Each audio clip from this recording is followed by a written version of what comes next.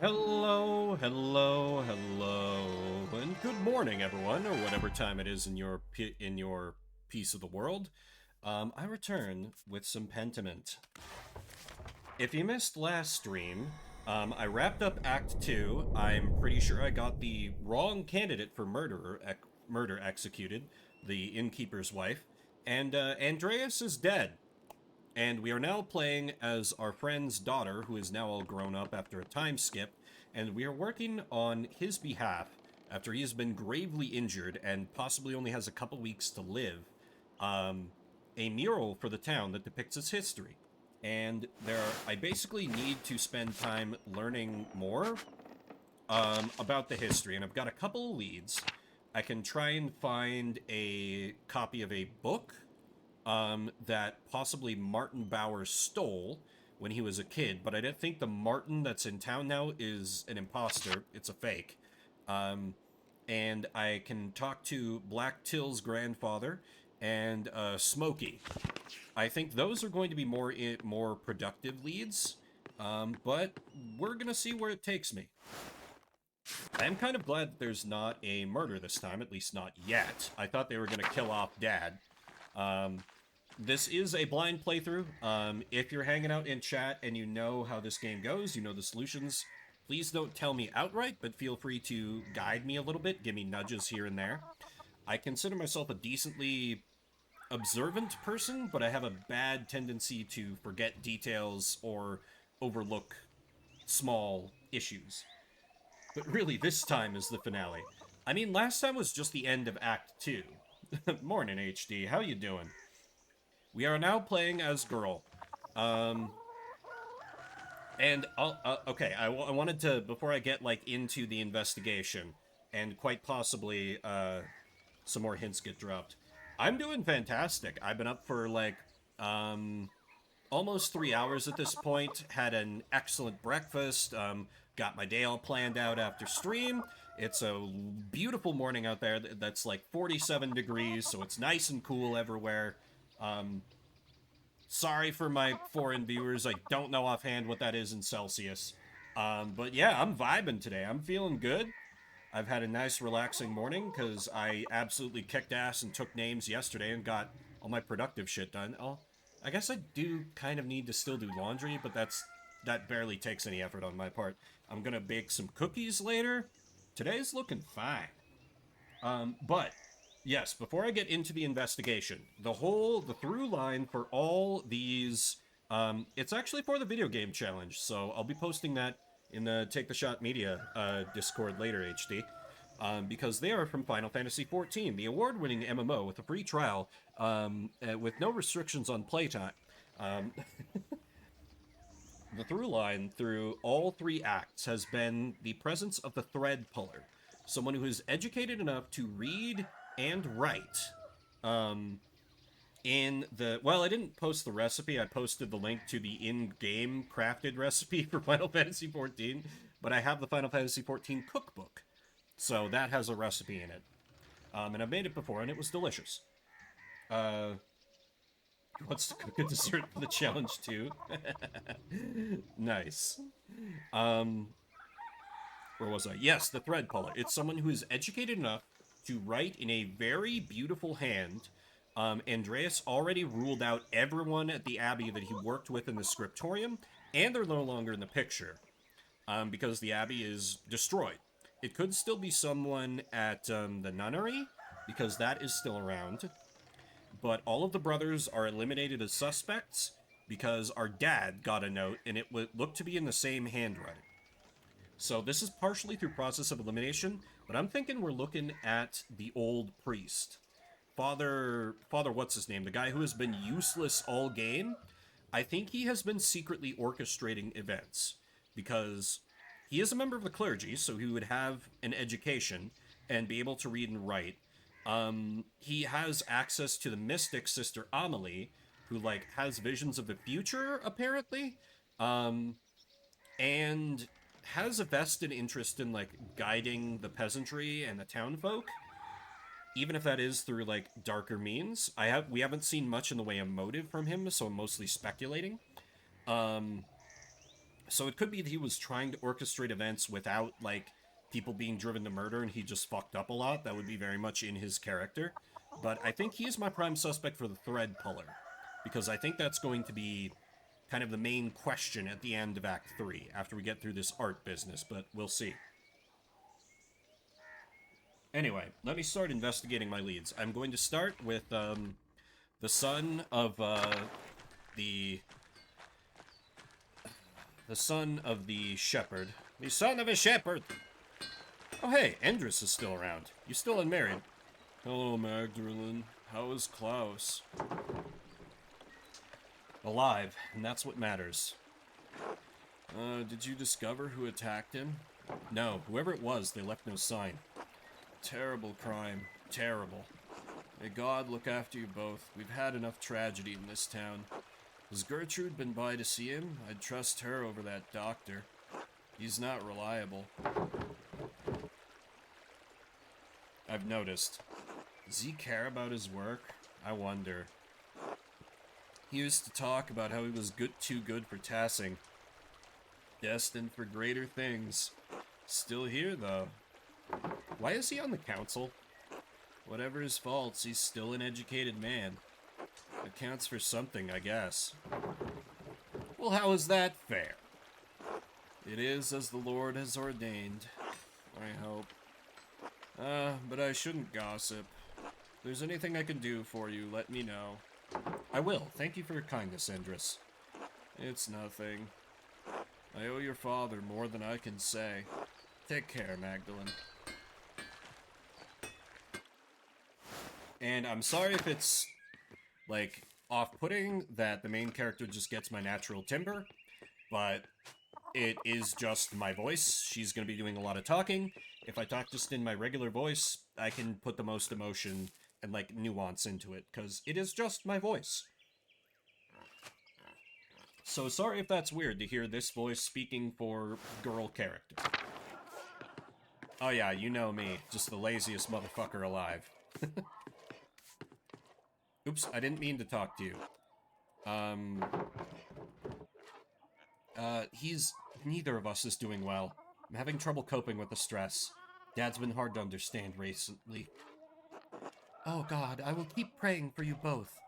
The both of you deserve the best. Life's been hard enough for you already. Please let me know if you need any help around the house. I'd be happy to help.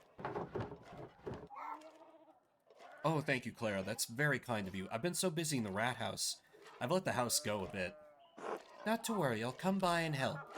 Besides, then we can chat, and chatter makes chores pass quickly. With all my children up and grown and no husband to care for anymore, I've got to make myself useful somehow. Big Jorg is still in the house, though, isn't he? Oh, yes, but he's a grown man with children of his own. He and Veronica are capable of caring for their own household now. Eva's taking care of Otz, and Ursula and Fabian have their own life together. They don't need me anymore. You sound sad. Ah, well, I suppose I am. I thank God that my children are all grown and prospering. But I do feel there's been something missing in my life. After so many years of tending to them and maintaining a home, I don't know what else to do. You could come by the workshop. I have some books you might like. Oh, thank you, Magdalene. You're a sweet girl. I'll come by soon, all right? To help with the chores and the books, of course. I'll see you then, Clara. God bless you, Magdalene.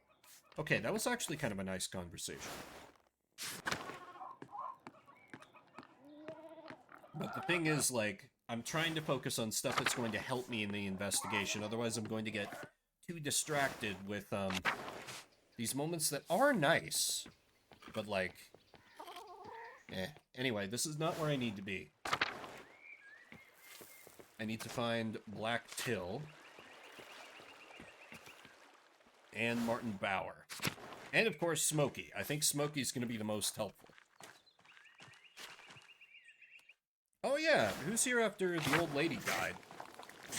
Oh, Wojlav! He was one of the brothers. He's still around. Oh, and Matilda, one of the nuns. They just both got out of the church and they married now. Good for them. Fucking good for them. They were having to run around and hide it before. Good for them.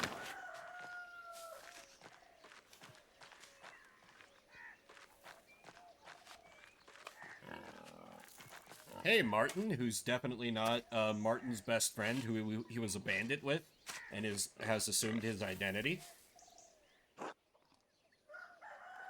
Morning, Magdalene. How's Klaus? Enduring. Even when his speech is slurred, he keeps a cheerful heart. I don't know what life would be like without him. Klaus is a good man, Magdalene. Tassing is a better place thanks to him. He is one of the few in Tassing who hasn't been on my back all this time. What do you mean? Don't pretend like you haven't heard. Townsfolk has whispered shit about me for years. So what if I occasionally get into a few brawls? I'm an honest man. Wasn't involved with what happened to Otto Zimmerman. I supported his cause. I've pulled my weight around here, tilled the soil, salted the meats, provided for Brigitte and Kraft. I've done enough backbreaking work for this family. Can't a man just have a goddamn rest? I believe you, Martin. You seem like you could use a rest. Damn right. Right, I've lost enough time to this as it is. Time for you to go. Wait, I almost forgot the reason I came to you. I'm trying to learn about the history of Tassing. I was told you could help.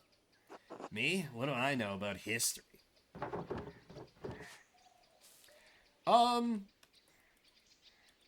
You know what? Since this guy is an imposter, coming at him with like, hey, you stole a book, will just get him defensive, but I can be like, oh yeah, Mother Illuminata told me you borrowed a book of local history, and he'll be like, yeah, absolutely. I had no idea where it is now, though. This will at least get me more information. Mother Illuminata told me you borrowed a book of local history from Baron Rothvogel. Mother Illuminata? Oh, you mean one of the old nuns from the convent? Sure, a book. I might have taken it back then. That was a lifetime ago. I can't remember the book or what I did with it. Those years are a blur. Probably threw it away somewhere or left it at home. Wouldn't have been much for me to do with the book. I can't read. Too unique for me to have sold, too. No one outside Tassing cares about its history anyway. Maybe I should ask Brigitte if she remembers anything about it. Sure, couldn't hurt. It was decades ago, but she's the one who remembers shit. Thanks for the help, I guess. Uh-huh. If there's nothing else, I got work to do. Until later, Martin. Thank you, game, for letting me be like, I fucking know what you did. God, Barb's is truly just the best skill tree for her. Because it just lets me be a bitch to everyone in the village when I don't get my way.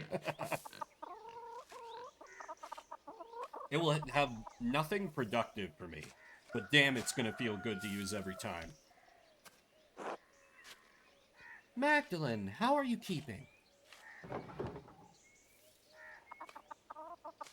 Fine enough, given the circumstances. Are you getting enough rest? I know how hard it is to manage a house alone. You have the shop and mural to worry about, too. I remember Clara wishing she had a distraction. You might see about her helping you and your father through this difficult season. How is Klaus, by the way? Any improvement? You're one of the only people who've asked how I'm doing before asking about my dad. I know how it is to be the sole caregiver. Yourself disappears behind the needs of the person you're looking after. I worry about you, carrying that weight alone. I remember when my dad fell. We cared for him best we could, but those few months before he passed were a tough time for everyone. But I believe God will pull your dad through whatever the doctor says. We need him. God willing, you're right. I am at his mercy. God willing, amen. Have you thought about what you'll do if your dad doesn't come through this? One foot in front of the other. I can't think that far ahead right now. You're right, of course. Focus on the here and now. Be here for your dad. But you're a good girl, Magda. There are any number of families in Tassing who'd be happy to take you. You have someone in mind, don't you? I literally can't imagine who you'd be alluding to. There's not a single young man of quality in this town.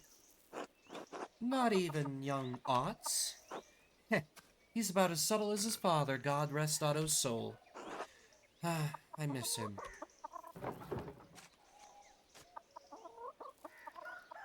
Let's not be too much of a bitch here. Otherwise she'll just be like, well, I don't want to help you. I wish I'd got to meet him. Properly, I mean. He made an impression, that's for certain. Oh, the girls around town knew better than to moon after him, though that didn't stop some of us. He was Eva's from the start. As Otts appears to be yours. But if nothing ever comes of that, know that you're always welcome in my family, Magna. Kraft's a nice, hard-working boy.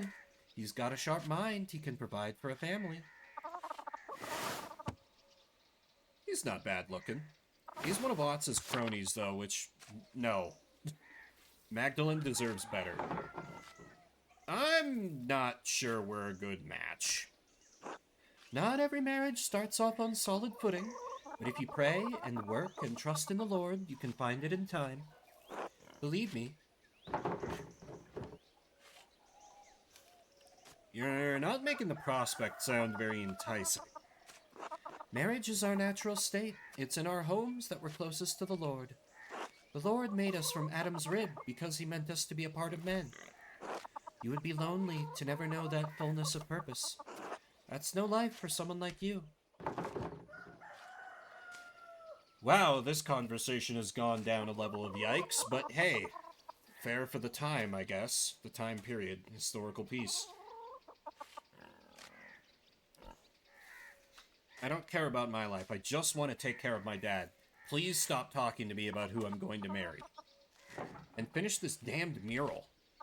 Of course, you don't need to decide anything now. Hold your dad close for however long you have him for. The Lord is patient. In any case, I should get back to the chores. Remember what I said. Whatever happens, you're always welcome in my home. Oh, before I forget, I actually had a question about an old book. Martin is supposed to have stolen it from that baron who was killed years ago. Do you know what happened to it? Oh. I hope this doesn't get me into any trouble, but I still have it, hidden in a drawer. Hell yeah! Martin left it behind when he ran off. Why'd you keep it? What was I supposed to do? The baron was killed soon after, and there I was, holding his stolen book. I didn't want Martin to get in any more trouble than he was already in. Why did I have trouble with that? I never read it, though. I don't read well.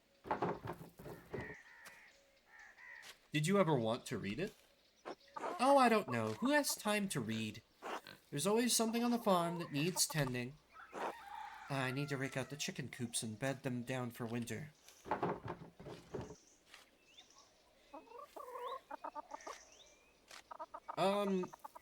Let's be honest. Magda has been outed as a bad liar more than once. I need to reference it for the mural. But won't everyone wonder where you got the ideas? I've been talking to people all over town. They'll think that I get the ideas from them. Come on. Oh, all right. I'd like to have nothing more to do with it, to be frank. It reminds me of difficult times. A stolen book of a dead nobleman in our home. Perhaps it spoiled our milk and turned our eggs all these years.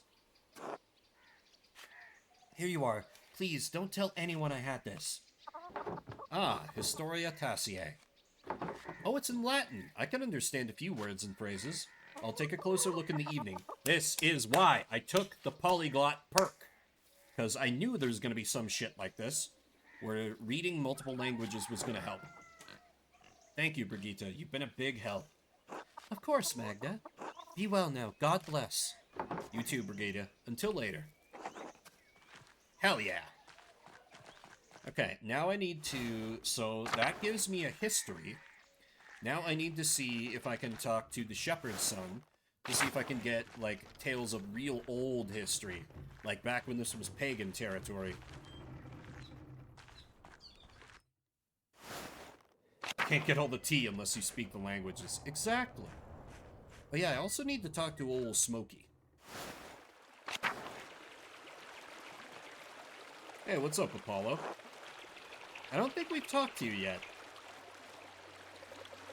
You look like an honest young lad. Hey, Magdalene. Hello, Apollo. What are you doing? Ah, looking for frogs. Artemis says she saw one the other day, and we're trying to collect a bunch.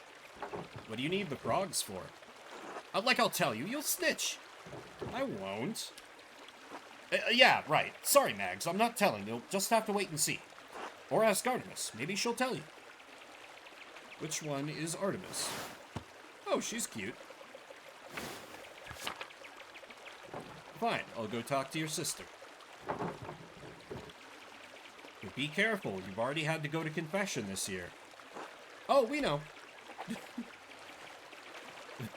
The Great Frog Plague, 1543? What?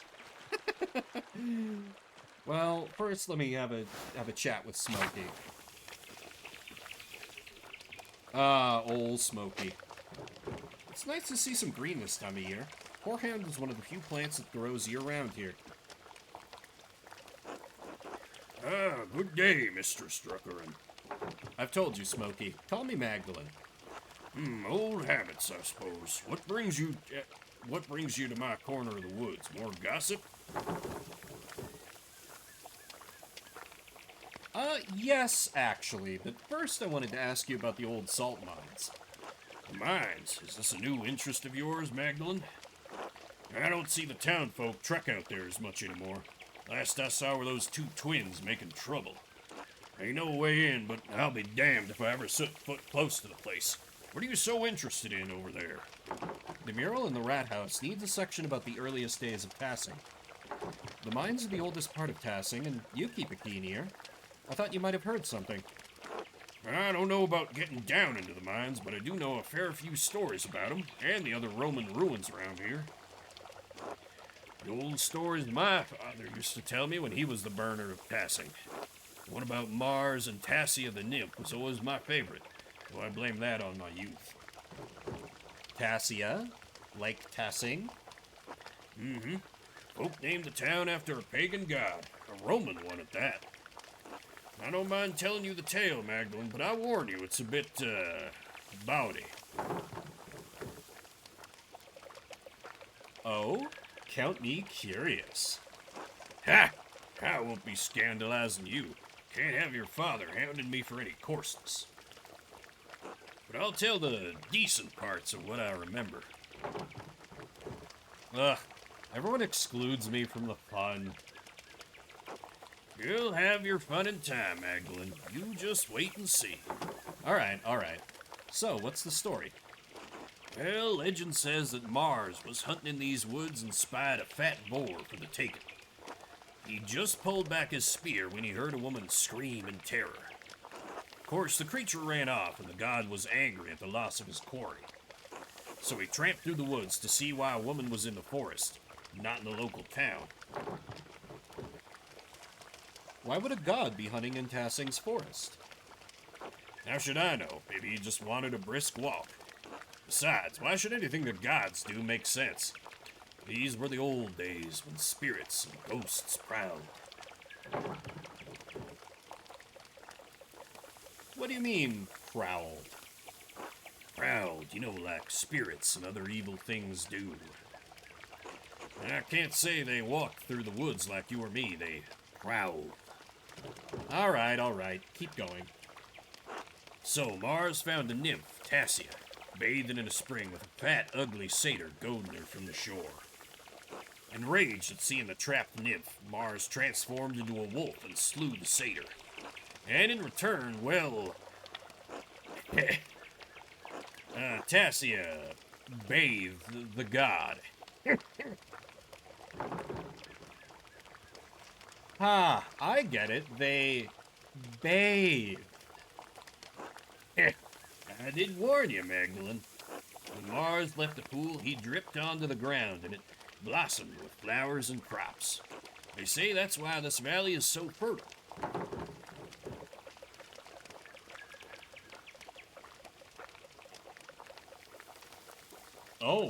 Oh my. Heh, you can see why I liked that tale in my youth. So much of what the Romans left behind was destroyed over the years, but I like that we still have these tales. You can never really destroy stories as long as there are people to tell them. Of course, the Romans left a hell of a lot behind. The town is more Roman than Bavarian, really. Well, we are a part of the Holy Roman Empire. That we are, and not for a lack of trying. Tassing is actually much smaller now than it was in the Romans' day, at least that's what I make of it. The ruins go deep into the forest and all the way to the old mine. Half of Tassing is built on Roman stone. Take a walk around town and you'll start noticing things. We used their stone to build. The old temple by Satius Shrine has grown over, but the aqueduct runs for miles. Even the abbey used to be an old Roman fort. You can see some of the Roman paved stones under the road if you look hard. We may not be Roman. This town is. Tassing has been building upon itself for hundreds of years. What a beautiful idea. That's the way of things. Most people don't notice the old stones. Too busy in town to notice what's right in front of their eyes. Maybe I should go take a look at the mine. I'd get a better sense of what things are actually like.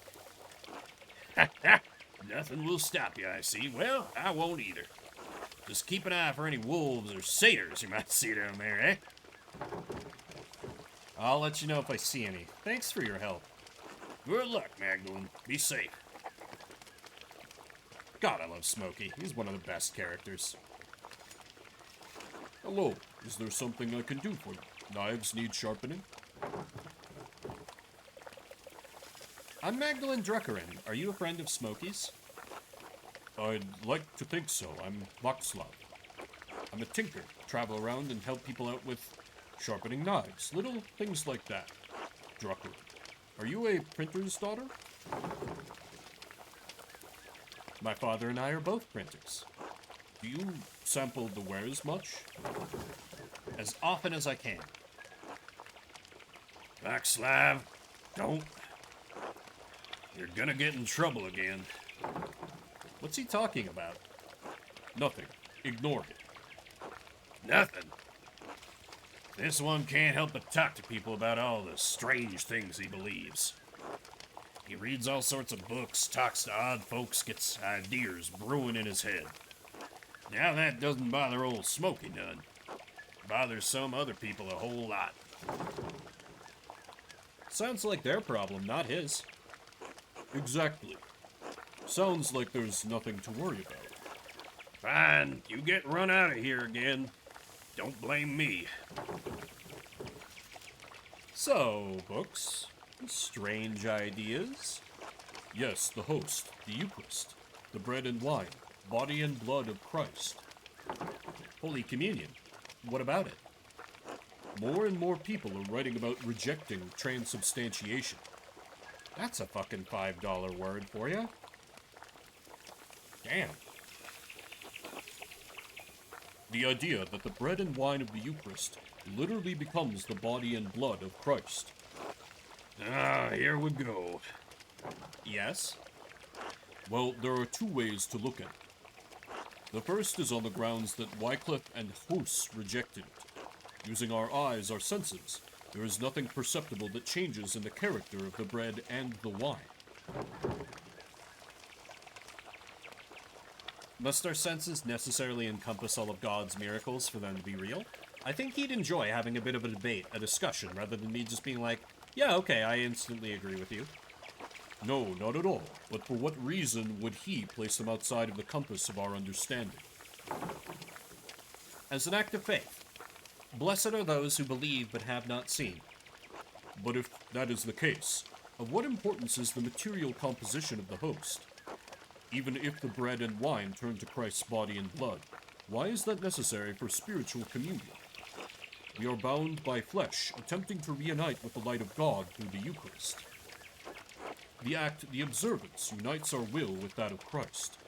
He is present in us through the remembrance, not the physical act. Don't accuse him of heresy. It's not heretical. All these options are bad. Are you following this, Smokey? Absolutely not, and that's what I'll say if any inquisitors come around. Are you ready to hear why it's important to disbelieve in transubstantiation? Yes, I'm certain this is leading somewhere good. I can't tell if you're being sarcastic, but alright. This all starts with Lucifer creating the world. Excuse me? God was the Word, and the Word was truth, and truth is light. The light is God's will. God's light contained aspects, what we consider angels, facets of his infinite intellect. One of these aspects separated itself from his intellect, and manifested in the darkness as the corrupt will, Lucifer. Say nothing. Let him cook. Let him cook. Within that darkness, Lucifer cast his false light, a corrupted imitation of the divine intellect, to create the world. All material in our world is inherently a corrupted manifestation of that false light. This is kind of interesting to me. He's kind of like taken Zoroastrian ideas and applied them to Christianity. Because Zoroastrian followers believed that, like, the creator of the material world was evil. And that, like, we were kind of trapped here. Or maybe I'm thinking of another very old religious doctrine I'm familiar with in passing. But I think there are at least a few religious traditions I'm familiar with where there are two, like, opposing deistic or divine beings. One of which is, like, the master of the material world, and basically, like, corrupted the purely spiritual world that the good divine being made. And, like, that's how they kind of resolve the struggle of, like, trying to live up to religious ideals, is that we are corrupted by the material world because we exist in the material world. A very interesting idea. I don't know that I fully vibe with it, but I think it's a very interesting lens through which to examine the world theologically. God, I love that this game just, like, lets me go on this when there's also wacky Scooby-Doo mystery-solving adventures. We still have a connection to God through our intellect, but it is flawed by existing in our physical bodies. Yeah, that's exactly what I'm talking about. Actually, I think Gnosticism touches on this, which is in itself heresy of Christianity, I believe. Was Jesus flawed by being a man even though he was born of a virgin? He was not born of a virgin. I'm not hearing any of this. And it would not matter if he were. Lucifer was a rebellious splinter of God's will. The Christ appeared when God willed his divine intellect into Jesus. But you said that physical bodies were all corrupt. Yes, but while we are heirs of Lucifer's rebellious intellect, Christ received wisdom from the light of God himself. He did truly die and was truly resurrected in body, but his reappearance was only important for him to convey the message of salvation to the people. In truth, resurrection is always happening, since if we die without grace, our souls are condemned to be reborn. Oh, he's also pulling in some, like, Buddhism thought. Interesting. This is quite the religious gumbo you're cooking here, Voxslav. This physical world is the only hell we know, living again and again the only torment. So, how do we escape it? Regular prayer, abstention from material desires, sublimation and elimination of want. That just sounds like being a monk. No. Priests and monks both are corrupt agents of the business of the church. They have taken the simplicity of holy devotion and profaned it with pageantry. The saints, too, all this talk of Moritz and Seisha and miracles, they're just stories. The church has led people astray, put the hope of people in meaningless rituals, faith in relics. Interesting. So he might actually, like, have some sympathies toward Eastern Orthodox thought. Because they were always all about, like, Catholicism being idolaters, because they focus so much on saints and, like, physical religious relics, versus the Eastern branches of Christianity.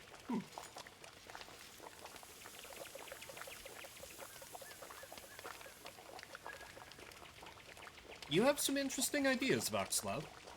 I'm glad you think so. I've spent a lifetime thinking about them. Anyway, thank you for indulging me, Magna. It was illuminating. I really enjoyed that. Until later. Until then. I'm not a religious person myself, but I think it's important to know about a lot of, like...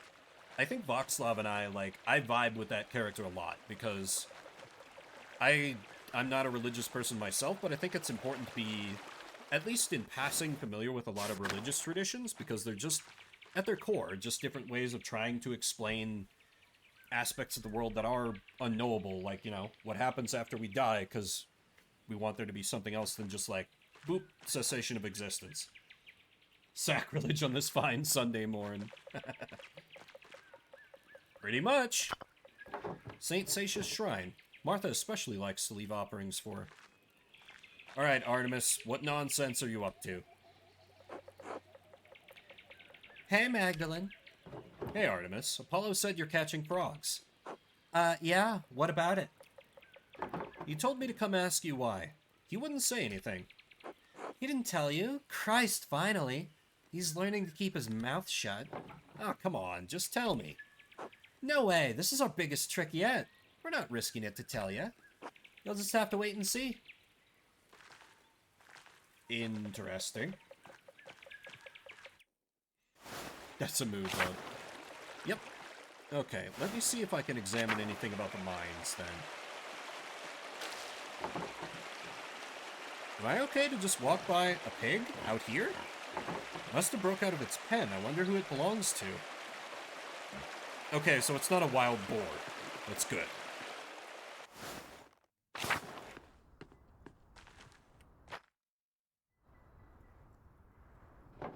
If I want to depict the mural as accurately as possible, I have to go down the shaft myself.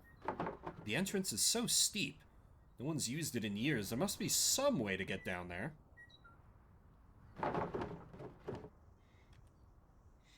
Aha!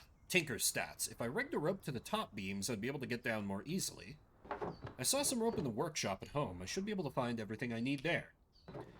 I'll have to come back later. Hell yeah, let's do some investigating in the mines.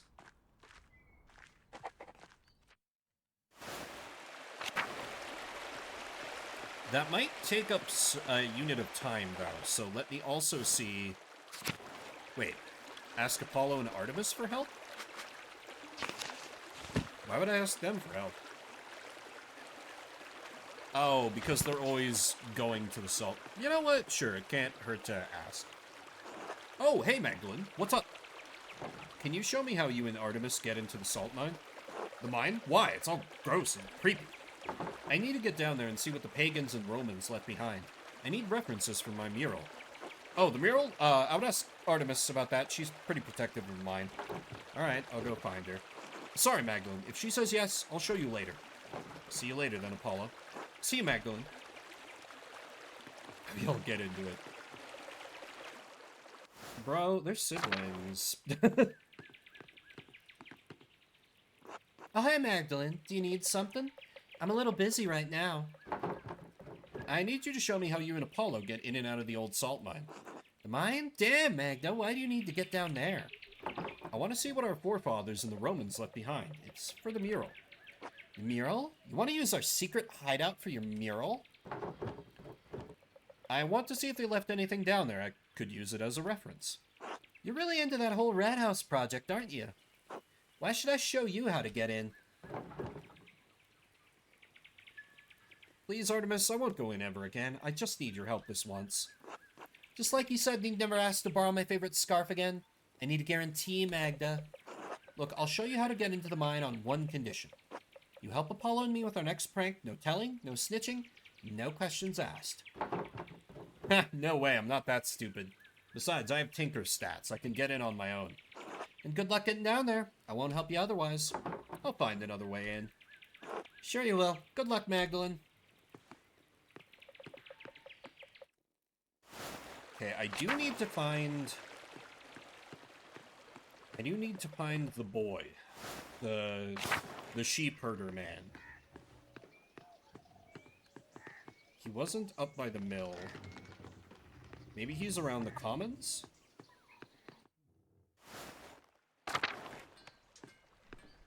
There's Otts. I never want to speak to him if I don't have to.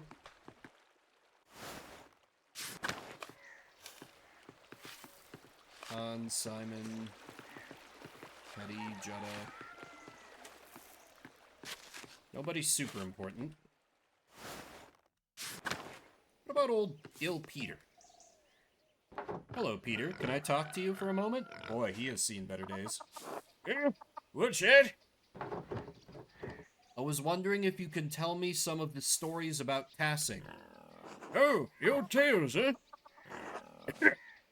It's been so damn long since anyone had a thought to ask me about what I know. There's still a few of the old tales knocking about in this skull.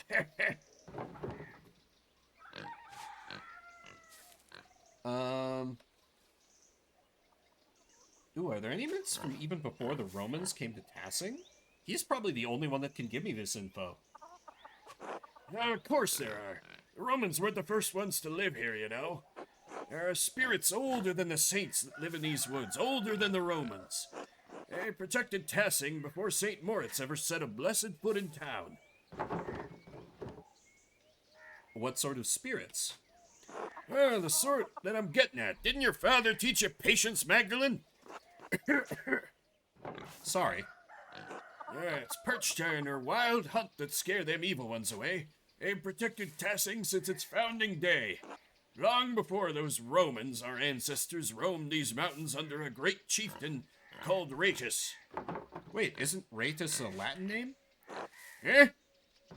The ending on his name is the masculine singular ending common on most male Roman names. Plenty of names end with the same letters. Doesn't make 'em Latin, does it? Now quit your yammering and listen. Folks weren't as kind as they are now, and the tribes fought one another for the best land. The old chieftain was a yellow-bellied coward who neglected the old gods. He was too proud to make offerings.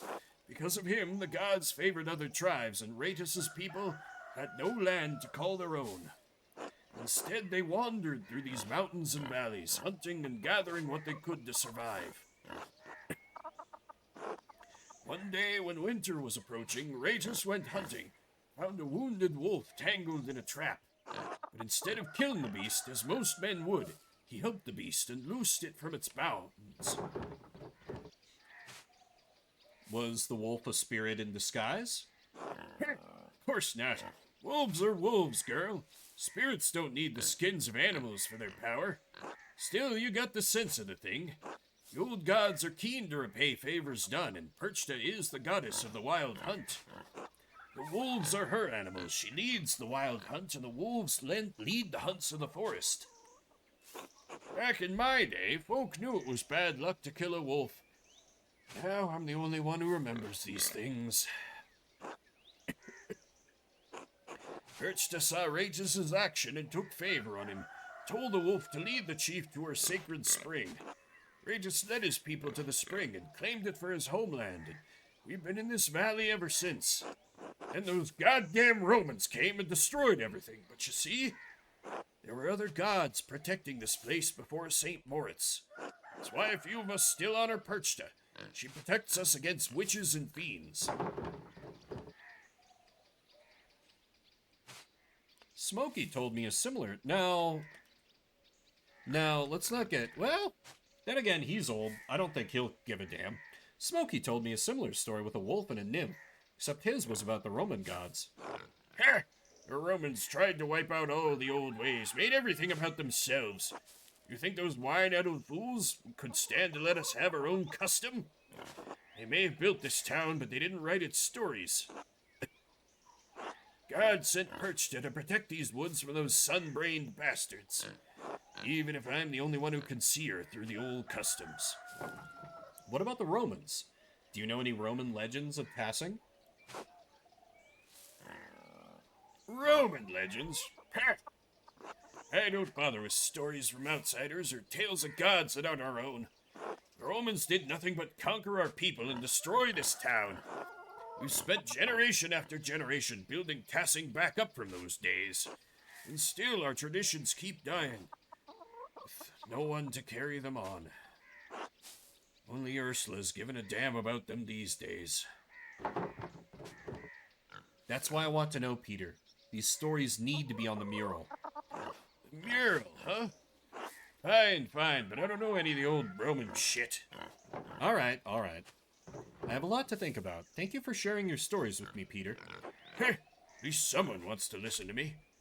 Little Ursula used to sit by me years ago and listen to everything about the old customs.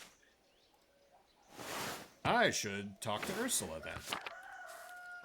Too busy for that now, of course, but you might talk to her. She might remember more than I do now. Used to listen to the widow, too. Old Attilia knew more about the old ways than any of us. I'm tired. Talking so much has made my jaw ache. I'll leave you to rest then. God bless you, Peter. I love how they're not shying away from, like, in those days, there was a lot of, like, co-opting of old myths to, like, suit whatever the dominant power was. So you can like trace it through the years with this historical work we're doing. The Romans did it to the traditions of the people who were here before, and then the church did it to the Roman myths. Because, like, the pagan god became a Roman god, became a Christian saint. You can trace the lineage. Right, where the hell is Ursula, then? What is the point? Oh. Oh, not that.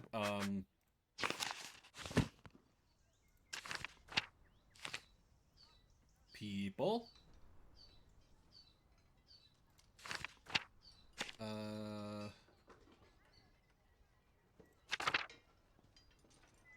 Right, where is... Oh! Wojlav is a merchant now, okay. Where's Ursula, though? Smoky... Why is she not... Huh. Guess I'll just have to wander until I find her, then.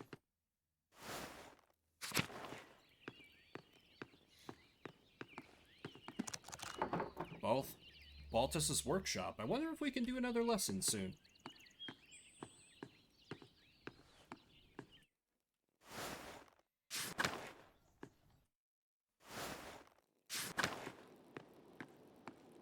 Oh, right, this is the good doctor's house.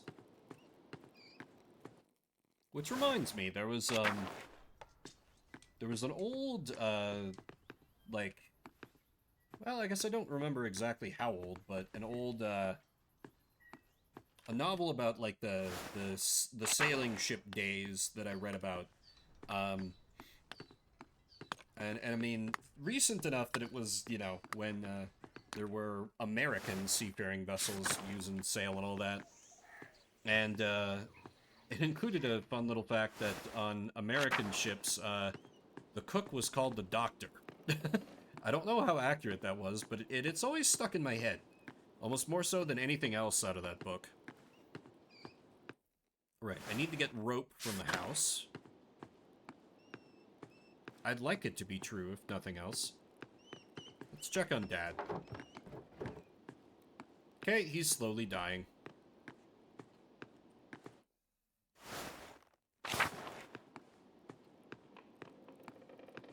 Basically that, and, let's see, what was the name of the book? It was, Mr. Trunnell, Mate of the Ship Pirate, was the name of the book. It was fine. A better sailing ship book than Moby Dick, at least. God, fuck Moby Dick. Basically the thing that stuck with me the most was, it's kind of... I don't know if it's fair to call him an antagonist, but he does provide something of an antagonistic force. The captain of the ship, Jackwell, which I think is just a great name, and just how consistently a bastard he was. Just, like, very my kind of, like, villainous character, which I didn't expect to see in a book that was as aged as that.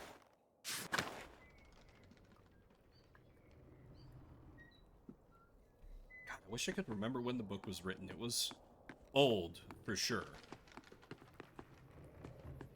Oh yeah, I can examine the Alps.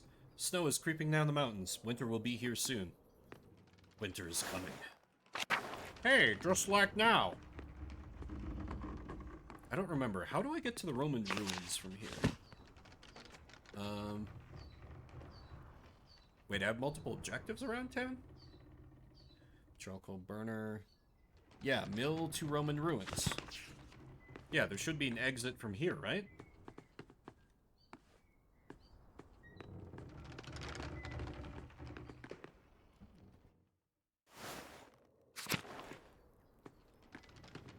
Or can I just not go there? Huh.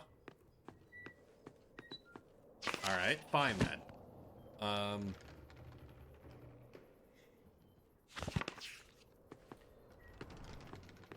Which...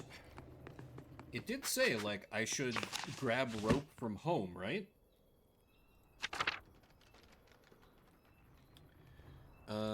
Tessing's early history. It might be too carnal.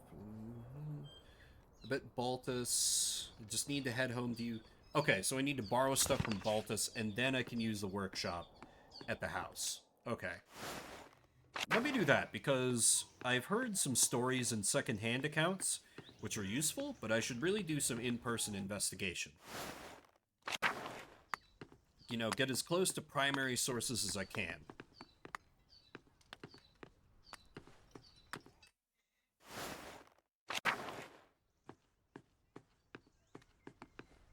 Not Dr. Stoltz's house.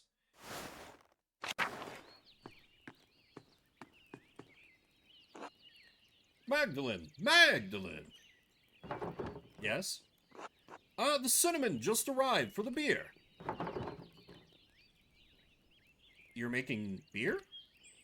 Well, yes. The copper pots you helped me pipe are part of the process. Huh. Oh, it's for the Christmas celebration. Already? We're barely into November.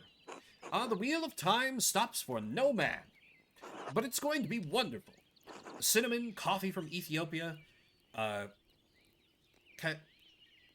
cocoa from the New World. Jesus Christ, racha danero festuta. Jesus Christ, he who has the money can do anything. Problem? Of course not, it's your money. Anyway, I'm quite excited about it. Clearly. As such, alchemy is not normally my strong suit. As for all of Ganzio's complaints about the cost, the base rye we're using is free. Really? Yes. The farmers had so much rye this year they just couldn't use it all. Gret made as much bread with it as she could, but she wound up having to throw a lot out. So why not make beer? Yes, why not? Thank you. Do you know Tassing's salt mine? I need to find a way in. Any chance you could help me? To get into the salt mine, yes? You must be on quite the adventure. Ideally, we could rig up a double pulley system to lower and raise yourself in the shaft, but that might take a while. Well, I would like to go in today, if possible. Of course, of course. Would a good length of rope suffice? You could brace against the wall of the mine shaft. Are you strong enough to support your own weight? Against the wall? I think so. Excellent. Thank you, Baltus. Of course, of course. Here you go. Do be careful, though. Make sure the ropes are secure. I will. Until later. Good luck, Magdalene. Alright, awesome. Now we go home, use my tinker skill to rig up ropes, and then we can explore the mines, which I'm glad we finally get in there. Because those have just been, like, looming throughout the whole game, and I've never been able to investigate them, and it's always bugged me. Alright, we have rope. Now we... Wait, do I not use the...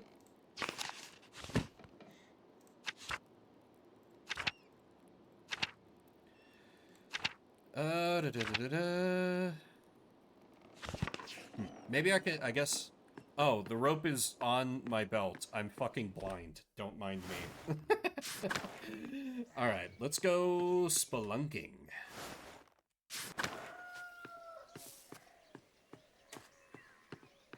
Oh, right, I always forget. I always think there's an exit to the woods from here.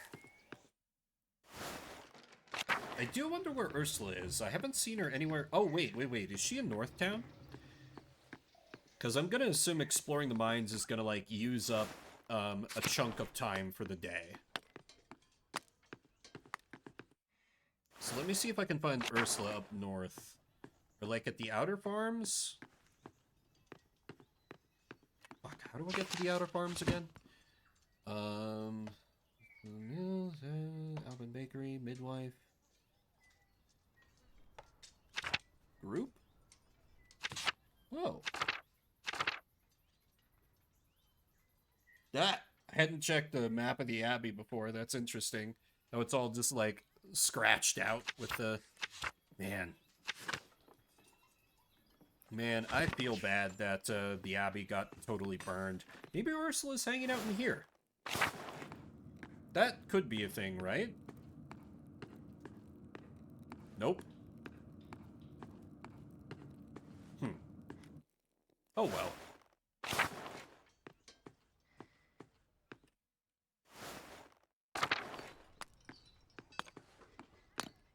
Or wait, is she in... I haven't ducked in here. You are not Ursula. Ursula is the only person I need to speak to right now. But if all else fails, I can just do my investigation into the mines. And that should be enough.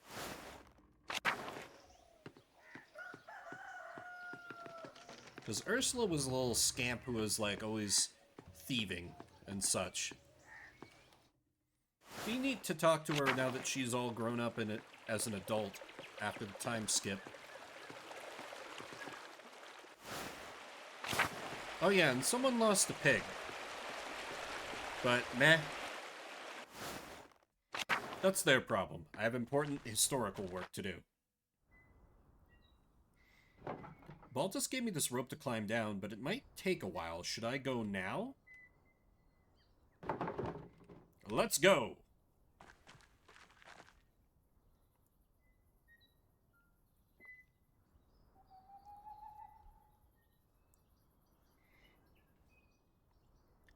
I've probably locked myself out of some investigation paths by going this route, but hey, I'm going in blind. All I can do is what I think is going to work.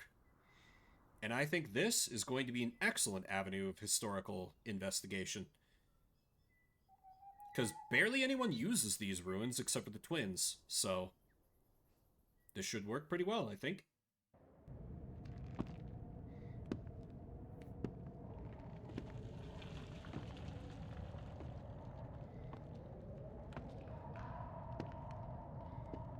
Rope falls a little short. It's fine. I like how she's very slow and deliberate about it. She's not an action hero. She's just a regular town girl.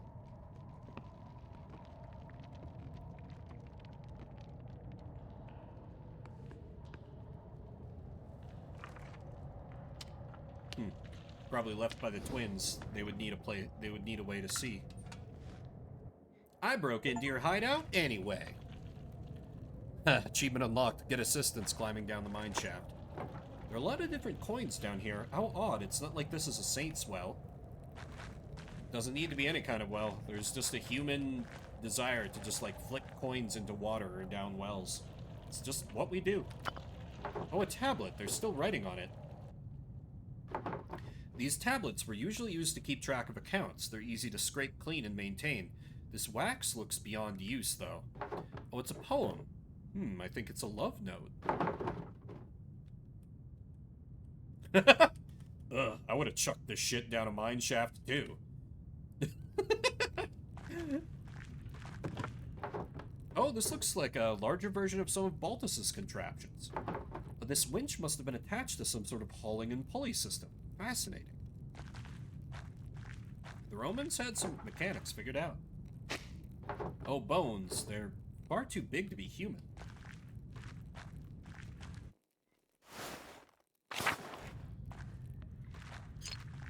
Oh, a piece of pottery. It's beautiful. Oh, idols? Oh, these must be the same kind of figurines Till and the other farmers find in the fields. To think that there are so many remnants of our ancestors scattered in the fields and caves like this. This pottery is scattered everywhere. I wonder if I'll be able to, like, rebuild a piece of pottery if I gather them all. That'd be kind of neat. Be like, look at this, a real-ass piece of history. And then some idiot will be like, that's heretical, it's not part of Jesus! And they'll break it.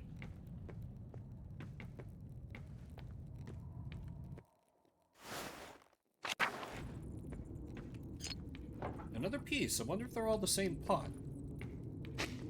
There's a Latin inscription here. Tassia gave me water. Tassia give me water, or Pluto preserve me. This salt is drying me to death. Yikes. Doesn't sound like working down here was pleasant. Look at that real ass.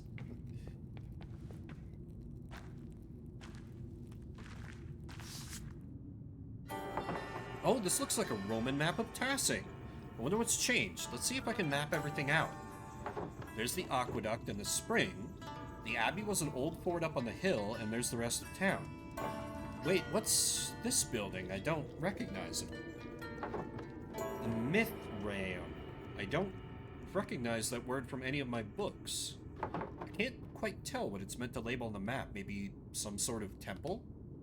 Well, whatever it is, it's not in Tassing now. We found that, as Andreas. I don't know if she'll be able to locate it, though. That's so odd. Damn, if only Andreas had survived. Another inscription. It's not very formal. A worker must have carved it.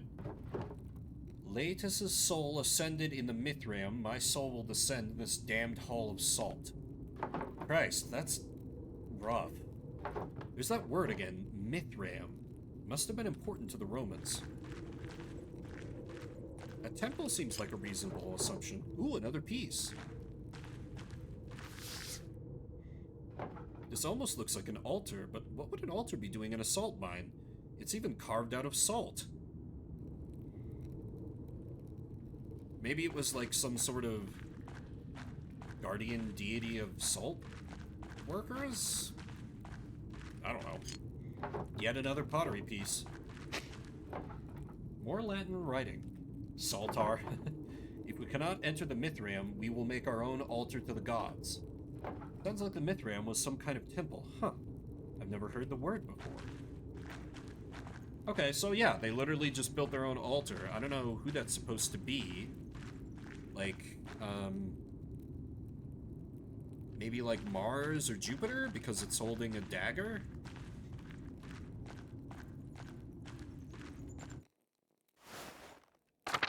I don't know my Roman gods too well. I'm more familiar with the Greek mythology.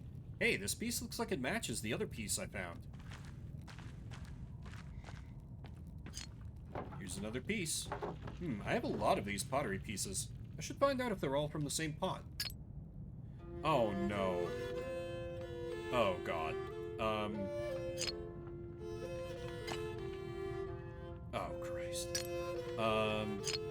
Okay, I am not good at puzzles, and I will very own that. No, this can't be the same piece, can it? No, that ain't right. No, no, no. I mean, get that. Can I, like, replace? There we go. That's better. It almost looks like it's gonna form like a shield. Or like some kind of heraldic symbol.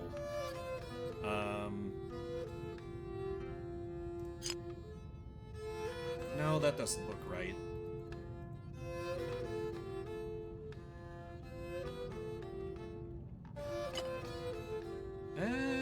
Maybe?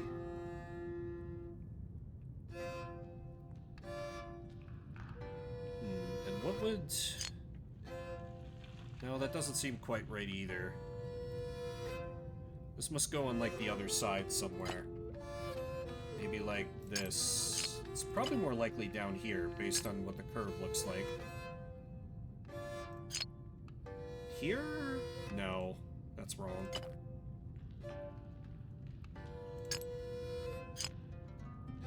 Yeah, it's a classic puzzle thing. Start with the outer corners and work your way inwards. Yeah, here we have... Yeah. That lines up perfectly. So I need the rest of the man. Here?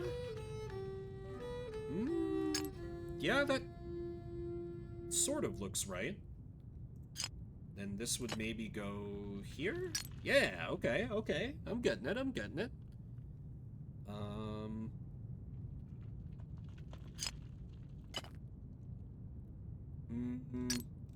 Not so much on that one.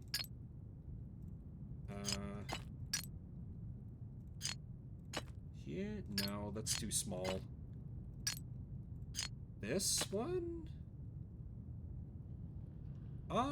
Yeah, that kind of fits. So then it would probably follow that this is the next one. Not even a little.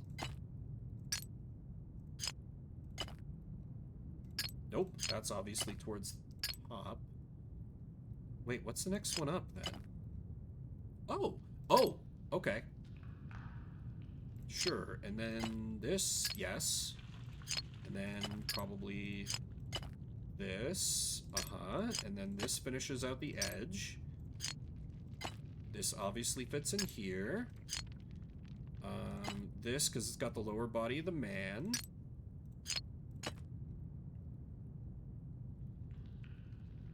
Boom, just call me a puzzle master. Got it. The figures on this pot lid look like they're telling a story. These paintings must depict an early myth, even before the Romans. Let's see. This must be Perchta, and those must be forest spirits. Part of the wild hunt? Oh god, the next part looks like a human sacrifice. Someone, maybe a chieftain, is sacrificing a man to Perchta. The bottom half of the lid continues the story. These look like spirits. They must be coming in to feast on the sacrifice. That must be how our ancestors tried to keep passing safe. They offered sacrifices to Perchta.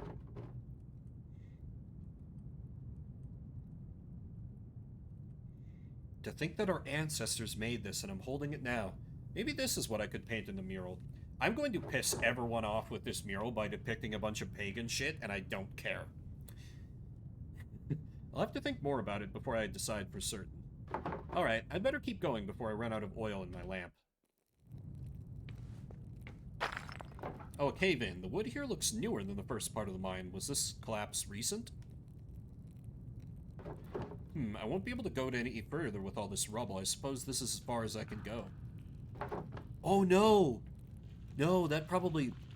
Oh, that's probably the one passage I sent the boy through as Andreas. Because I sent him through, now I can't go through as this character.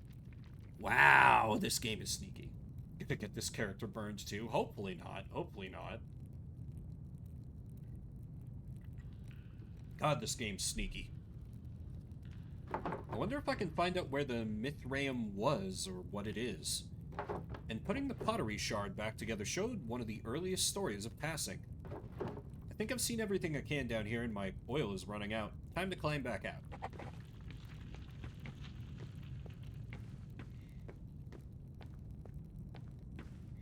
Yeah, this was a very productive trip. And you know, that puzzle wasn't even too bad. Very productive trip. We exit the mine. Oh shit. Ah! Wait, who's that? Hello? Is someone there? I'd better get out of this shaft before another rock comes crashing down. I saw a beard. It's an old person, whoever it is. An old man. Looked a little bit like Old Smokey. I did mention my plan to look into the mines. Maybe he was just coming to check on me? Who was that?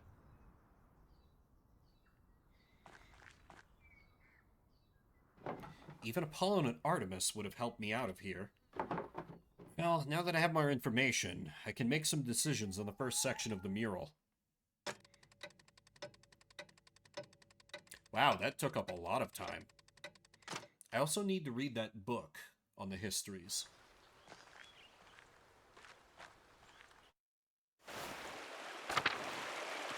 Pig's still hanging out.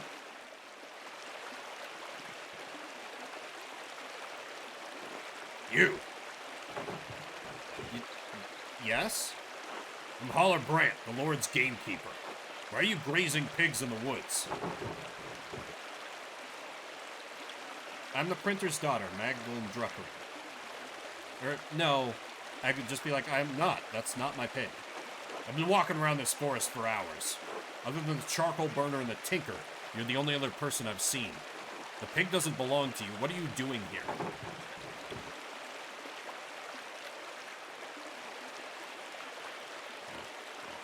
Though I could lie and be like, oh, womanly reasons. No,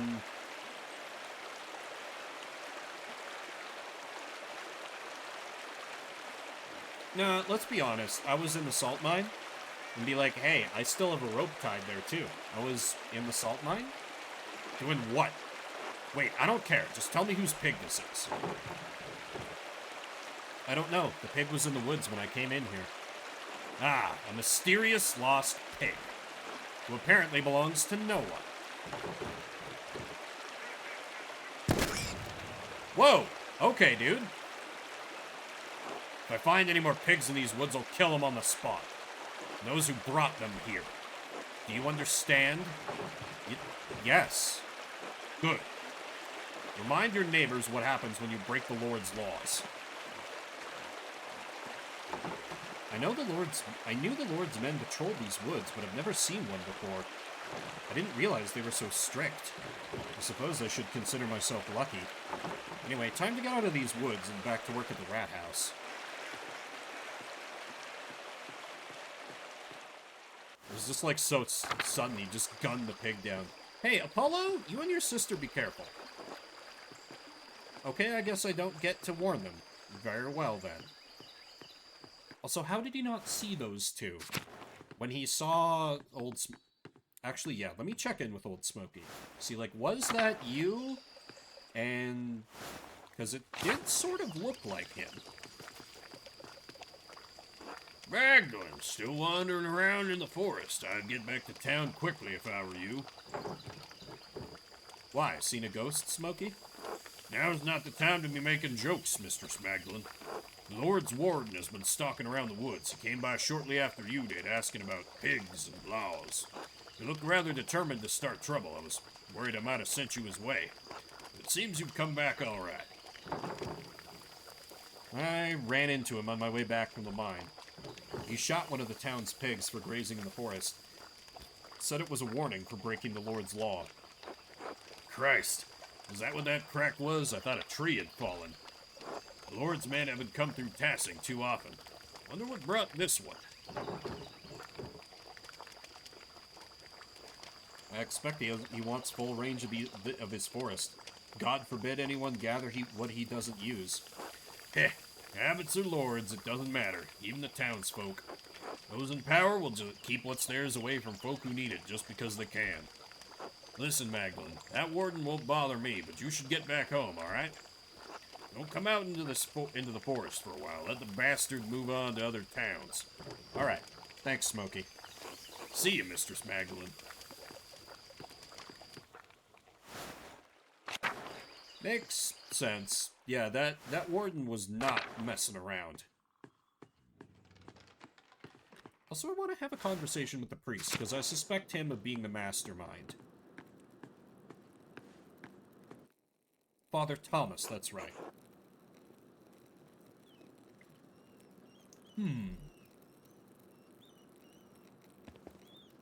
Oh, God bless you, Magdalene. And you, Father Thomas. You look troubled. What's the matter?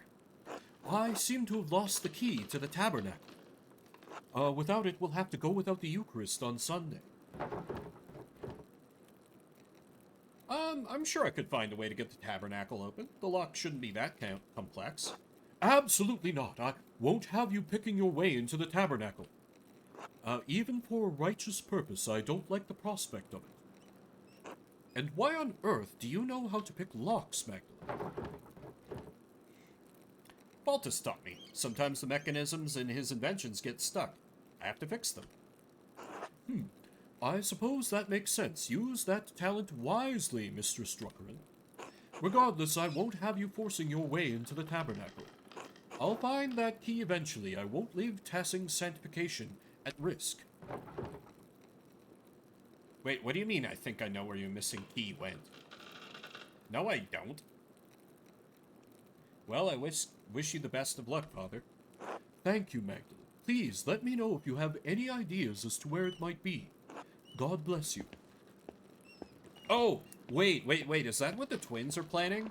They're just stuffing the tabernacle with frogs? I wonder if Sister Amelie has seen the tabernacle key anywhere. I should talk to her. I'm not interested. Well, no, Sister Amelie is interesting.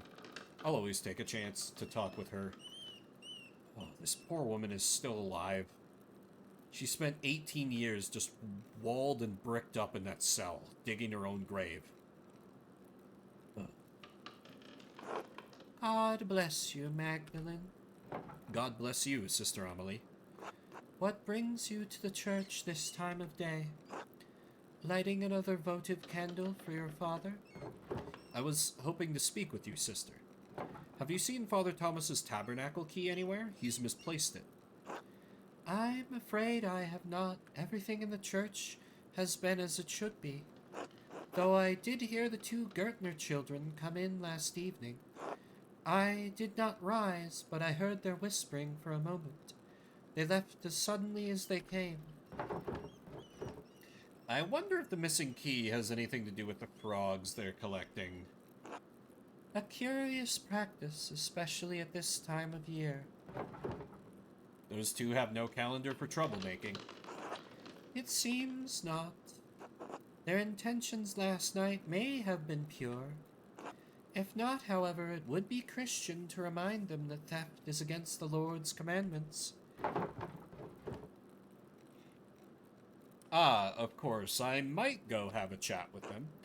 I advise that you do what you feel is right in your heart. Thank you, sister. God bless you. God bless you, Magdalene. She just always is hearing plot-relevant shit. It's amazing. What if she is the mastermind and she is using the priest to pass out these notes and she's trying to use them to avert disaster? She is a woman of the cloth. She would be educated.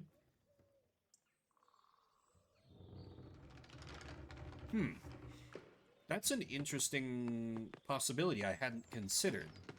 That would explain her visions as well.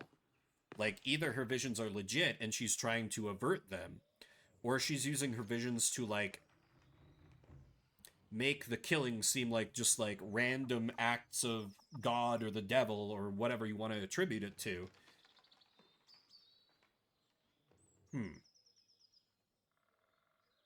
Interesting. Anyway, that distracted me a bit. What am I supposed to be doing now? Yeah, I don't care about that.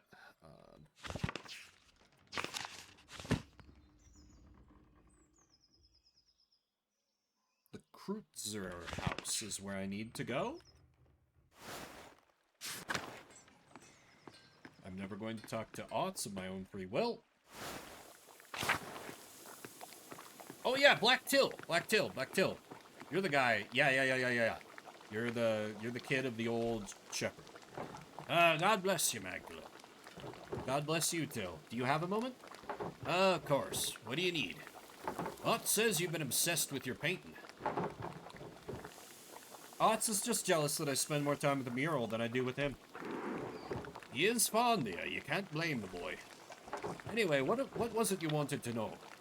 I'm looking into the early history of Tassing for the first part of the mural. Mother Illuminata said your grandfather read about the history of the town. Ah, fertile fields, that is. Seemed like old pot shards and Latin trivia were all he ever talked about. All of Granddad's reading came from the Abbey's library, though, and you know what happened there. Poof! Up in smoke. I remember. I was there. Ah, you were just a babe in arms then. You never got to know the library in its prime. But I can show you something better than books. There's nothing better than books. I'm sure Granddad's nodding vigorously up in heaven. Honestly, anything would help. Right, so we don't have any books on the old pagans, but we do have their stuff. Shards of ceramic pots and animals, bricks from what looks to be an old forge, mountains of salt. Even found a little bear carved from amber. Where did you find all this stuff? Ah, it's not just me. Carl finds things, Fabian too. Any farmer would tell you the same. It's all out there in the fields, under the dirt. Can't go one season without turning up something. Where are you keeping these things? Nowhere. We just toss them into piles with the rest of the rocks and clumps. Sure, it's interesting, but we can't do much of anything with the stuff except look at it. What do you think it all means? I don't follow. How do you think these people lived? Rough, I'd say, but comfortable. We don't find much of their clothes or their houses, so they must have rotted. I guess that would mean they were living in huts. But their tools are good quality. They weren't rusted to all hell. I could probably use them today. I don't know why, but I assumed that they'd live in caves or in the muck. They weren't Christians, no doubt about that, but they weren't animals either. I'd say they had it hard, but they got by. Not so different from today, really. Earlier, you mentioned something about salt. Did the pagans start the mine? Had to have, I'd say. Most people think it was a Roman project, but I think the Romans just dug out what was already there. That's why tassing was so important to the Romans in the first place, salt. I'd always wondered why they'd settled in such a small alpine town. This has been a big help. Glad to spread some knowledge around. Important for folks to know their past. I think all this pagan stuff will make it in the mural. I can bring some of the things the boys and I have found over to the rat house tomorrow if that'd help at all. That would be great. I'm glad you're taking an interest, Magdalene. I thought no one cared about the pagans but me and Granddad. Until tomorrow. Until then. I should get back to the rat house and get to work. Kim's like, all right. You've done your historical work. Now go paint a bunch of pagan shit that'll make people mad in the town hall. And I'm like, can do. Because it's what Dad would want. Oh, wait, we need the North Town.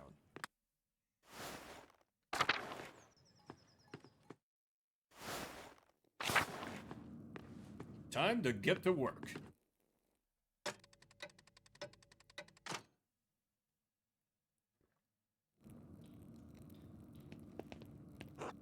Hey, Mags, how's the mural coming along?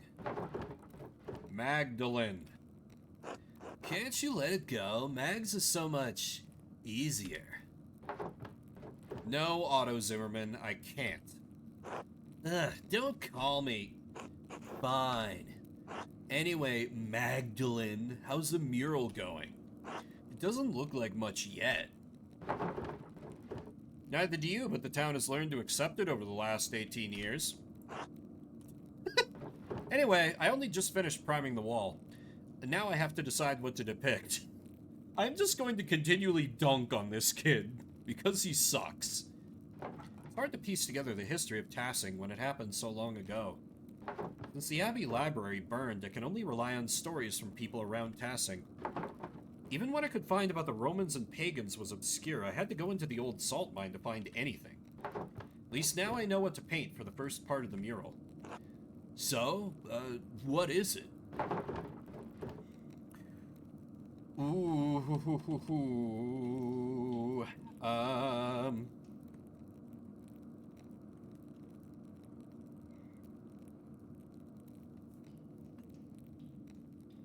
This feels like an important choice.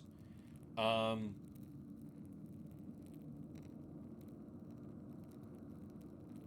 I need to pee, so I'm gonna think about it while I take a quick break. I'll be back in just a minute or two. Hope you'll stick with me. This is a lot more, like, peaceful part of the final bit of the game, which I didn't quite expect, but I'm enjoying it so far. Yeah, be back soon. Hope you'll stick with me.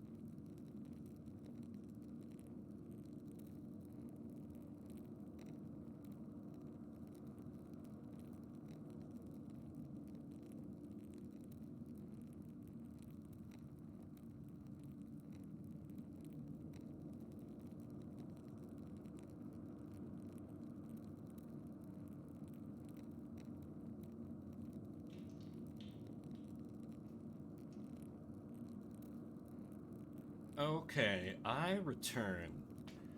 Oh, we are still on ad break, so if you're hearing this, you're either watching the VOD after the fact, or you're one of my lovely subscribers. Either way, thank you. Um, so, let me just try and sort out my thoughts here of all the options in brief. Um, Option 1, use the pottery and tools the farmers have found to show how we lived before the Romans.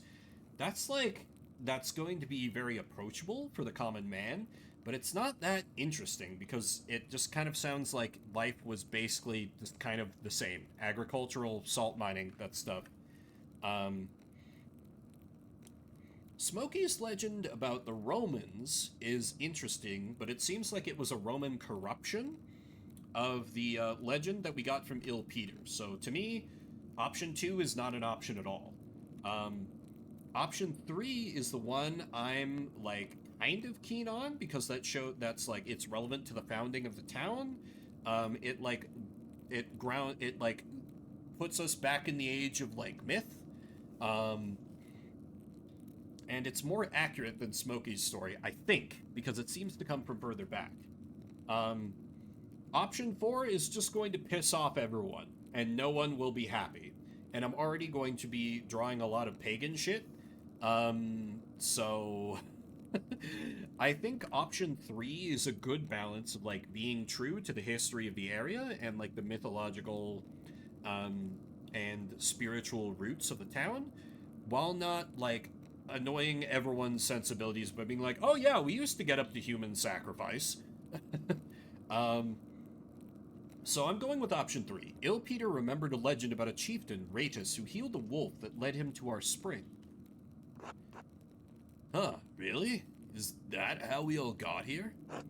Kinda sounds like some story I heard about a saint. I don't think I've heard it. Sorry. So what made you choose this story anyway?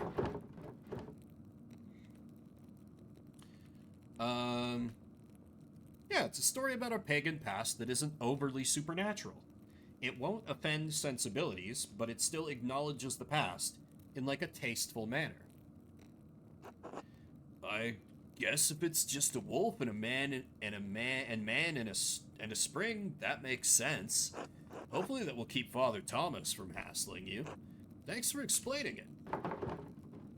Of course, I want you all to understand why I'm making these choices. Well, now that I've figured this portion of the mural out, I better start thinking about the next section. I'll leave you to it, Mags. Magdalene. Because, like, he is a dick, but he is still part of the town council. And, like, I don't want to just, like, go cowboy cop on this, or cowgirl cop, I guess, and just do whatever the hell I want. I want to, like, kind of keep their vision in mind. And their sensibilities. Good night, Aughts. Good night, Magdalene. Now, I'm guessing there's going to be a time skip while it shows me... No? Now that I've decided how to depict Tassing's earliest history, I should decide how to paint Curacau's history. Father Illuminata's letter mentioned that a Matthew Faucine So used to be a brother in Curacao. She said he knew a great deal about the Abbey's history. I should write to him and ask him what he remembers. Oh, and I have Esther's letter to answer too. I should write to them both now before bed. Oh, before I write, I should read that old book Brigitte gave me. Maybe I'll learn something pertinent for the murals. Many things to do. But first, we need to check on Dad. He is still dying.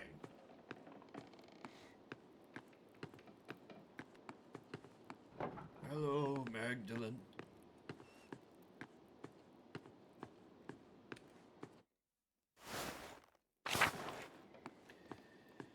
Oh, that poor... Oh. So the rope was right here. Oops. Wait, I can go outside despite it being like... Oh, it's the next day. Right. Yeah, the books are like the important parts. Yeah. Alright, where to begin?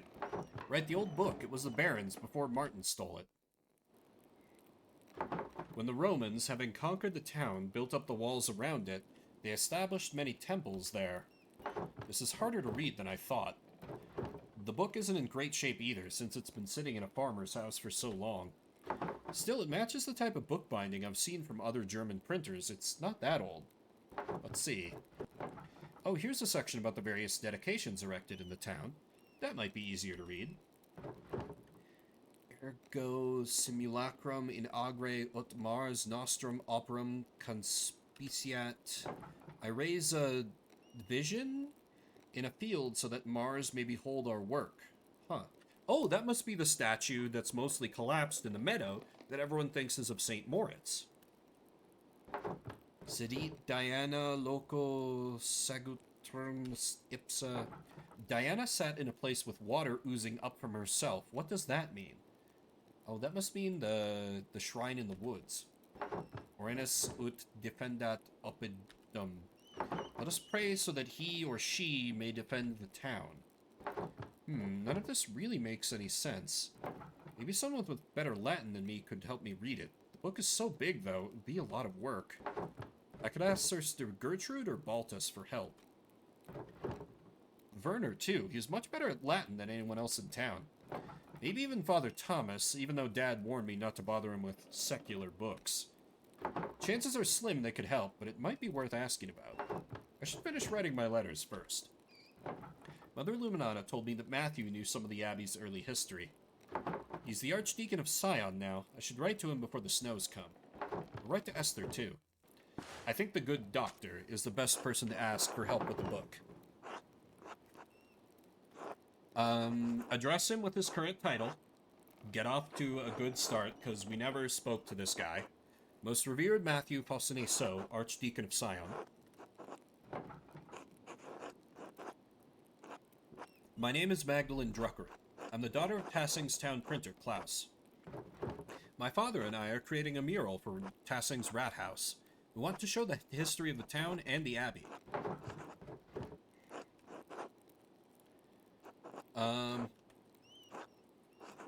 Yeah, give a recommendation. Like, we spoke to Mother Illuminata, and she said you would be a good person to talk to. Mother Illuminata told me that you might be the best person to ask about Kirsau's early history. I understand you are a busy man, but we would be most appreciative of any information you could give us. If you know of any other places where we might learn about the Abbey's history, we would appreciate it.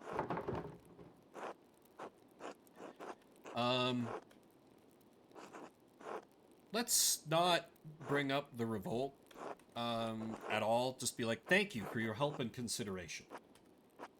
Thank you for your help. Magdalene.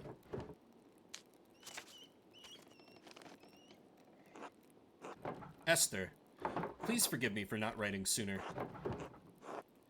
Christ, I don't even know where to begin. The whole world seems to be crumbling around me. Even as my last letter was en route to you, Dad was attacked in the workshop in the middle of the night. He survived, thank God, but his injuries are terrible. I worry about him. He's so dizzy he can't get out of bed. Some days his eyes become foggy and his memory fails him. Dr. Stoltz said that he's not going to recover. It's only a matter of time before he succumbs to the injury. Of course, our good doctor is incompetent and a known drunkard, so he's been of little additional help. I can only pray that between resting and my ministrations, Dad can at least be comfortable. I have no idea who could have wanted to attack my father, or why. I found a note by him, too. All it said was, stop. It wasn't from the shop because the script was written in the most elaborate hand I've ever seen. No one in Tassing has such skill in script, as far as I know. And anyway, I don't have the time to wonder about it. I've had my hands full running the workshop alone while tending to Dad. What's more, the town council intended to cancel the mural entirely. I had a hell of a time convincing them to let me paint it instead. They made a fuss about my being too young, not experienced enough, not strong enough to be on the scaffold. You know how it is. I suppose I shouldn't have expected any better of them. Working on the mural has been a welcome distraction from the naysayers and my chores. And worrying about Dad. Otz has been coming over under the pretense of helping me prepare my paints, too. I wish he'd stop. He's not subtle and his flirting is annoying. I'd like to have the whole mural finished by Christmas, if I can. I just want to finish it in time for Dad to see it. It would mean so much to him. If Dr. Stolz is right, I don't know how long I'll have. I hope you're faring better than we are here. All my love, Magda.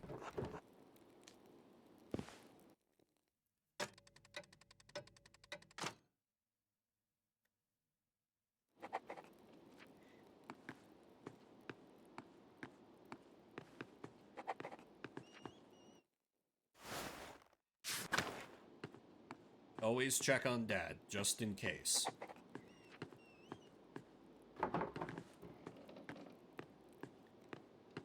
He's not even opening his eyes anymore. Ugh. Should probably talk to that Sister Gertrude. Hope to make sure Dad survives.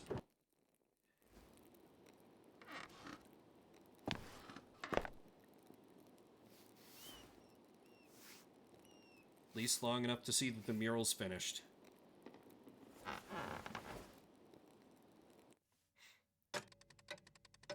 Okay, now we have the time skip.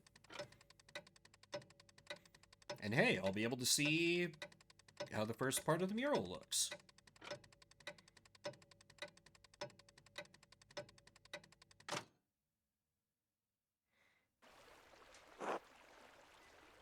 Ah, Mr. Struckerin, a few more letters for you. Take care. Thank you, sir. Safe travels.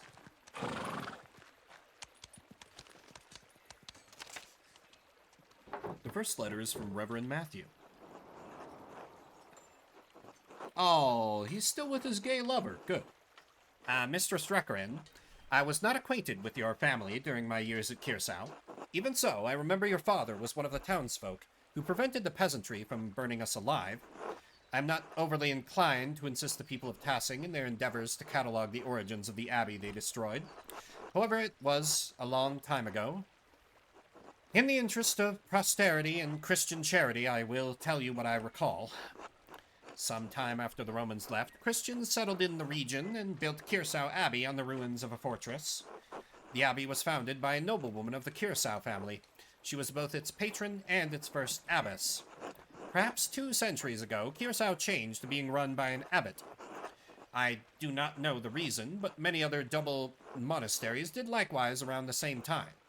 It may have been done out of fear of being shut down, as double monasteries were frowned upon by the Pope. Sadly, that is the extent of my knowledge. Your neighbors put any other records about the abbey to the torch. Sic arsit historia Kirsis, thus burned the history of Kirsau. While we cannot change the past, I have heard that sisters of the Poor Clares have formed a new chapter at the abbey. I can only hope that their love of apoplectic poverty has not driven them to impoverish the shrine of St. Moritz. Assuming they have not consigned the contents of Kirsau's former occupants to a bonfire, you may find something there. I hope this has been of some help to you and yours. May God keep and protect you. The Most Reverend Matthew Faux Saucernet, Archdeacon of Sion. Ah, another reply from Esther. Oh, Magdalene, I am terribly sorry to hear about your father. My parents send their deepest condolences. If we can provide you anything from Prague, you need only send word. I know we are further away than is easy to travel, but I will see what we can do. I will see that we can do what Hashem allows. What is that? Is that a Jewish thing? Literally, the name in Hebrew, this is a way to refer to God indirectly in informal conversation or writing. Oh, okay. Father says that he remembers no one who would want them to harm your father. Yet the night I was born, he remembers great strife in town. Perhaps there is old blood over depicting the night of the revolt? That is all he could suggest. We pray for you and your father every day in our offerings. Hashem will make all things right in time. He will exact justice on the culprit. I am encouraged to hear that the town council let you continue the mural at all. The guilds here would protect your right to complete the job, especially once a contract has been reached. You give the men of council too much grace. Why should you be forced to settle for their old ways of thinking? We live in a new age, an age where art and science have come together, an age when all may read the works of the great sages in their own language. Truly, when your father recovers, I urge you to come visit me in Prague. But I am glad you found some joy in your work on the mural. We are all well here. Alicia has been carving a new set of wood cuttings, and Father has agreed to a new contract with the university. I found Simond. His family didn't move far away after all. He's planning on working as a doctor in the city once the expulsion order ends. His parents have been meeting with Mother and Father quite often now. So I hope that I will be sending good news in my next letter. With Hashem's help.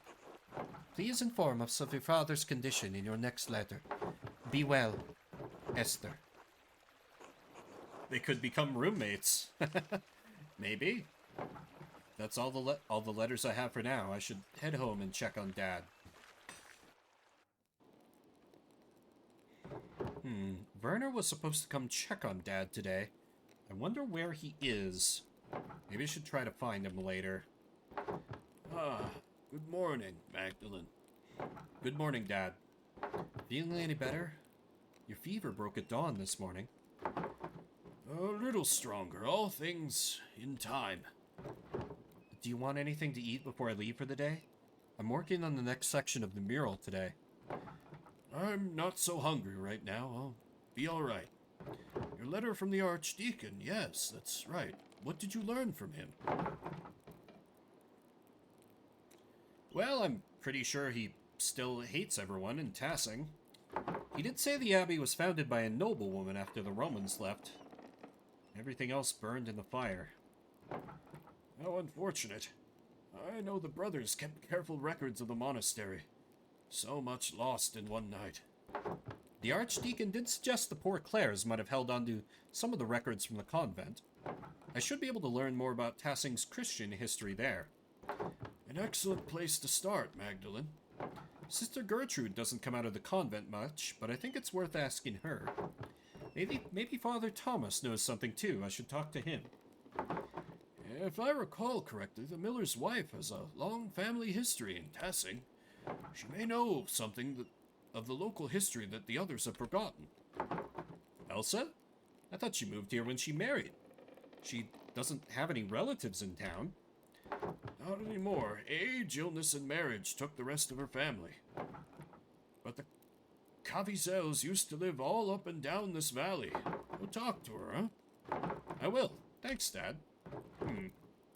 Maybe something remained in the Abbey's ruins. I should definitely see what's left. Magdalene, you be careful. Those ruins are dangerous. I won't go far into them, Dad, just to take a look. But absolutely, I'm going deep in there. All right, wear a scarf, too. It's getting cold out now. I can feel it in my old bones. Don't worry, Dad. I'll see you tonight, all right? All right, good luck. All right, so find the doctor, interview some people from the town, check out the church.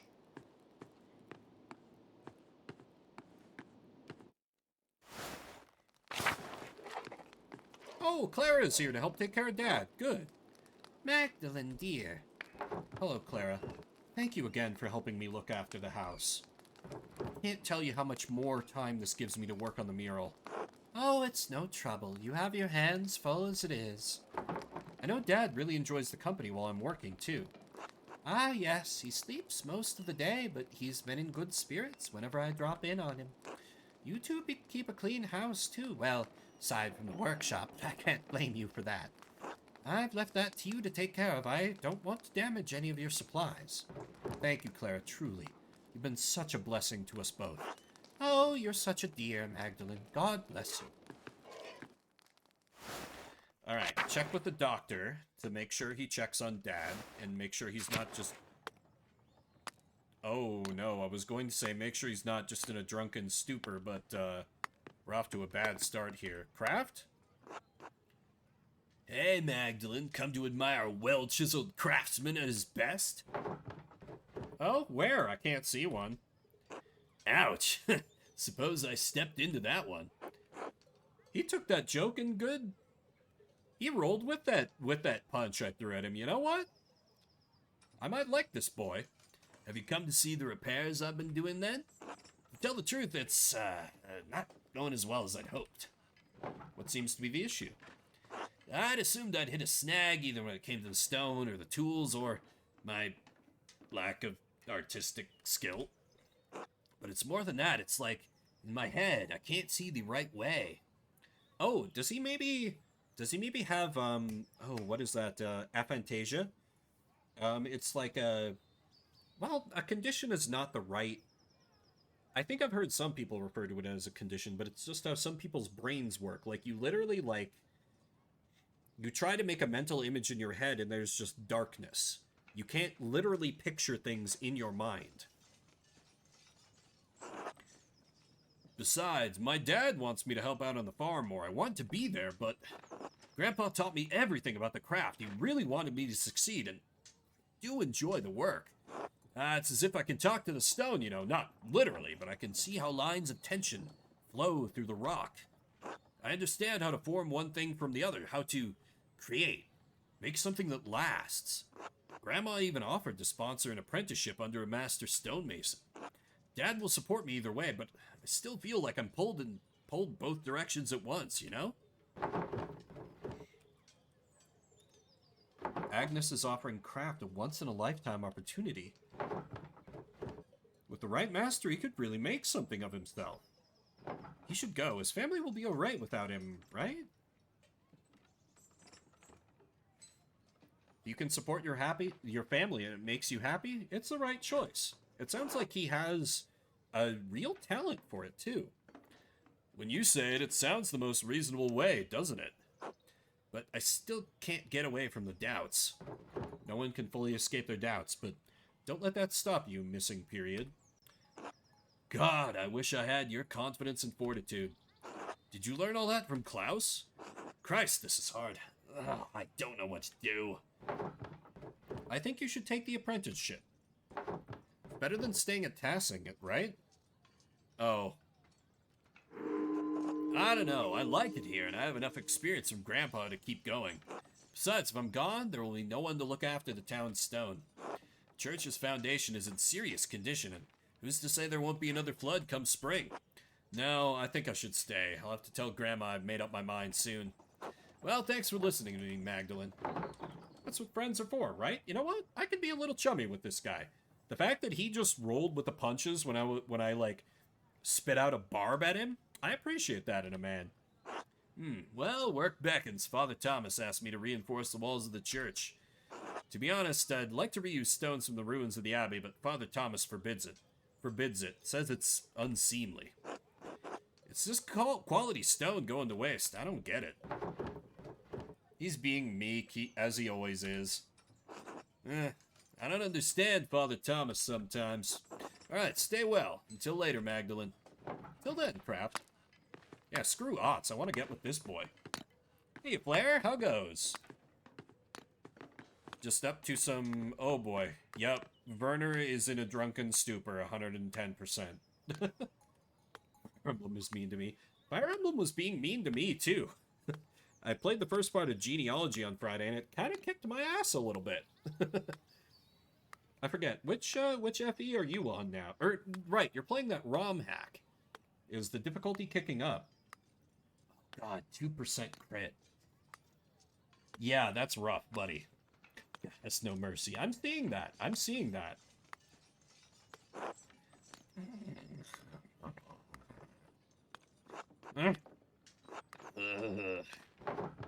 Hey, wake up.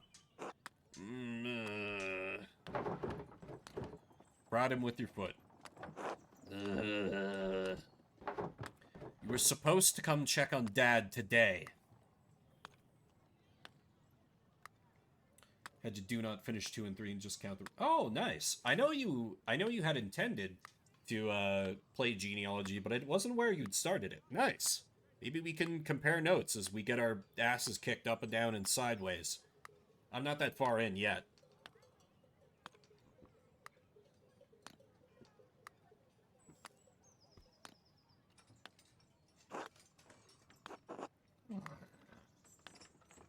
I don't have the strength to carry him home. I have to tell someone. Oh, haven't started it yet. Okay, okay. That makes sense. Still, I know you've kept multiple Fire Emblems running on a playthrough at once, so... Maybe Baltus. They're still on friendly terms. Nazniao could help. Or Big Jorg. He's strong. He can do it. What a mess. Let me go get my inventor bro. Because I'm on good terms with him, and they are neighbors. There's going to be a bit of a bond there. Hello, Baltus. Do you have a moment? Only one, I'm afraid. What can I do for you? I came across a book about the history of tassing, and I was hoping you could help me read it. Oh, no, not today. I'm far too busy for that at the moment. Nyasnyo and I have our hands full preparing the Christmas ale, you see? Of course. Sorry to bother you. Not at all. Apologies, I couldn't be of more help. Ciao, Magdalene. Ciao, Nyasnyo. Come stai? Bene, bene. The winter is approaching quickly, no? What is it you say here, perched pinching at your nose? Doing this wrong. Until it started telling me I'm not enjoying it. Ooh, what has Sai picked for his first Fire Emblem game? I, of course, would recommend Path of Radiance, but that is because I'm a giant slut for the Telios games. Haha, yes, that is the saying. Baltus has been explaining many of your funny Bavarian sayings to me. I must admit they are rather charming, even if the language is a bit rough to my tongue. Would you be staying in Tassing long enough to learn more of our funny sayings? Oh, FE7. Yeah, that's good. It does have Lin mode. So, yeah, that's a reasonable start to Fire Emblem. 7 gets rough later, though. I feel like I've advised people to start with 7 before, and then they end up dropping it because the difficulty kicks up later and they can't cope. I should return to Genoa soon, but Baltus and I still have some business to conduct. It has taken longer than I anticipated to complete, as accounts are complex. I may be forced to remain a few more weeks. Dio, who knows? Must be difficult for you to be so far from home for so long. Baltus has made me most welcome, so I'm in no particular rush. I only wish to return to Genoa before any heavy snowfall, otherwise my journey will take twice as long. I'll let you get back to work then. Grazie, Magdalene. Until later. Wonder if I can romance that guy. Also, apparently Inventor Bro is not going to help carry the doctors, so let me talk to Big Jorg, I guess. Big Jorg is just like, he's just a good dude. He'll help. Probably. Hey, Big Jorg, the doctor's passed out drunk. Hey, Magdalene. Can I help you with something? I found Dr. Stoltz passed out drunk by the bakery, sleeping in a ditch. Again? For Christ's sake. Happening occasionally is fine, but the man can't hold his beer.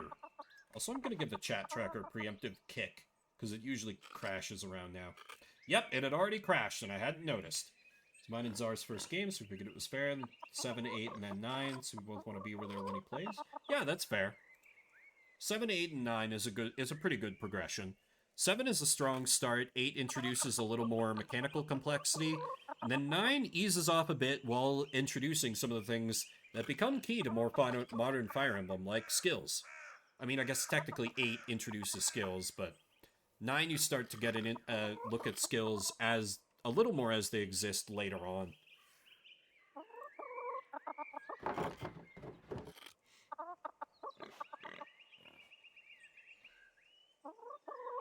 Wait, what did you mean? What did you think I meant in terms of skills? I meant player skill. No, I love 9, but it's a very easy Fire Emblem.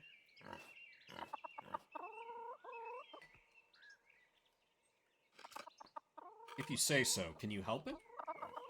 Oh, of course. I'll go fetch him. Thanks, Magdalene. Nod. Okay, so the doctor is going to be drunk today, so I should probably talk to that one nun and be like, hey, our town doctor is a useless drunk. Can you help us instead? I want to get that squared away before I do the investigating part of the day. So I need to check in with... I need to check in with the nuns as well, the miller, and the priest.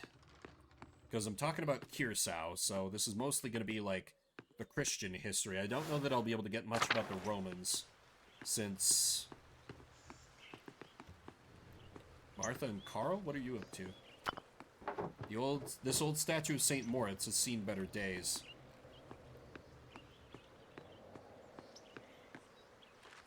I mean, in terms of player skill, man, I don't know what the hardest Fire Emblem I've played is.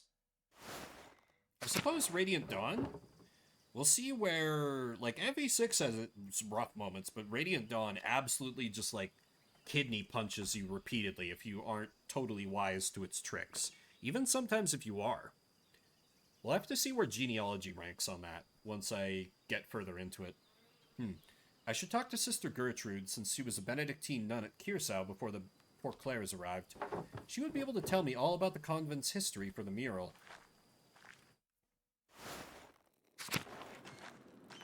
Shrine's got nobody in it. Very well.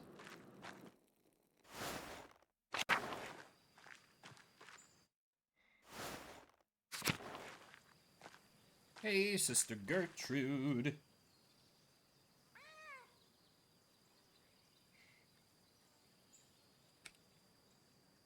Yeah, that's a reasonable conclusion, Flare. Yeah, I feel like Awakening is a good starting point, but it makes it rough for people to go back, because they're like, wait, there's no grinding, I can't reclass, there's usually no child units? What is this? This isn't what I wanted from Fire Emblem, so I think that's very good thinking on your part. God bless you, Magdalene. Hello, sister. I have a favor to ask of you. Of course, Magdalene. I'll help however I can.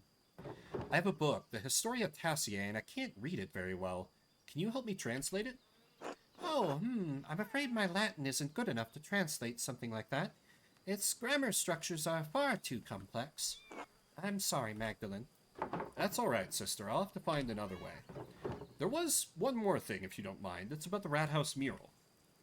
Oh, did you need more paint? I believe I have enough galls stored away. No, thank you, sister. I have more than enough paint. I wanted to ask you about the history of Curacao, actually. I'd like to include the Abbey's founding and the history of tassing saints to the Rat House mural. I wrote to Reverend Matthew since he lived at the Abbey, but wanted to see the place firsthand. Ah, Brother Matthew became a reverend, did he? He was always suited to such a role. But I don't suppose that's what you came up to the hill for. You're curious about the saint's history, yes? Yes, I was hoping you could show me around the convent and tell me about its history.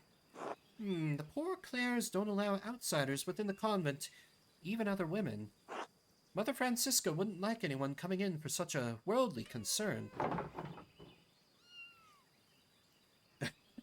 She does look like a Matryoshka doll. I think it's just because she's rather thick. I understand. However, Mother Francisca always welcomes those who are considering joining the order.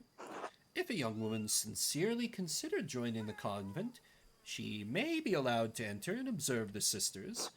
Who knows what else she may discover while contemplating the holy life, Ah, yes, I see. Touring the convent will take some time. Would you like to go see Mother Francisca now? No, I have other things to do first. Very well, come find me if you change your mind. God bless you, Magdalene. That's unusually cunning for her. Oh, pet the cat. Always pet the cat. Can you pop her open and see if there was a smaller one inside? Jesus. I don't think so. Also, my hand disappeared. That's a funny visual glitch. Will that happen if I do it again? I wasn't paying attention for the first part. Okay, this time my hand was mostly there. Oh, there it goes. That's funny. That's the first time I've seen something like that in this game. Still, that's a pretty minor gripe as things go. Alright, let me see while I'm up here if I can break into the old... Apparently not. I was about to ask, wait, why doesn't she have a hand? That's the first time I've noticed it happening. The game's been really good about visual things prior to now. I don't really need... Well, actually, maybe Old Smokey will have some stories. He's got a weird amount of, like, knowledge. And maybe we can have another good conversation with... Nope. No conversation about transubstantiatism and blending Christian, Zoroastrian, and Buddhist ideas. Shame. Hello, Magdalene. I ain't got nothing for you today. Move along, little lady.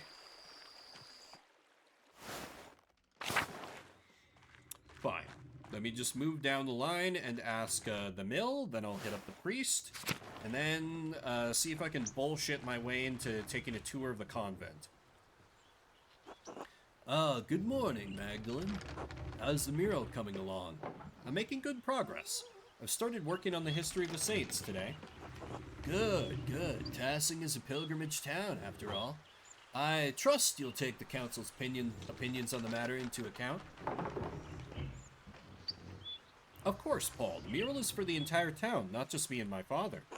That's reassuring to hear, Magdalene. Your father's a stubborn man. When he wants to be, age has made him strong-minded. Perhaps you are better suited to this project than he is. All I ask is that you keep the Lord in mind. The mural is for Tassing, but we have others to appease as well. I'll consider the Lord. Don't worry. Thank you, Magdalene. Anyway, I'm glad that the mural is coming along well. Forgive my sudden questioning about it. Been so busy preparing for the council's next meeting, I haven't had as much time with Anna as usual. She says I get a bit frantic when I'm overwhelmed. Is the council working on something new? We're considering yearly maintenance checks on every house in Tassing. The idea's had quite a bit more pushback than we'd anticipated.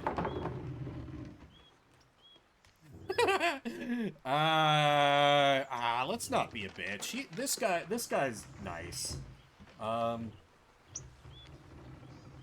New ideas always face some kind of opposition. I don't think you should let that stop you. Why let the people's opinions stop you from doing what's right for the people? Wait. Thank you, Magdalene.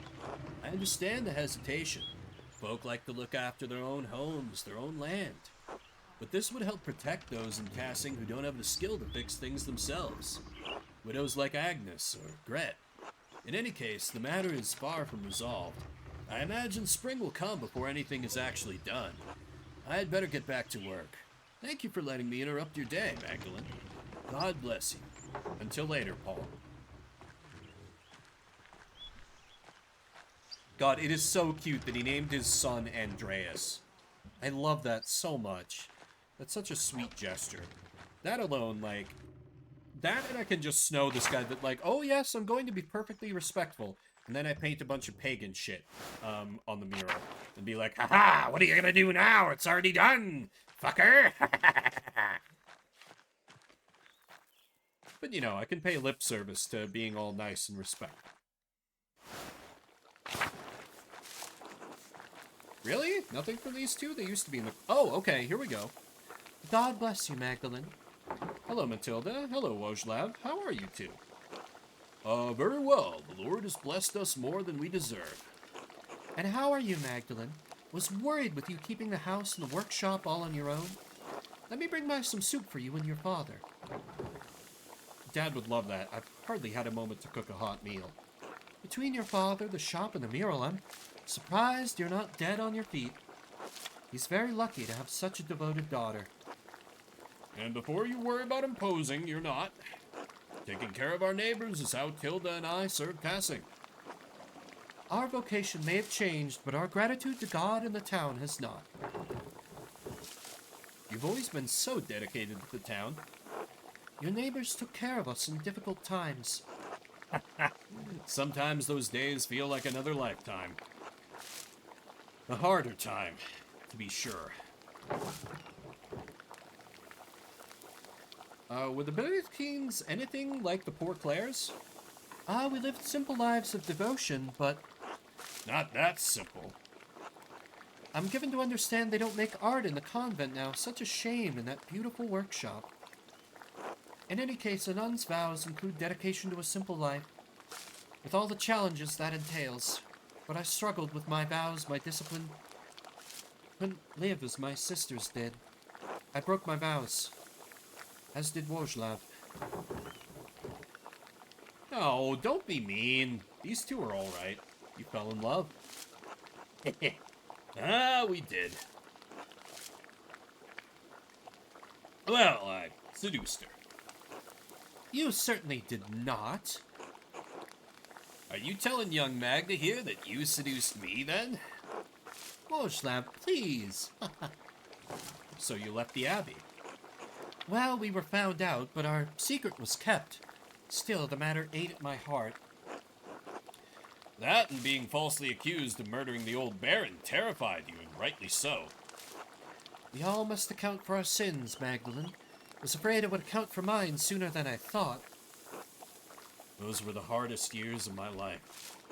I repented and prayed to God to absolve me. But the Lord always provides, even in the darkest days. The Abbey's destruction gave us a second chance. It must be strange to leave that life after so long. Ha! Well, I will admit it's been strange not being able to enter the convent. I miss the sisters terribly some days, but truthfully, it's been a relief not to be constrained by my vows. The Lord forgives more readily than man, Magdalene. Never think that you must remain in a place that causes you to sin, even if others think it godly. I'm glad you two are finally able to live life together. You both deserve it. Only by the grace of God are we in this life together. May it be many more years before we part. God willing. Anyway, Magdalene, I'll send that soup over to you shortly. God bless you both. God bless you, Magda. God bless. Okay, no useful intel out of them, but help with Dad. Yeah, they really do have a cute story. I'm glad that when it was Andreas, I didn't rat him out like, hey, that monk and that nun are doing it. Because, you know, they end up together. They have a nice ending. Like, I could have gotten her executed on suspicion of maybe killing the Baron. Can you imagine how different things would be if I'd done that? Man, like, the different choices spiderwebbing out in this game are fascinating to think through. This is a game that absolutely begs for a second playthrough. Like, I can already see the shapes of what I would do differently laying out. Alright, let me have a word with the priest, see if he can tell me anything useful. However, since we're stupid, we're probably going to bring up this book that he's going to disapprove of first. God bless you, Magdalene. And God bless you, Father Thomas. Do you have a moment? Of course. What can I help you with? I wanted to ask you about Tessing Saints. I'd like to represent them in the Rat House. Oh, I'm thrilled to hear it. The Saints will make a wonderful centerpiece for the murals.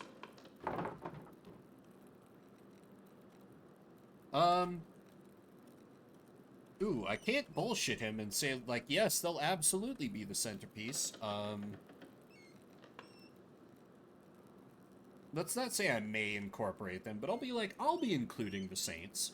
No, not as a centerpiece, simply as part of Tassing's history. Of course, I consider our Saints to be central to Tassing's history. Kirsau's too. But you know, there is one saint you're overlooking. Contemplate this.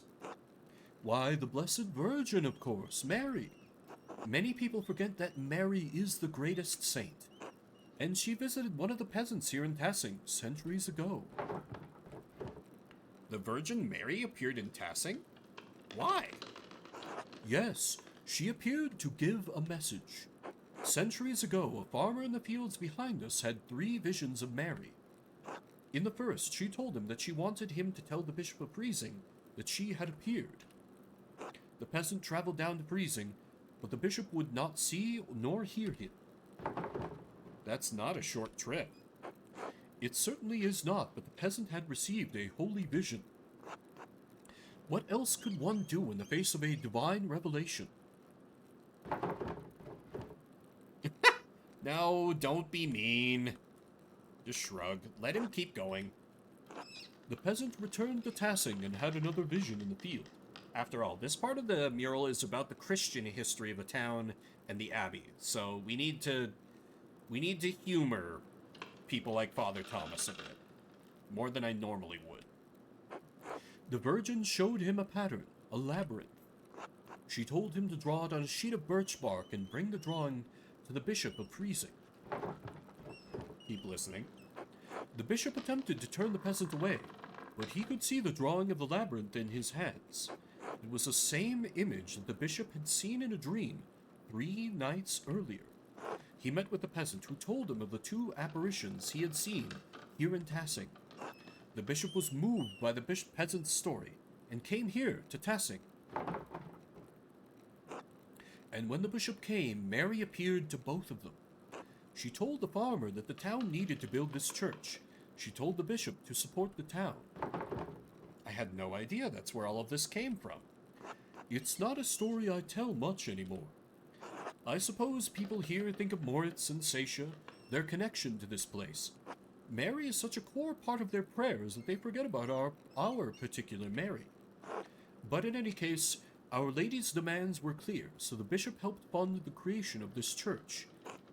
The people of Tassing have been using it ever since. And I think if I include the saints in the mural, I'll place Our Lady among them.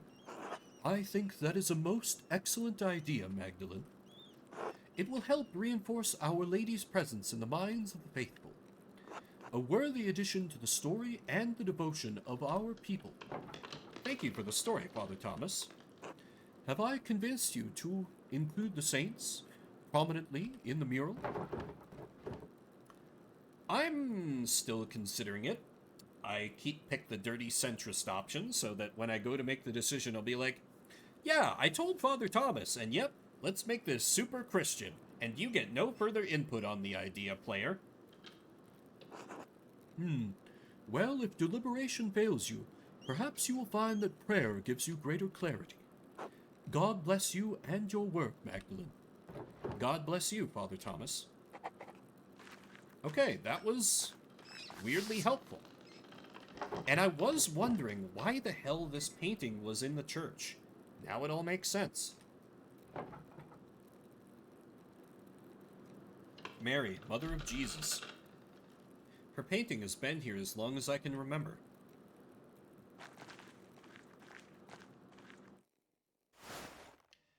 Alright, I need to speak to the wife of the miller. Because she knows she'll be able to give me a secular take. Elsa!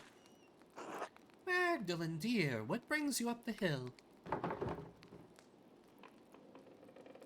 Dad was telling me your family's been in Tassing for hundreds of years.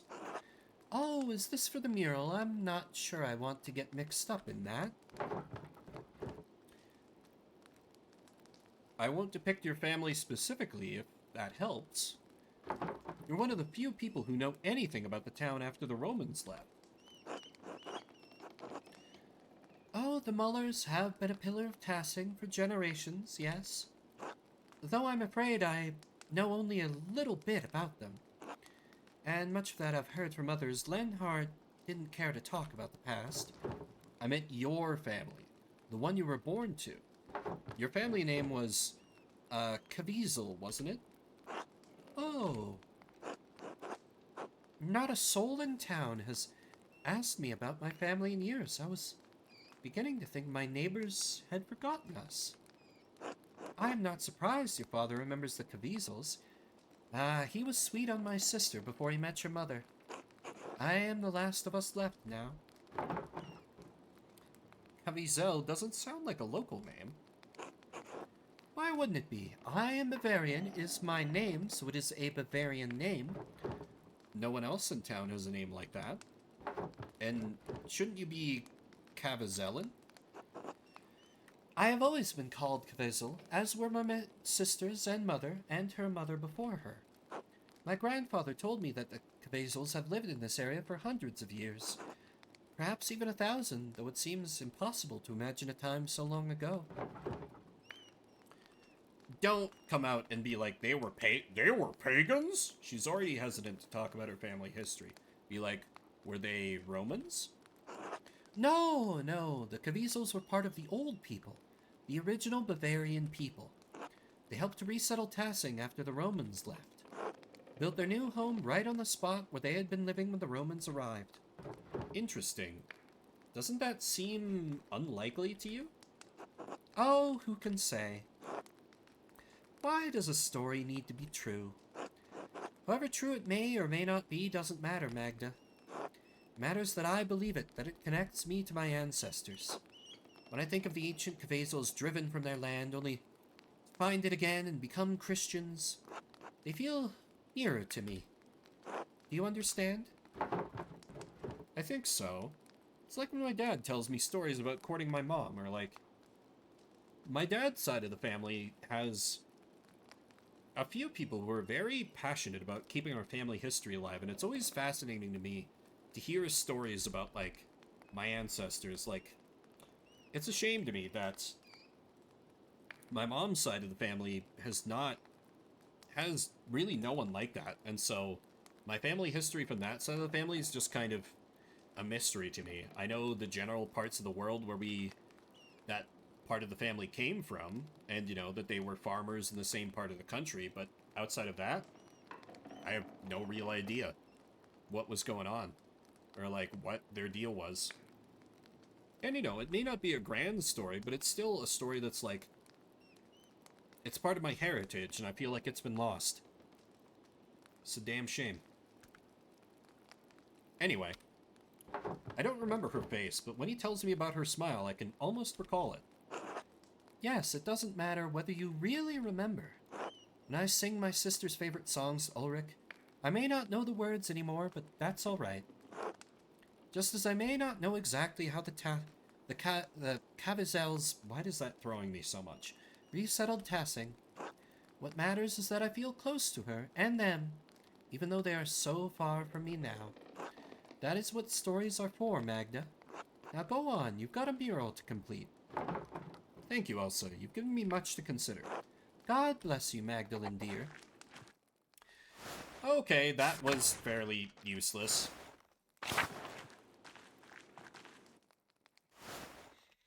Oh well.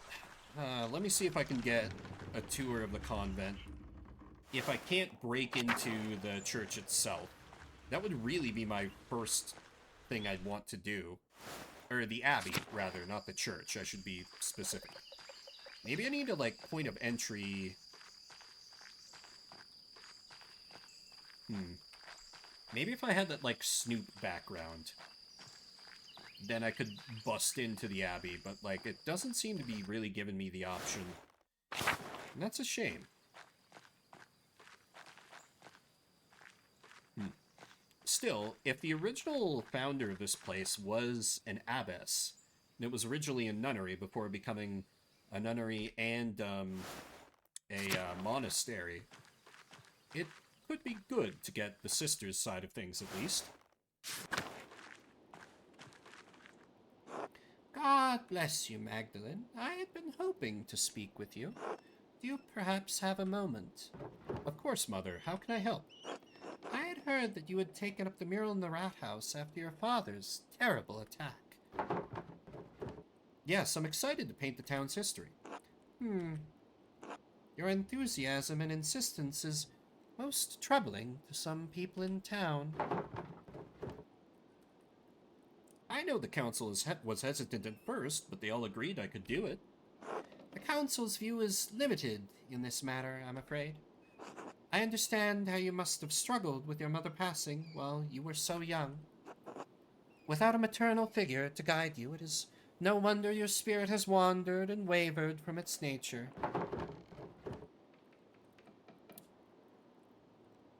I'm not sure what you mean, Abbess.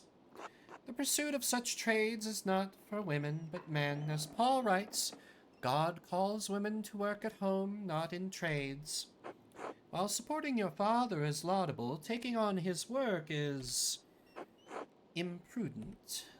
There are plenty of young men in Tassing worthy of your... Perhaps you have a different calling? I'd like to offer you a place here among the sisters.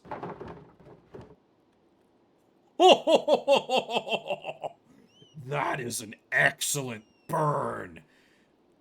Oh, damn. I wish I didn't need her for information. I so want to pick this anyway, even though it's going to screw me out of info.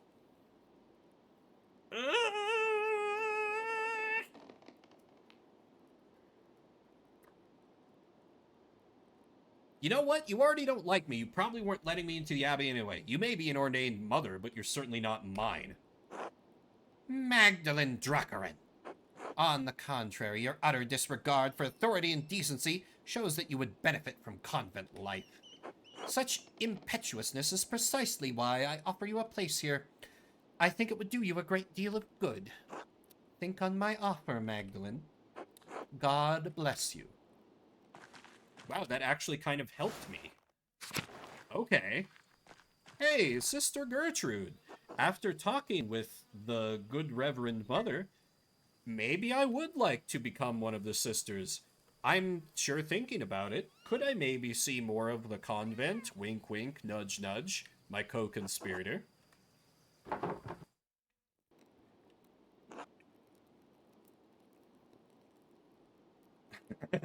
Pretty much. Oh, Mother Francisca, I'd like to introduce Magdalene Druckerin. The printer's daughter, yes. God bless you, Magdalene. Father Thomas told us of your father's condition, and we pray for his recovery daily. Oh, thank you, Abbess. Such is our duty to serve the Lord and the community that provides for us. Now, what is this about? Sister Gertrude, you know our holy rules. Why bring young Mistress Druckerin to me? Forgive me, Mother. Magdalene is searching for a place in the world and is contemplating the holy life. Yeah, I know, right? I feel like I'm sequence breaking a little bit here. I thought observing the sisters might aid her in her spiritual search. She was encouraged by the idea. Right, yes. Ah, so you've decided to consider my offer after all. If God is calling you to the convent, I am more that willing to help you fulfill that divine cause. What brought this change on? Why are you interested in joining the Poor Clares? No, don't lie. She is like sexist, so I can be like, oh, helping my father, running the shop alone, and finishing the mural are too much for me. I am but a weak woman, Abbess. Magdalene, you should not abdicate your worldly duties for fear of the unknown. However, I agree that working a printing shop and painting are not suitable duties for a woman. Thank God you have turned to us for help. It is no wonder you have felt overburdened by all of this. Please come, I am happy to tell you more of our order.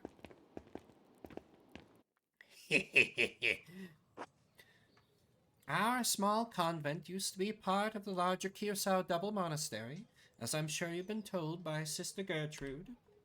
However, the Poor Clares live far differently than the Benedictines that once lived here. We believe that it is not ours to produce, and we live solely on the alms of the community of Tassing, as they see fit to give. Likewise, none of the sisters here own any personal property. We share this convent as a gift from the church. We believe that the Lord called us into a life of poverty and service. Does such a life appeal to you, Magdalene? I'm not entirely certain yet. I'd like to explore and look around, get a feel for the place. Magdalene, you must not have understood me. We have deliberately closed ourselves off from the world. I won't have a laywoman bothering the sisters from their duties or disturbing our rule. However, I will allow Sister Suzanne to show you our duties.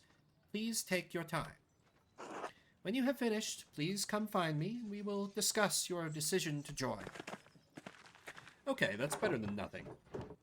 Finally, I thought she'd never finish. What? Truthfully, I'm not here to join the convent. I'm looking for references for a mural I'm painting in the rat house. Wow! We're just like straight up with this nun.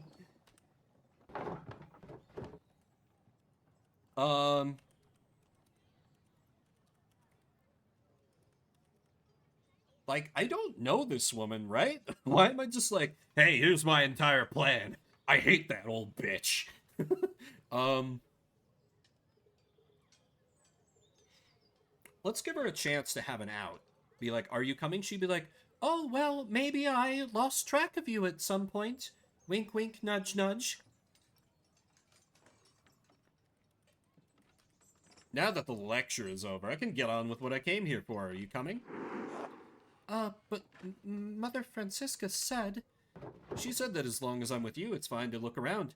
Are you really going to get us both in trouble? No, I always follow Mother Francisca's orders. The convent has many parts: the kitchen, the aquarium, the chapter house, the yard, and the old workshop, though no one uses that old shed anymore. I'll leave it to you to decide where to go first. Hell yeah, alright. I was able to bully her easier than I expected. Oh, Sister Margaret. Oh, she's a nice old lady. Let me have a chat with her. God bless you, Magdalene.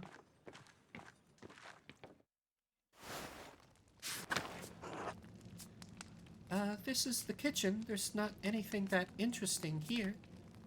Sister Marie and Sister Isabeau take care of most of the kitchen duties, but everyone pitches in when needed.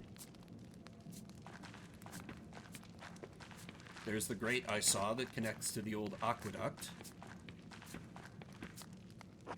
God bless you, child. Are you delivering something?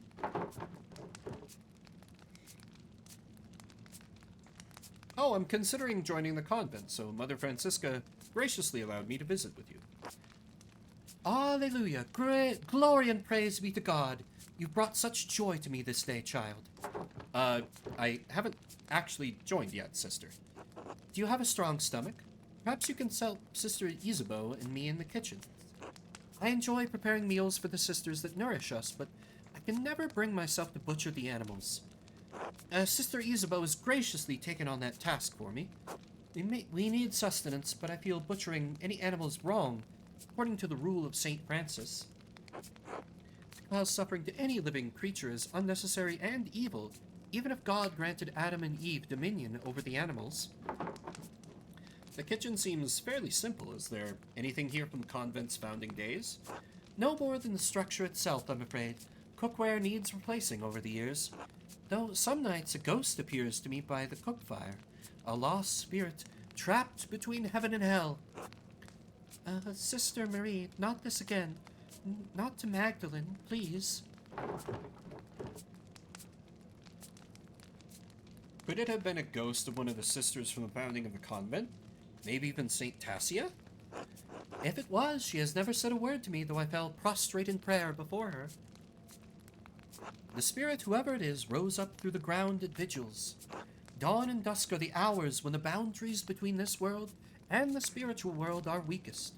We may be the newest arrivals here, but this convent is very old. Perhaps there was something Roman underneath this foundation centuries before. The spirit may seek to know the presence of God now that it rests on holy ground. A Roman spirit might be a great addition to the... Oh, wait. We haven't mentioned the mural before. Don't say that out loud. A spirit in Kirsau? Why would it come to the convent, though? It breaks my heart to think the spirit was crying out for help, trapped beyond heaven's reach. Why don't we keep going, Magdalene? It's better not to get Sister Marie too upset. Of course. God bless you, sister. God bless you, child. God bless you, Magdalene. God bless you, sister. How goes the cooking? As well as the Lord wills it. My old fingers fumble from time to time, but it is my privilege to prepare supper for the other sisters. That's very noble of you. Just as God gave Paul a thorn in his side, so too did he give me the pains of age to strengthen my faith. Such things are a blessing when compared to the pains Christ carried upon the cross. But didn't Christ die so that we don't have to suffer unnecessarily? In the next life, yes, but even Christ said we would face hardships while we live on this earth. I have chosen to find meaning and devotion to the Lord through my hardship. Thank you for sharing your perspective with me, sister. You are most welcome, child. God bless you. I like her. Okay, convent courtyard. Convent chapel. I definitely need to take a look at the art studio. That's most relevant to my actual mission here. It's colder today. There's not much in the yard that could help you, I think. Anything that was here has long been covered in weeds. All I know about this place is that the walls were added when the convent was built onto the monastery. Oh, God bless you, Sister Benedicta. Sister Suzanne, God bless you. Ugh, this ice is hard. Do I recognize you, Sister Benedicta? I think I've seen you in town once or twice. Yes, you'd have seen her. Sister Benedicta is the youngest of the sisters. Mother Francisca allows only one sister to deal with the townsfolk. Benedicta received this privilege. Burden, more like. I have to run around everywhere gathering all the food and doing all the chores. I'd rather be inside where it's warm. What are you doing up at the convent anyway? Snooping. She seems like kind of cool. Oh, don't let me get in the way then. What an adventure. Actually, Sister Benedicta, I wanted to ask you some questions. Do you like being a nun? Oh yes, I don't mind it at all. It's far quieter than home. I don't have to share my bed with my siblings anymore. I like to help the older sisters, and I don't mind the chores, except when it's cold like this. One more question, Sister Benedicta. Have you seen any mysterious figures or ghosts lately? Ghosts? No, everything has been normal recently. I haven't noticed anything odd. Is this about Sister Marie's ghost? I think it's Mauritius myself. Oh no. Who? Mauritius.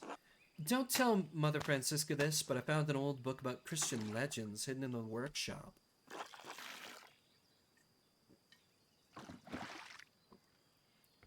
It's said that a Roman commander named Mauritius conquered Tassing, but the colony failed. Most of the town was empty until Christian refugees found the town hidden in the valley. It was a miracle. I wonder if this is a different retelling of St. Moritz saving Tassing. Oh, maybe. I don't remember if the book mentions any saints. The Latin was hard to read. Anyway, when Sister Marie said she saw a ghost, I thought it must be Mauritius, trying to get us out. A Roman ghost couldn't be happy about his tower being turned into an abbey, could he? What did you do with this book, sister? Oh, well... I had it with me in the kitchen one day, and I accidentally laid the fire poker on it. Stare in shock and horror. Sister Benedicta, I tried to fix it, but it's unreadable now. Sorry, Magdalene. How could... Oh, never mind. A book! A poor, defenseless book! Your story does give me an idea for the Rat House mural, at least. Maybe I can preserve the tale there. Thanks for telling me about this book, sister. I won't tell Mother Francisca. God bless you, sister. Thanks, Magdalene. God bless you. There's some cool nuns in here.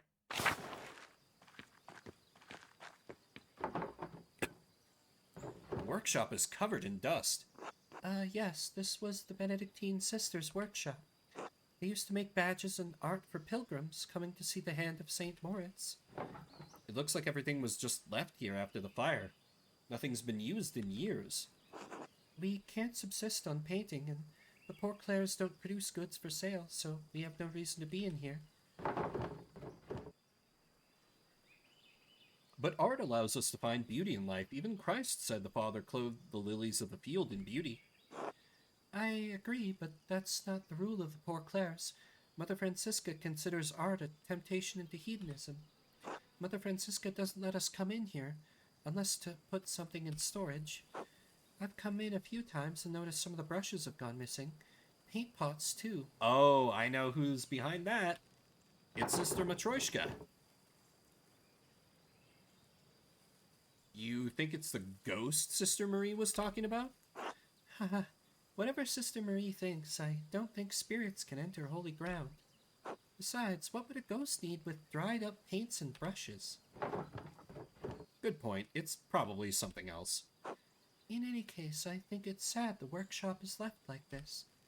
Truthfully, Magdalene, I don't think you should join the convent, even if that's not what you were here to do anyway. Gertrude talks about you, and you seem to love your art. Without it, you'd hate it here. Hell yeah, we're kind of winning her over. Such valuable paint left to dry and crack on the palettes. There's an old parchment scrap here. It's different from the others. Looks like a scrap from a manuscript. There's something written in Latin on the margin. The Mithraeum of Tassing had been destroyed by a flood. Mithraeum. That's the same word I saw in the Roman section of the mine. Wait, this might be from the book Sister Benedicta found. Wonder why it would mention the Mithraeum. I don't know. It's not a word I've ever heard before. There's certainly nothing in the convent by that name. The script is definitely German. I wonder if this is from a book written in Kirsau itself. Well, the note says the Mithraeum was destroyed, so I suppose it doesn't matter much now. Damn. I absolutely found that as Andreas, but he's dead, so I can't pass on that knowledge. These old badges are beautiful. I hope the pilgrims who bought them love them too.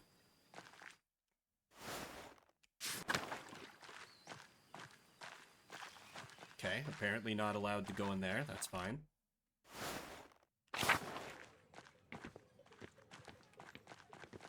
The convent chapel. This is one where it makes the most sense for her to show me the chapel. This is the chapel where we all gather for Mass and liturgy. It's the oldest part of the convent. And the most drafty. Hello again, Sister Gertrude. The sisters have done some minor retouches over the years, but it has represented the abbey from its earliest days. Oh, there's the tower in the library. The cloister is still being constructed here. Yes, the tower was a Bergfried long before the structure became a monastery. Damn it, I clicked in so I could go and investigate that. Oh, wow. The duchy gifted it to the Benedictine order after the Holy Roman Empire grew. They had no use for it as a keep. These walls have protected Tassing from attacks of spirit and steel for generations. There's Latin here, too. God called Lady Sabine to lead our sisters and brothers in 1261. Lord Kirsau's castle was destroyed by fire in the year of the death of Emperor Frederick II. Only the tower remained. Oh, well done, Magdalene. Yes, the first lists the abbey's founding date. Lady Kirsau was actually the one to suggest the old castle be turned into a double monastery. We added the second shortly after the revolt. Mother Illuminata thought it would be fitting. Even if the sisters were not here, some record of what occurred would remain. Kirsau is unique. A double monastery with 2 saints, 1 male and 1 female, to guard the town and abbey.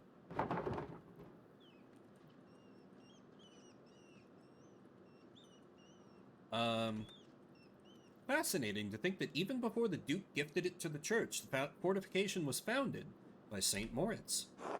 The saints have a long history in these lands. Many things once thought lost are truly foundational to how we live. You were right, sister. This mural will be a great reference for the rat house. And I'm glad to have helped. God bless you, Magdalene.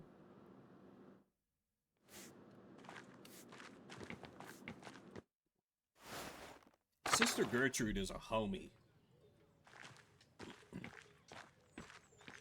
Alright, time to pop back out and be like, yeah, I actually wasn't interested in joining you. Here's the Loquarium. Most of the Abbey's visitors come in here, but aren't allowed to enter. We aren't allowed to go into the outside world either. Like Mother Francisca said, isolation is a part of our vows. Sister Gertrude once told me the old Benedictine sisters used to go out into the town sometimes and even talk to men on occasion. And I'm stuck here, staring at these walls for the rest of my life. It doesn't seem like Sister Suzanne thinks much of her life here. I can't blame her. Even so, she doesn't seem to have the passion that Sister Gertrude and the others have.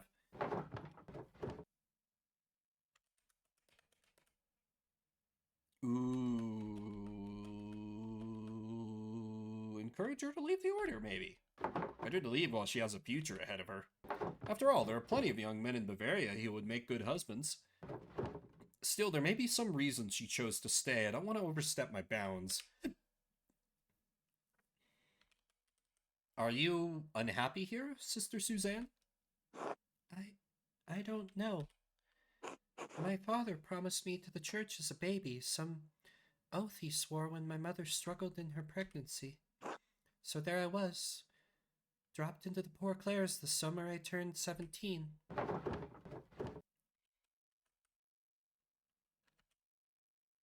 I'm so sorry. No one should be forced into a life they don't want.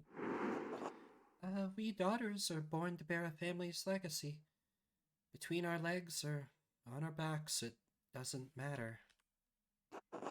My family is devoted to the church. I've only been in the convent for 2 years, but I'm trying my best. Wait, she's only 19?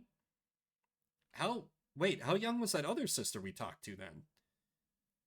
Is she like 17 or 18 then? Okay, I didn't get that sense from her, but alright. I don't mind the prayers or the hours, and I'm sure of my devotion to the Lord, but this isn't what I wanted. But since when did a woman ever get what she wanted without being punished? Eve couldn't even manage it.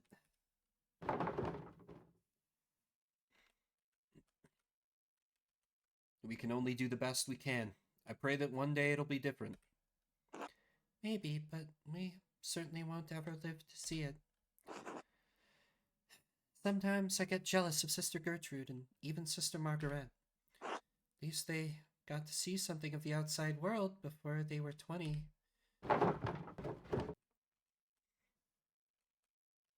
I think you're lucky you don't have to deal with boys.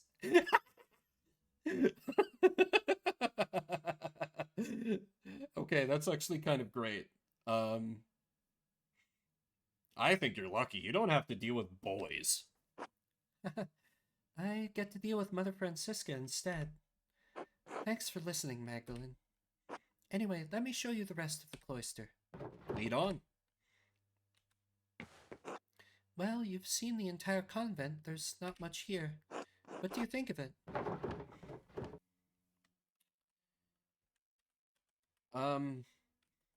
Let's at least pay some lip service. I can see why people choose the holy life, but it's not for me. Not without art. I understand. You've dedicated your whole life to your work. You'd struggle to give that up now. It's been so long since I've spoken to anyone from outside the convent. I'm reminded of the life I once had. Now you have me thinking about whether or not I should remain with the sisters. Damn it, there's no dirty centrist option.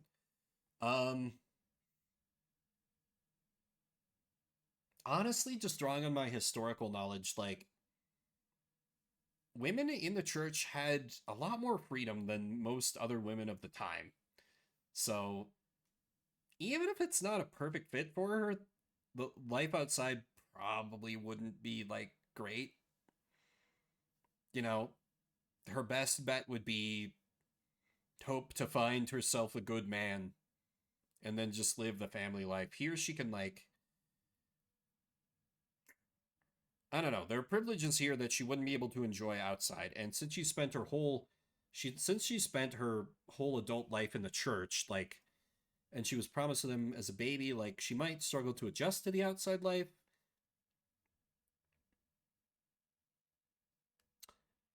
I think she should stay. You know, maybe she could even, like, take over as abbess after that old battle axe Mother Francisca dies. Shit.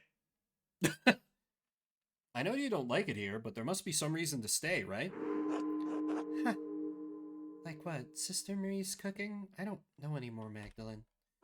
My family's devotion doesn't have to be mine. I don't know if there truly is a place for me here. Anyway, we should return to Mother Francisca before she suspects something. I learned a lot today. Thank you for showing me around the convent. No, thank you, Magdalene. Today has been more interesting than any I can remember in the Abbey. Come, let's find Mother Francisca. She'll be wanting to hear what you thought of the place. Well, Magdalene, what is your assessment of the poor Clares? Is the good Lord calling you to a life with us as a sister?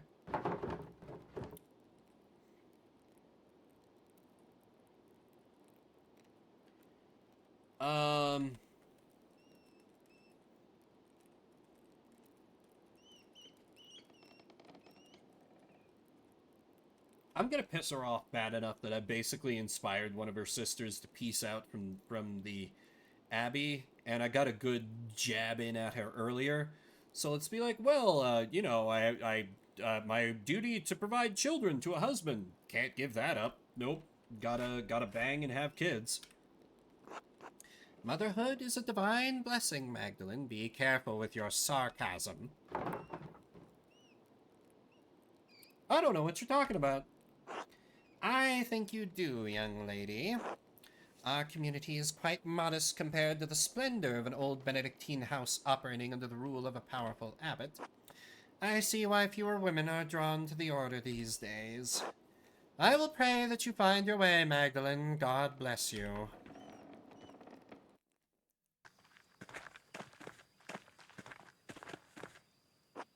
Ah, Magdalene, how did your little expedition go?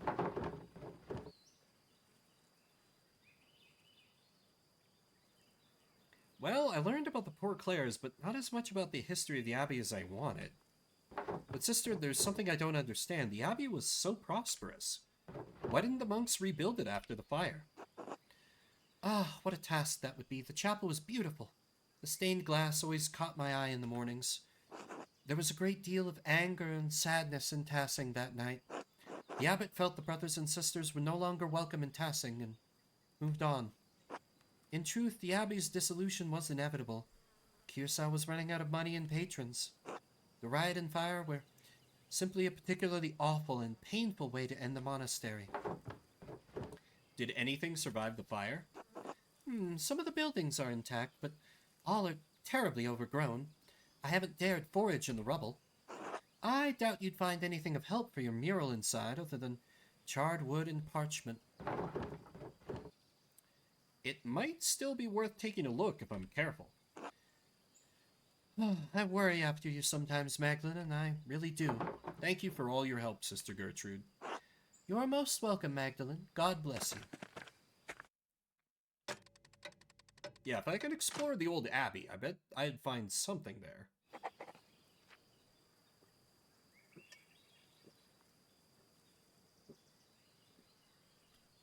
Ugh. So many lady voices. Well, that was... I don't know. I did learn more about the founding of Curacao. That illustration from the manuscript of Mithraeum, it was like the one in the mine. Is it part of the history of the Abbey of Tassing? It must be written down somewhere. If only the library hadn't burned down with everything in it. The ruins are right there. Maybe not everything was destroyed. Yeah!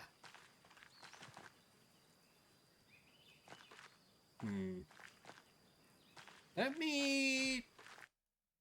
Yeah. Let me take a look inside.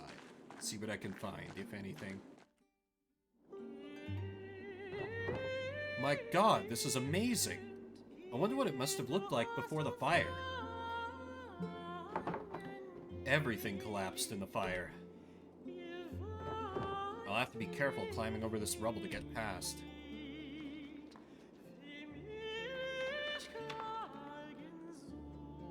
I do have the rope with me.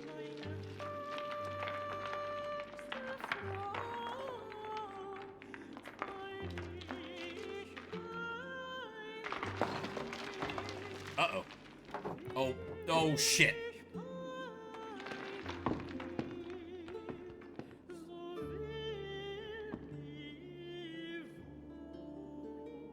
I have rope with me. Oh, oh, it's like, use it as a ladder. Okay, perfect.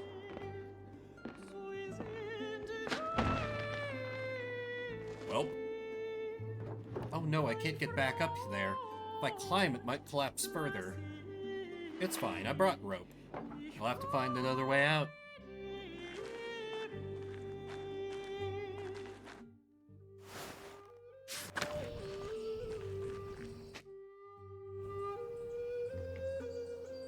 There's nothing left of the old staircase. I guess I can't go this way. These vines go all the way to the top, though. They look sturdy enough to hold my weight. Well, there's no other way out.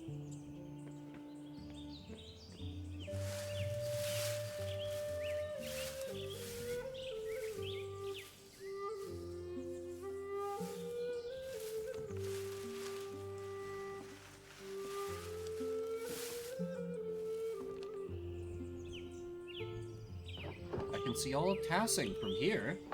Wonder if I can piece together the foundations of the Abbey and find a way to get to the library. I bet I could get down this way. The roof looks pretty stable.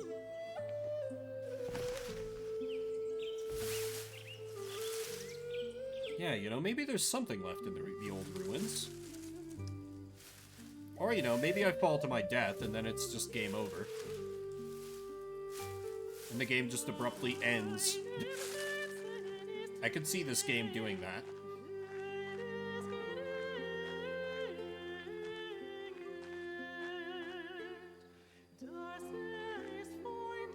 Loving this music, though. Very beautiful.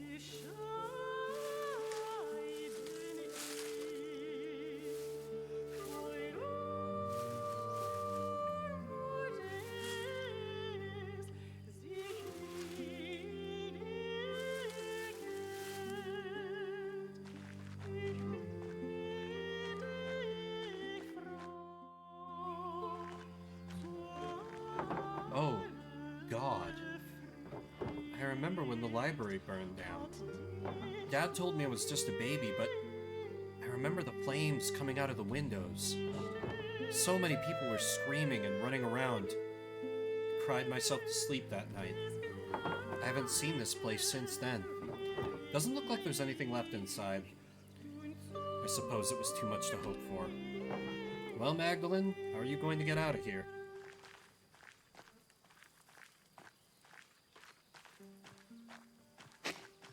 These roses seem to have made the Abbey their home. Glad something beautiful is still growing here.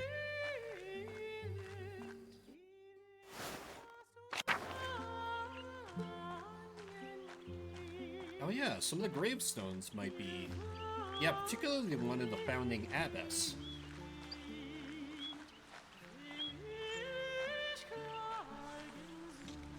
No? Nothing?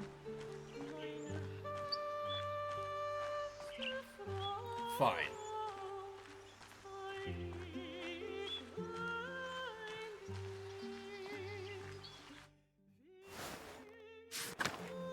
Kitty!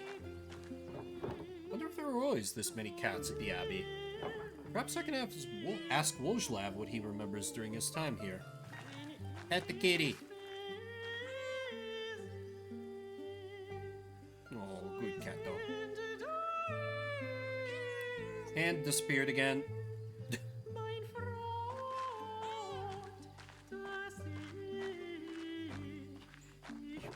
place is a mess. How sad.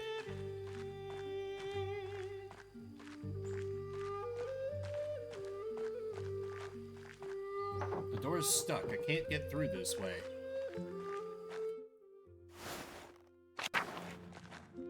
Right, the old chapter. What the hell? That's different. What the fuck? Oh, an old mural. It's worn, but I can still see some of the figures. This has been altered. A dance of death?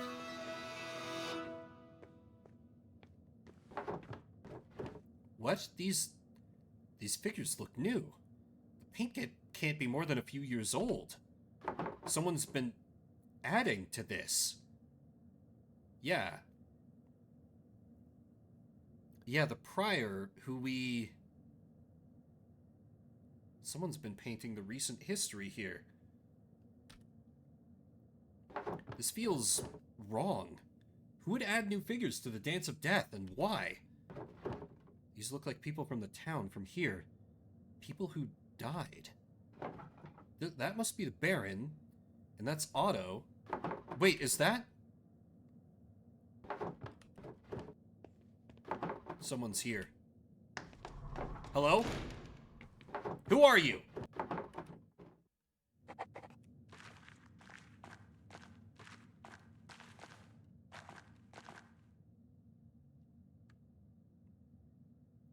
Yeah, that's Andreas with his eyes scratched out, trying to save his apprentice.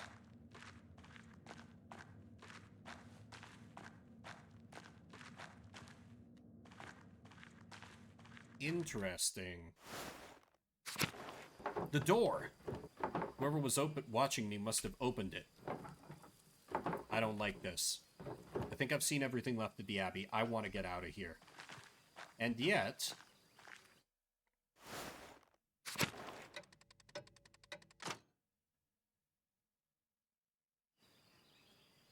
When did it start snowing?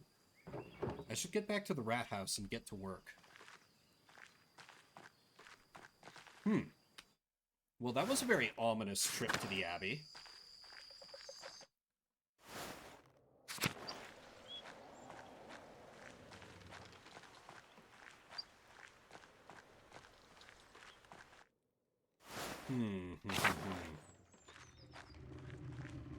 Oh yeah, wasn't there a prompt something about, like, the frogs?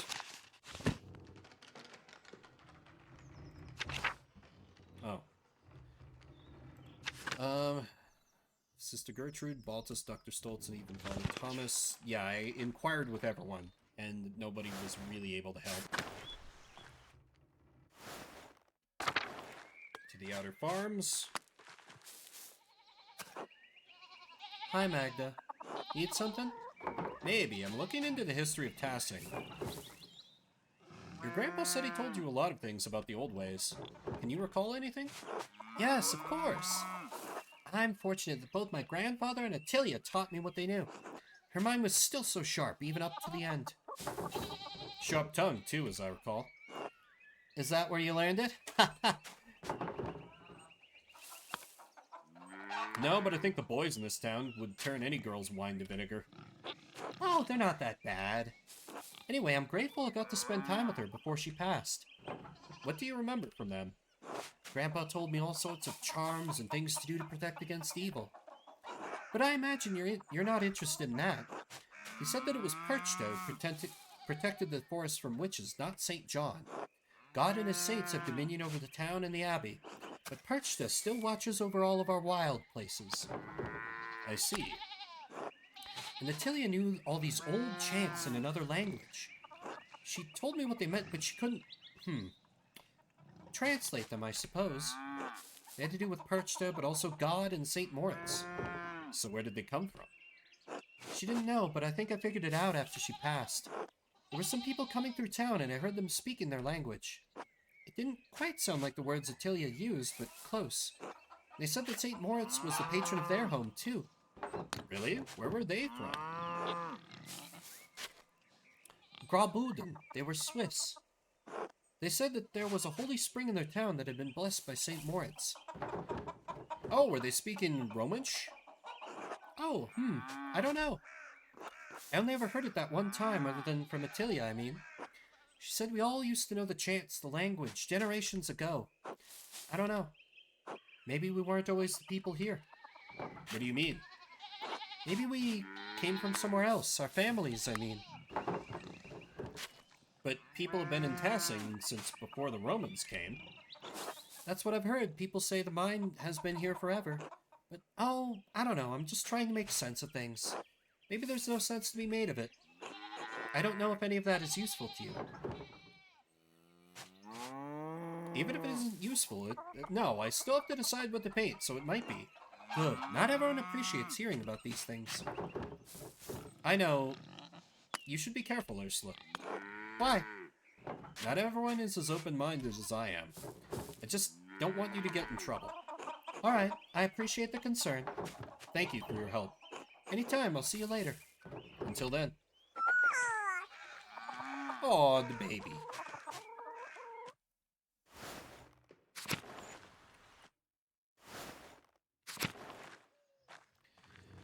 Alrighty, to the rat house and to work.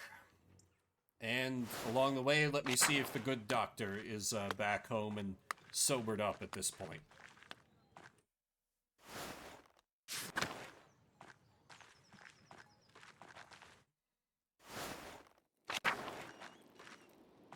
Nope, he kept drinking. God damn it. Magdalene, what do you want? Hello, Dr. Stoltz. I have a book here and I can't read it very well. I was hoping if you could help me translate it. No. No, Magdalene, I can't be bothered by your lack of literacy. You know I can read, asshole. God damn you, I said no. Leave. Well, hey, at least he's not gonna die in the gutter. You're welcome for that, by the way, Doctor. Alright, I'm sure the game is gonna prompt me to make another choice about the mural. So, I'm gonna take a quick break, re-up my water, maybe... yeah, it's getting towards noontime. I'm gonna grab myself a quick snack, too, so this might be a few minutes. More than my usual break, so get up, stretch your legs. I'll be back in a little while, probably like 3-4 minutes, something like that. And then we're gonna keep going, because I think we're close to the end here. It seems like things are starting to come together. So I'll be back in a bit. Hope you'll stick with me.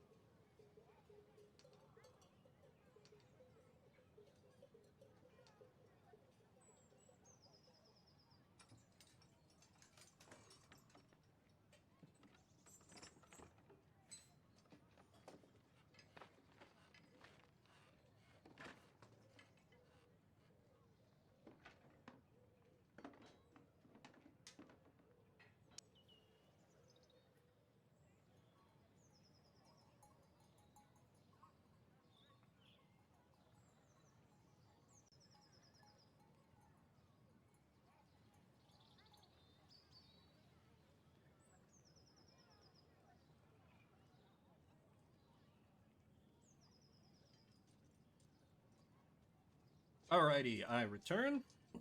Thanks everybody for your patience. Grabbed some water, heated up some chicken wings. I'm good to keep going.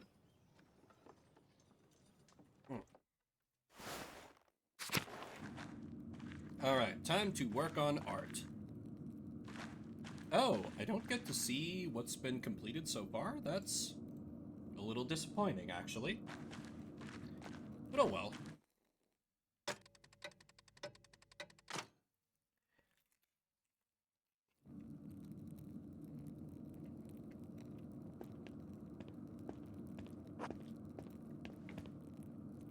Magdalene. Dr. Stoltz. So, you're doing quick work with the mural, eh?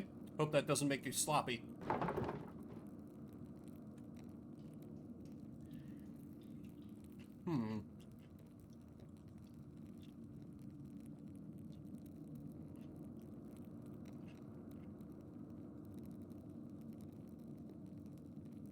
It's interesting. He was decent enough to Andreas, but he's just like a big old asshole to her.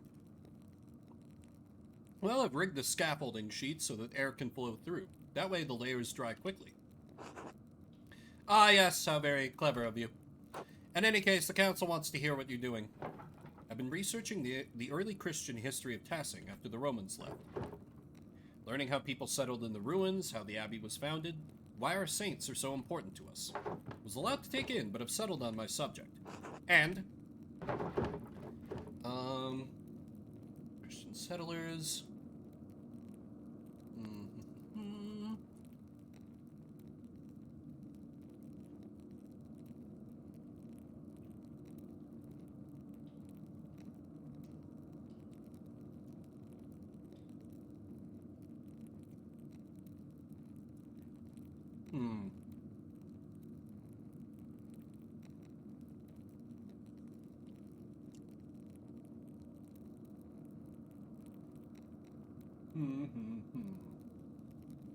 I don't know about this one. I was a little more sure in the last section, but I don't know about this.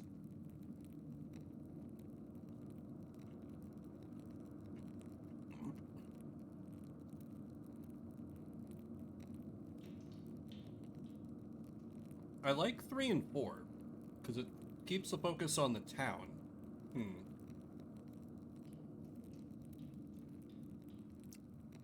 2 is pretty good.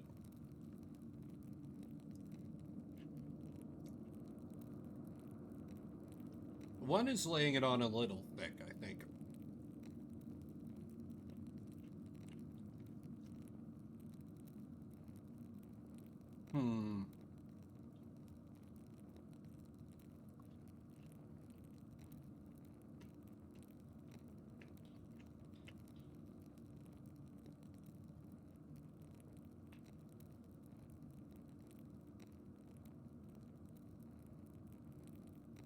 Plus, I think 3 and 4 kind of like, kind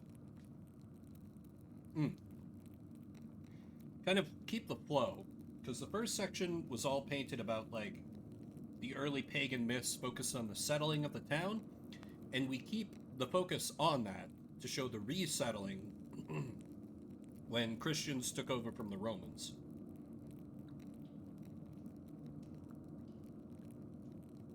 Two is interesting, though, that I want to show history how it happened. That's something in that phrasing strikes me, but like,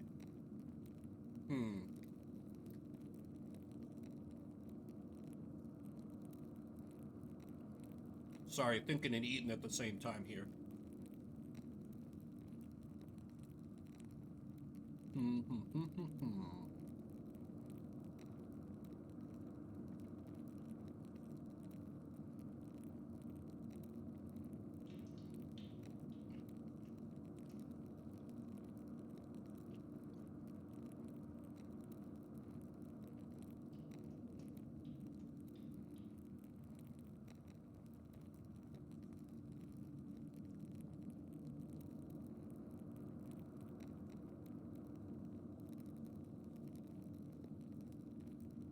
Yeah, I think I'm taking option 3.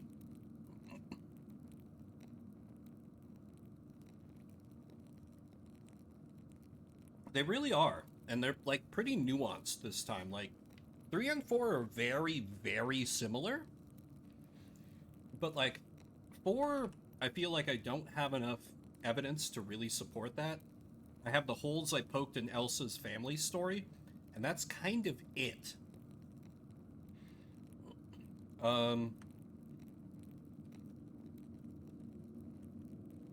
The founding the Abbey is like kind of nice, but it ignores the town, so I think I'll go with option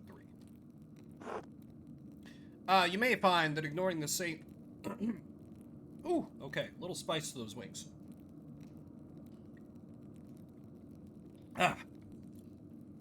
You may find that ignoring the saints in favor of such a mundane portrayal of events is unwelcome.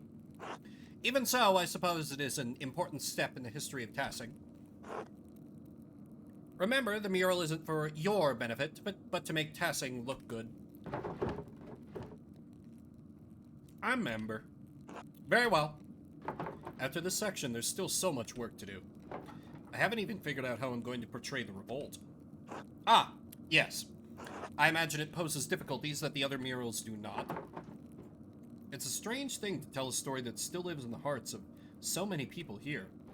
I don't think anyone wants to talk about it. They've all just locked it away. Sounds like you have your work cut out for you. I'll leave you to it then. Oh, Dr. Stolz? Yes? Why do I have the option to ask him about it?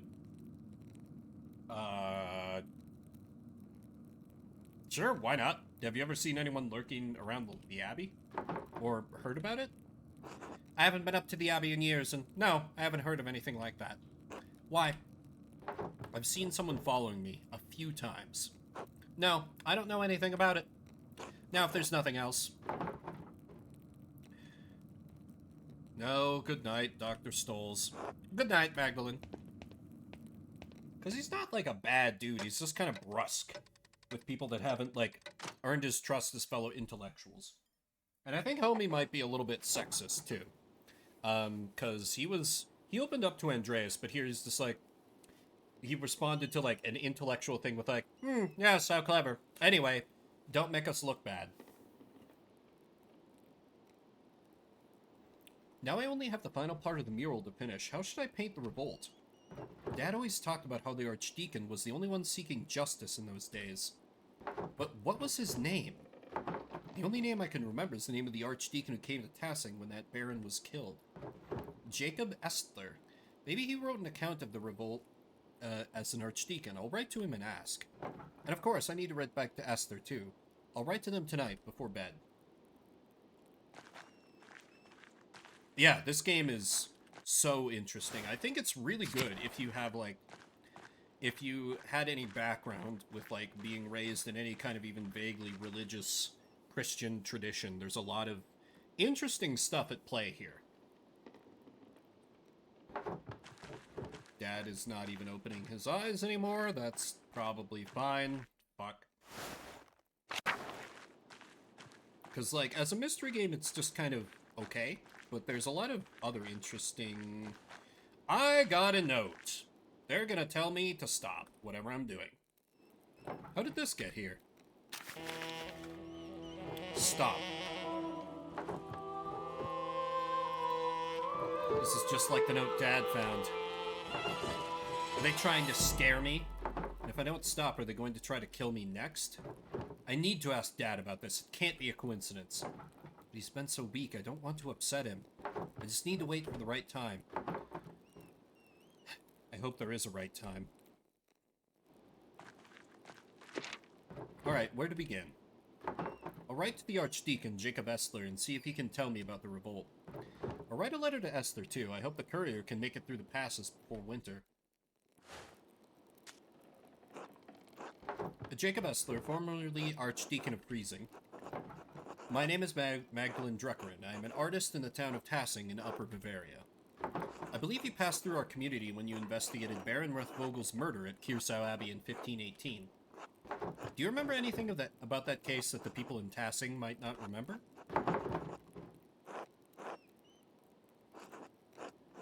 Ooh.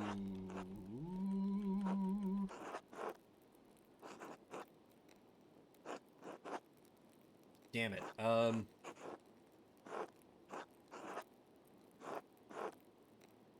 3 is an interesting option. Let me ask pointedly about the notes to provoke the killer. I think, as Andreas, we brought that up to him. I think. In particular, do you remember anything about someone writing notes to provoke the killer? More have appeared in Tassing in subsequent years, seemingly harbingers of death. Thank you for any help you can give. Magdalene Drucker.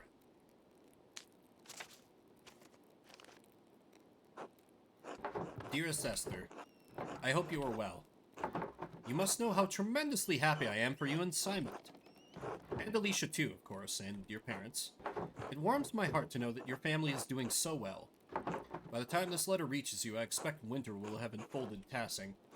It's already freezing at night, so I've reorganized the workshop so that the inks don't deteriorate. Do you have to worry about that in Prague? You've said it snows, but I always imagined it was warmer in winter. Dad's condition is so much worse, and he's in so much pain. Dr. Stotz has been... well, he's a useless asshole. Only God knows why he's such a bitter old man, but he's neglected Dad almost entirely. Some days he doesn't show up, and even if he does, he just snaps instructions at me and rushes off. I just wish I understood why. I worry about Dad. I've asked Agnes for help, but there's only so much we can do alone. He's not going to make it. There's nothing I can do. Christ, I'm scared, Esther. The mural is progressing well, but I can't shake the feeling that someone is following me. I keep seeing this figure around town. After I explored the mines to see Tassing's early history, and then again in the Abbey ruins. No one else in Tassing has seen anything, but some of the nuns say they've seen ghosts. It's the strangest thing, given me a fright a few times already.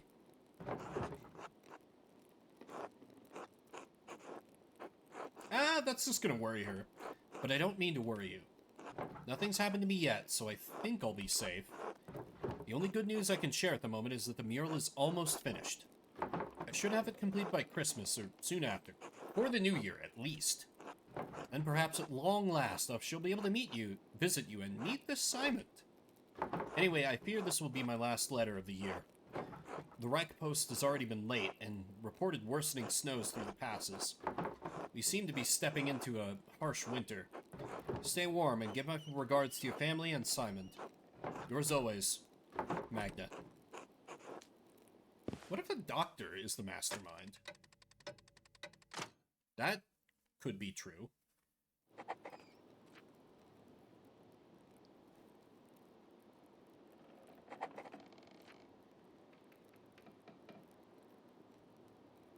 Alright, well.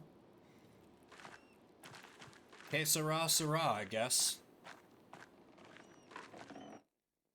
We make sure all is as it should be around the house, because somebody already broke in to leave a letter.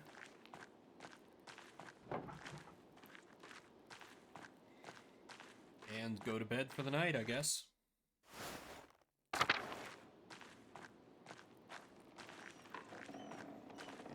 Wait, there's an interact there.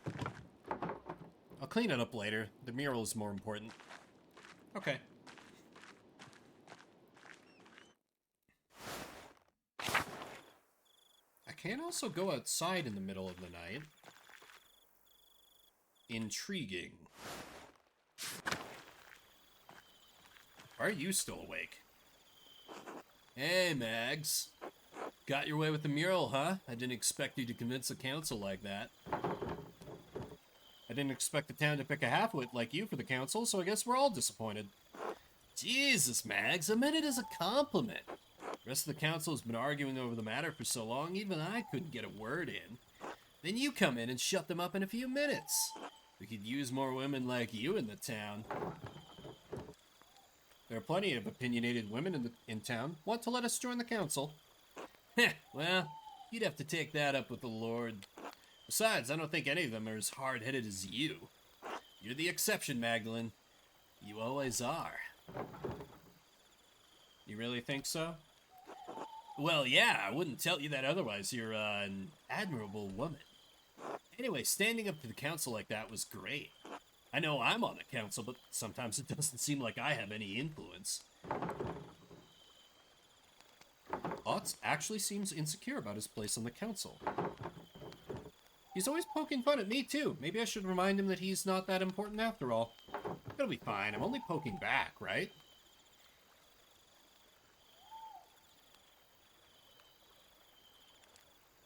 Oh, that he did vouch for me. Okay, you do, though. You vouched for me to do the mural in the first place. Only after your dad did. I still feel bad about that. I should have stuck up for you. Being the youngest one on the council has been harder than I thought. I know Baltus and Werner don't think I'm capable, and even Paul has warned me about being too rash. But Dad died, trying to make a difference in this town. All I'm trying to do is carry on his legacy, but it seems like the others won't make room for any change. Keep pushing, Otz. They're stuck in the past, but we're looking toward the future of Tassing. Thanks, Magdalene. It'll take time, but maybe they'll listen to me eventually. Ah, well, better get back to it. See you later, Mags. It was actually kind of a nice conversation with the kid. If he was like that a little more often, maybe I wouldn't just relentlessly crush his spirit all the time. Why are they letting me walk around at night, though? This is interesting. An interesting option they're giving me.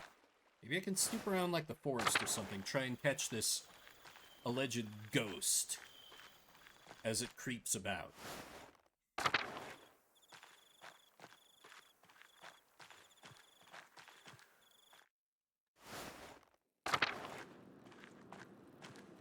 Is the priest doing anything? Oh, you're still awake. Hello, Father Thomas. Can you spare a moment? Yes, of course, Magdalene. What is it? Listen, well, I found this book, but I can't really read the Latin very well. Could you help me translate it? The whole book? Oh dear, I can't afford that much time away from my duties right now.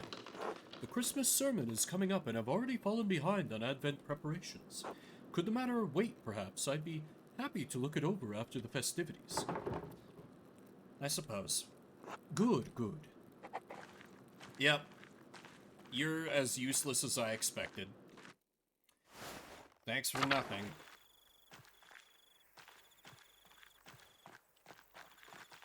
Dead end. Oh yeah, I haven't been able to go to the ruins directly. Maybe now I'll finally get the chance.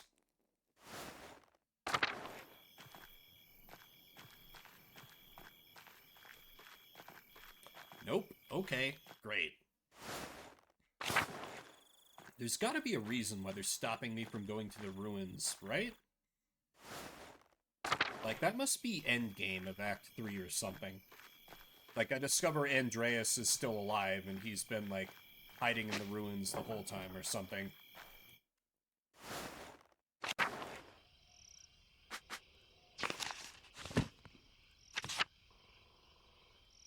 Story of Tassier. It's a dead end.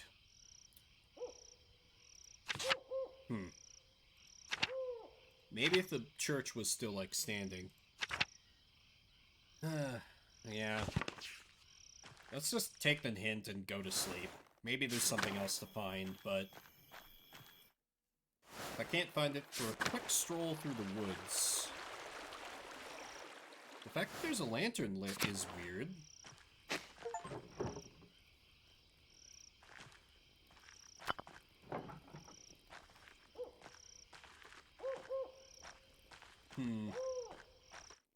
Oh well.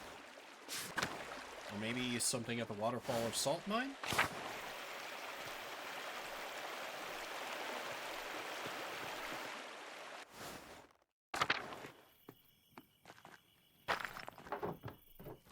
Too busy with the mural, that's fair.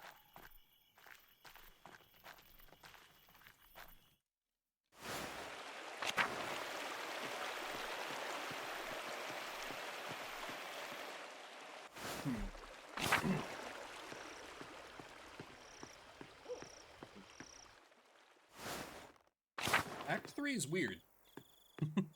It's real weird. After, like, the intensity of Act 2, I'm surprised this has gone on for as long as it has. Straight up. Anyway, let's get some sleep. And hopefully we don't get murdered during the night.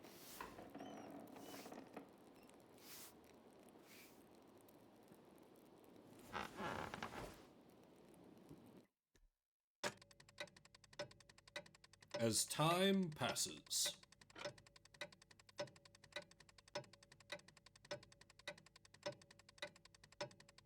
Into December.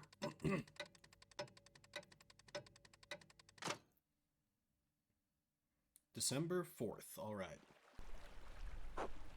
Ah, Mr. Struckrid, only one letter for you today. Look at her bundled up. The pass is nigh impossible to traverse, and the heavy snow is hard on the horse, and me. Anyway, happy Advent, my dear. Thank you, the same to you.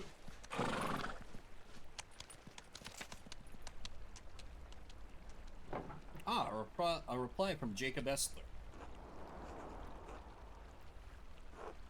Mr. Struckeren, I do recall the Rothvogel case, though it has been over a decade since I have served as an archdeacon. I am no longer associated with the office of the Prince Bishop. In fact, I am no longer associated with the Catholic Church. If you do not mind conversing with a Lutheran, I will tell you what I remember. The notes you mentioned do stir something in my memory. One of the men I questioned at Kirsau was an artist from Nuremberg, Andreas Mahler. He mentioned finding notes written in a fine hand inciting individuals to violence against the Baron. While the scope of my investigation was too narrow to look into the matter, it did concern me. Finding more notes now after so many years must mean their author is still alive, active. If this is the case, a serpent has lain coiled in the bosom of your community for decades. It may lay there still. What causes this serpent to awaken every few years to stage a new killing? I fear that finding the answer to that question may draw you into its reach. However, if you are determined to find the source of the trouble, I believe you must inquire with your neighbors. I urge caution in your investigation into this matter. If the serpent merely sleeps, it may be dangerous to poke into its old resting places. I hope this has been of some help to you. May God bless and keep you safe. Jacob Estler.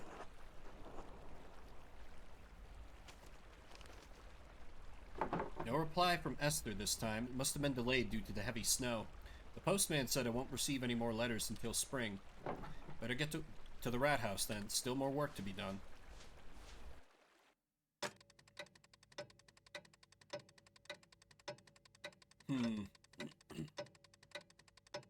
I feel like something was maybe supposed to... Oh god, they're advancing time by a lot.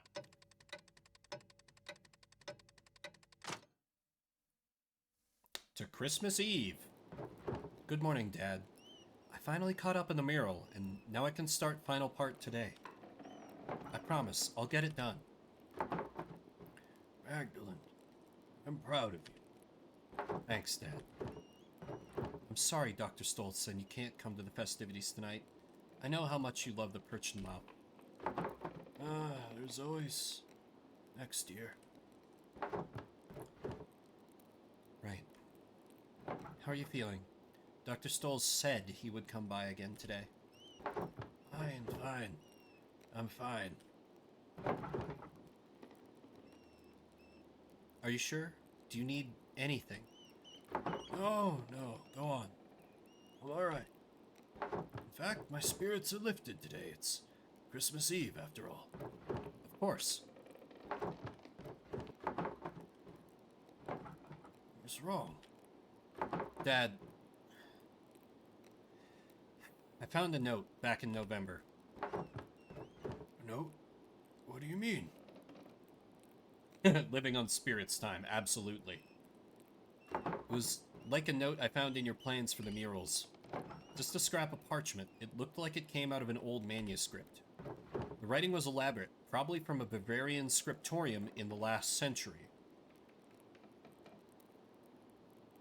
No, that's not possible. Andreas cleared everyone in the scriptorium, didn't he?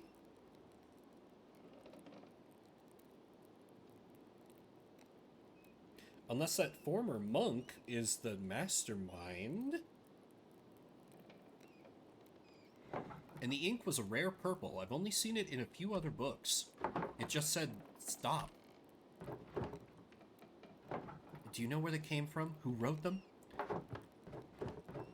Magdalene, Oh god, that must be Otts.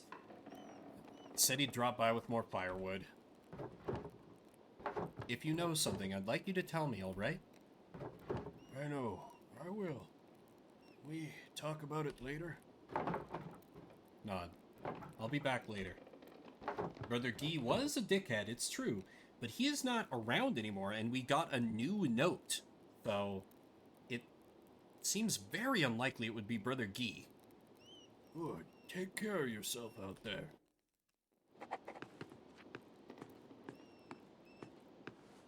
Why is my objective simply go outside? That's very ominous. I'm not gonna like what's about to happen, am I? Morning, Magdalene. Morning, Otts. Cold out, isn't it? Freezing. Makes me envy Nico, able to stay inside all day. Even Andres has his forge to keep him warm. Anyway, here, I brought some firewood for you and your dad. Thank you, Otts. You're welcome. He's like, you're not gonna insult me today? Not even a little? So, how's your dad? You think he can join everyone for Christmas Mass?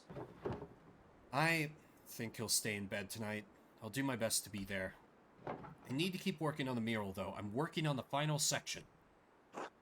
About the Peasants' Revolt, right? It feels weird to talk about. It affected Tassing so much, but we were just kids. I can't remember what happened since I was just a baby. I never even knew my dad. That's what makes it difficult. I need to ask those who were already adults that night, but don't want to touch raw nerves. What if you spoke to people while everyone was preparing for the Christmas festivities? Clara sometimes talks about that night. Mom, too. You might be able to ask them. Wojlav and Matilda are the only two Benedictines left living in Tassing. Maybe they'll talk to me. Huh. I didn't think of that. Still, the mural is for Tassing, not the old abbey.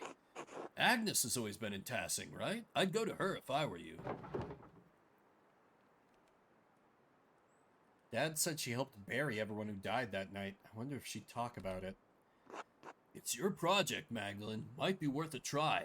I wrote to the old archdeacon about it, too. He thinks that the Baron's murder and Otto's death are connected to the revolt. The who? The old... Oh, never mind. I'll figure it out somehow. Thanks for the wood. See you later, Mags. Ugh. Otts is right. I should start talking to people around town. Better get started if I want to talk to everyone before the Perchenlau. Perchenlau? Folk ritual, drive is... Okay. Traditional celebration sort of deal. I get it. Okay, so let's start interviewing some folk. I don't have any direct investigation I can take part in this time. Hey, Agnes. Madeline Druckeren, I didn't expect to see you today. How is your father? He's not well, honestly. Oh, no, I'm so sorry. He'll be in our prayers tonight. Ours as well. Now then, is there something we can help you with, dear? I have a small favor to ask. Oh, go on then. Spit it out. If it isn't too much trouble, I'd like you all to recount what you remember of the revolt. I'm nearly done with my mural, but I need more details. I was so young, I don't remember much of that night. Oh, for that project of yours in the rat house. I'm afraid I won't have much good to say about the matter, but all right. Come sit down, Magdalene. Don't worry about helping with the wreaths. It took me years to get the technique up to Mom's expectations, so you're better off not helping. You always did fine, Brigitte.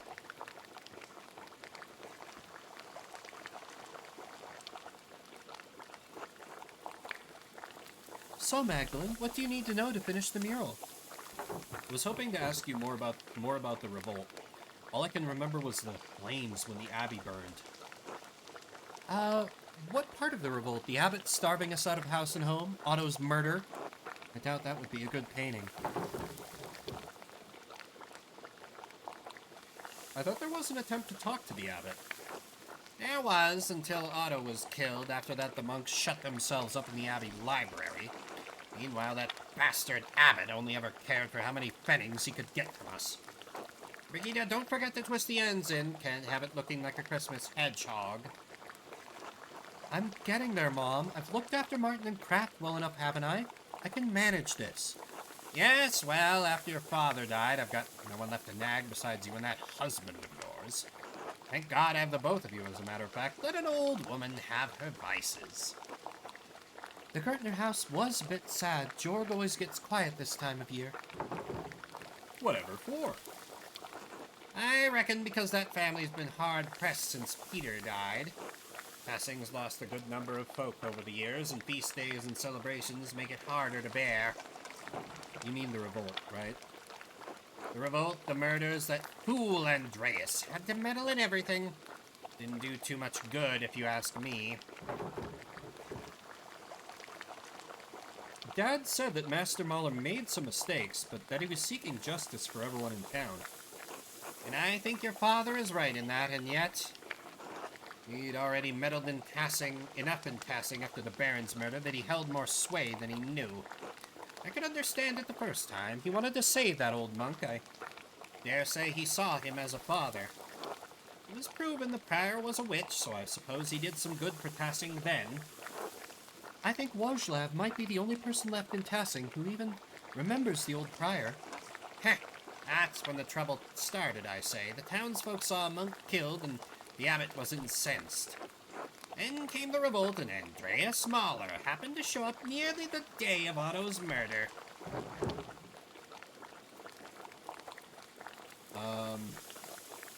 Dad always says the townsfolk didn't stand with the peasants as long as they should have. Heh. Well, I won't begrudge Klaus's opinion, even if he's wrong. Shame it had to happen at all, I think. I knew the revolt was a bad idea from the start. Old Wojlav would be the only one to know what happened inside the old church now before the fire. Some like to say things were always this bad, that violence was the only way, but it wasn't. Life got worse over the years. It wasn't like this when I was a child, not in my grandparents' time either. Sure, the abbot was pinching the townsfolk and the peasants were suffering, but to go against the church? Like you said, things weren't always so bad. We fought to make things right. It doesn't seem like things have gotten much better. They haven't. The Archduke's instituting a new lord over us, and he's been sure to inform us he won't tolerate a second uprising. That soldier warned Peter, but nothing would stop him besides steel. So nothing got better at all? No, not as I see it. The Lord is just as severe as the abbot was and threatens force at every turn. Ah, that's life. You can struggle and die to accomplish something and nothing changes. Heh, the dead are luckier. They died believing they changed something. We're stuck with a harsh reality. This is all you've known, Magdalene. You've grown used to it. We all have. Thank you for sharing your story with me. It's important to share our suffering with the younger generations. Maybe they can change something. Good luck on the mural, Magdalene. Good luck, Magdalene. Oh no! Oh no, am I out of time? Do I not get the chance to interview anyone else? Okay. I thought they were gonna straight up time skip me. Okay, now that I know I'm limited on time, next thing I need to do is to make sure to interview the former Benedictines, because they're gonna have knowledge no one else does.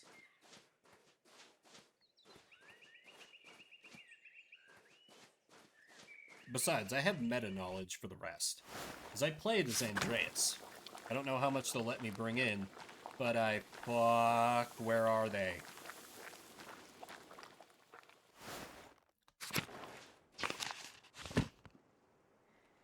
Dirtner Farm, Golden... Oh, maybe they're at the inn. That would make some sense. I'm sure that they're keeping the public house nice and warm.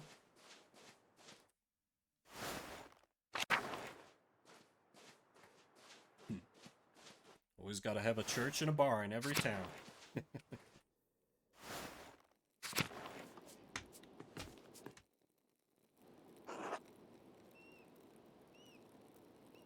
Well, if it isn't Magdalene? You're learning everyone's names during your stay? Alas, it appears the good people of Tassing are the only audience I will have until the pass is clear. It seems only right that I attempt to put myself on friendly terms with you and your neighbors. I apologize for not introducing myself sooner. I'm Alexander. This is my partner, Casimir's. We are musicians by trade, travelers by necessity. The weather trapped us on our way back to Wurzburg for a Christmas celebration. I'd hoped to win the Meistersinger competition there, but alas, we are trapped here until the pass is clear. How are you finding Tassing? Everyone has been quite kind, and no one has thrown anything at me for my music. Considering the circumstances, I'm counting that as a success. I have to admit, I was quite upset that I had missed my opportunity to sing at the competition.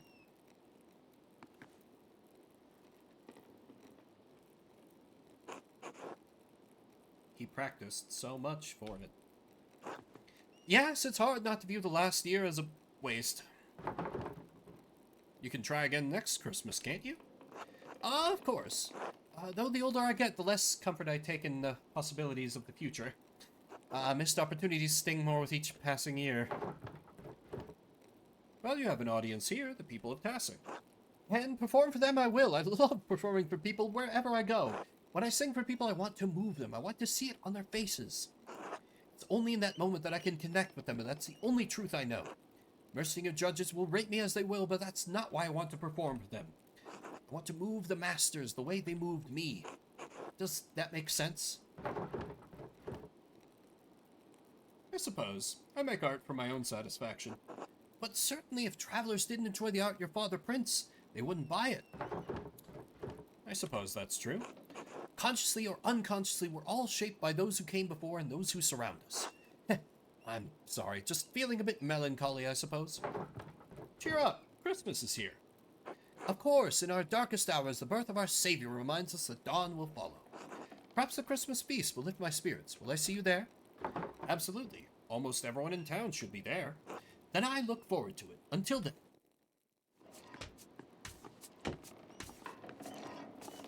Hey, Wojlav, buddy old pal. God bless you, Magdalene. Hello, Wojlav.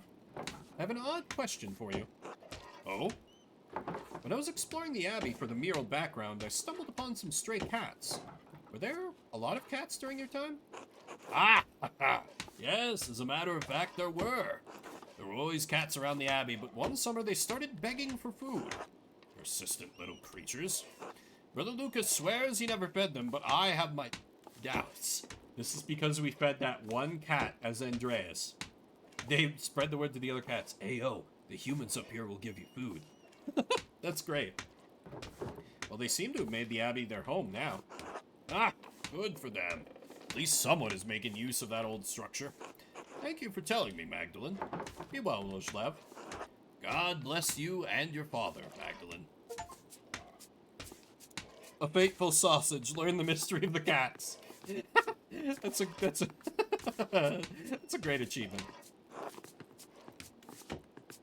No, do I not get the chance to talk to them? Hello, Magdalene. Hello, Magdalene. How's the weather? We've been prepping for the feast in here all day. Fresh and brisk, perfect for a walk. Ugh, better you than me. I'll stay in here where I can keep my fingers warm. You'd better keep your fingers out of my dough, Master Bauer. I didn't do anything.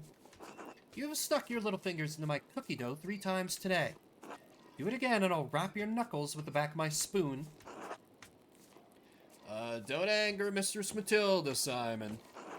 Yes, sir. Sorry, Mistress Matilda. We need enough dough to make cookies for the entire town. You can't be eating it all. Anyway, what did you come in for, Magdalene? I was hoping you could tell me what you remember of the revolt. I was too young to remember much of it. No one ever seems to talk about it, and Mistress Matilda and Master Wojlav, you two are the only ones left who used to live in the Abbey. The only ones who stayed, anyway. Matilda and I had been friendly enough with the people in town. We put it behind us in time. You can imagine the other brothers had little reason to remain. Poor old Adok's heart gave out that night. It's all too much for him. God rest his soul. Not sure what happened to the others. All gone in any case. The whole thing is a sensitive subject, Magdalene. Why are you asking?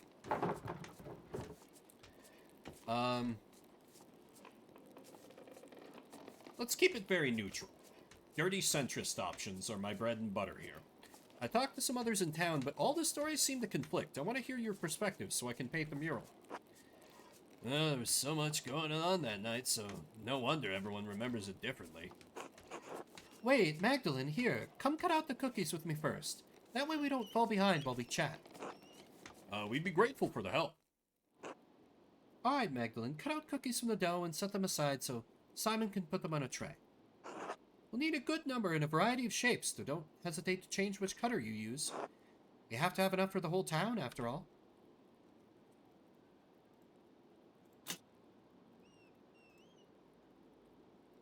Oh, I can do rotate as well.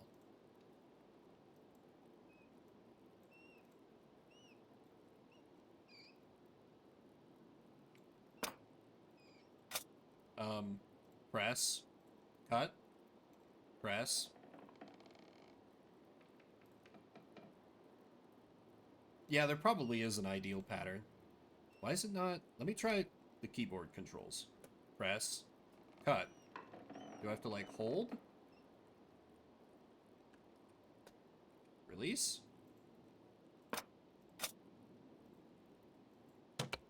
Okay. There we go. It was, I guess, just, like, having a fit about me, cutting so close to the edge of the dough or something. Oh, well, that's a nice one, the acorn. Oh, that's why it was red, of course. We cut out some circles. Try and maximize my circle usage.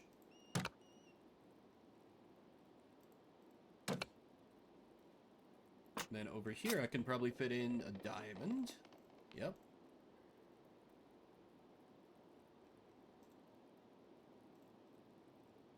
Nope, it don't like that. Bird, then?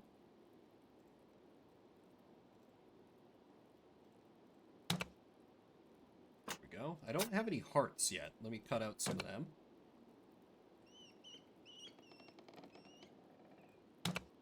No, that... Shit. Okay,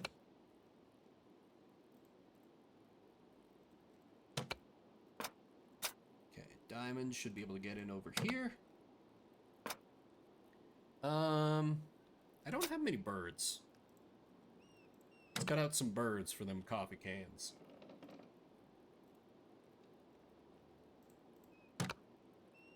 They're a good, like, kind of filler shape in between kind of the rows I'm making here.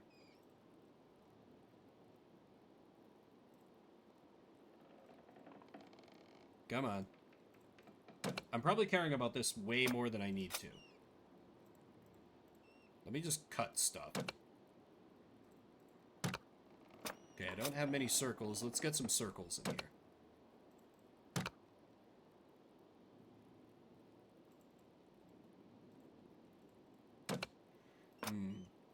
Be making cookies myself later on today. It's got me looking forward to them. Though I don't have any fancy cookie cutters, I'll just be making them in basic round shapes.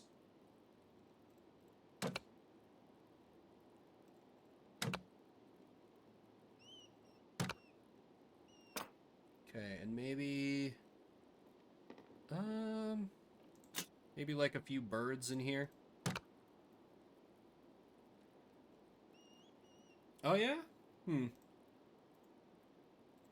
I could, but I don't know. It seems like extra effort. It's not like the different shape makes the cookie taste any better.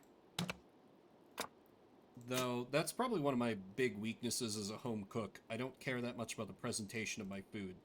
So long as it tastes good, I'm like, yeah, that's good enough. Besides, I'm only cooking for me. So it's fine, I think. Okay, that seems like a, decent amount since they're being dicks about letting me cut here. Unless I can... No. Yeah, let me just call it good there. Oh! Got an achievement. Cookie Master. Cut enough cookies for everyone at the Christmas feast. Hell yeah. Oh yeah, no icing. These are very basic, just buttery cookies. There's not even that much sugar in them, which appeals to me. Are you done? These look wonderful, thank you. You can make more if you want, but it looks like we have enough. I think that's good for now. Thanks for helping, Magdalene. We'd better keep going if we're going to have everything ready by the procession tonight. So, what can we tell you, Mags?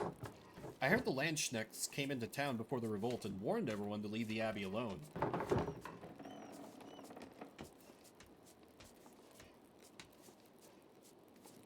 Ooh, nice. Yeah, I'm just kind of gearing up for a lazy Sunday regardless of the weather. Had things really been talked out? Or was it too late by then? There were some people who wanted to talk. Master Mahler worked hard to keep the peace, but after Otto was killed... Oh, Andreas, a shame how he died. We at the monastery were fond of him. Dad said he was instrumental in keeping the revolt from getting out of hand. He regrets not standing by him. Nice. Yeah, we've had a few rainy days here. Of course, it's a lot drier in my part of the country. But we've had an unusual amount of rain here lately. It's been nice. Yes, he was. He had a personal dinner with the abbot to try and discuss things, I believe. Pity they couldn't come to an agreement. Yes, Andreas did a lot of good for Tassing, and Kirsau too. Even if the old abbot failed to admit that. He even revealed corruption in our own midst. The old prior, Fenric, had been doing witchcraft in the church. I still grieve that he died in the abbey fire. I know your father does too, Magdalene.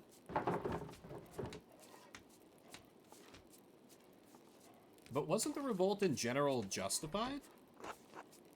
Yes, I think so. We couldn't even collect in the forest without a fee. Dad kept saying we couldn't live with higher and higher taxes.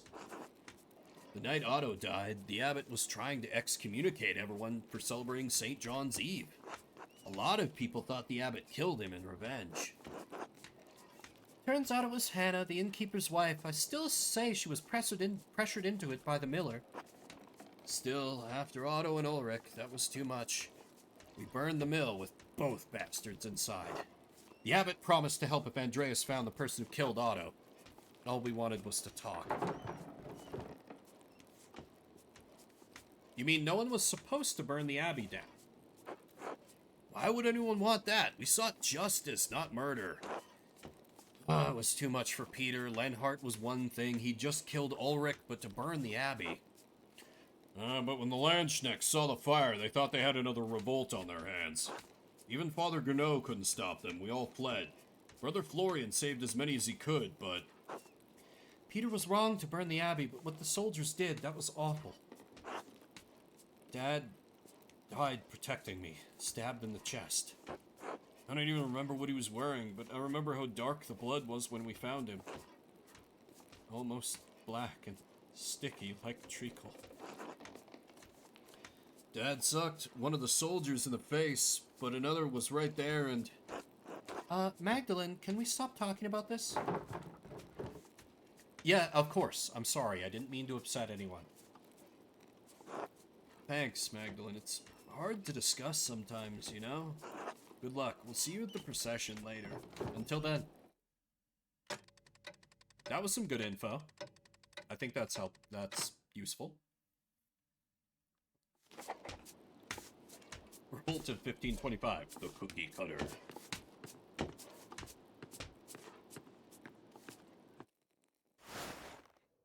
So what leads do I have left to look into at this point? Some monks and nuns at Kirsau. Agnes, Clara's husband. Clara's husband was right in the middle. Who's Clara's husband again?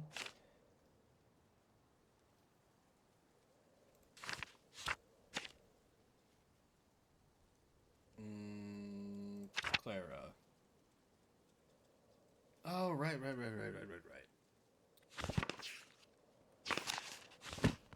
Right, that's why the Gertner farm is marked. Okay. Makes sense.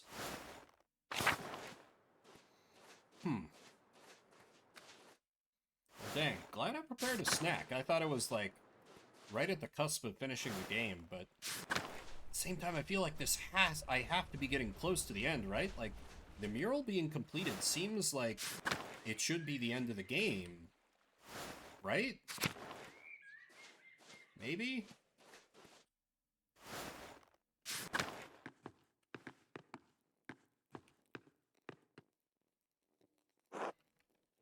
Hello, Magdalene. I would have thought you would be working on the mural today. What brings you here? I would like to sit with you and ask how you remember the rebellion so I can paint it, if that's all right. That was a sad time. If it will help you memorialize those we lost in the revolt, yes, I'll answer a few questions. I don't mind. I was a little older than you, so I probably remember more, Magdalene. Oh, of course, Magdalene. We'll tell you all you want to know. I've been looking forward to seeing the mural for some months. Come now, sit with us.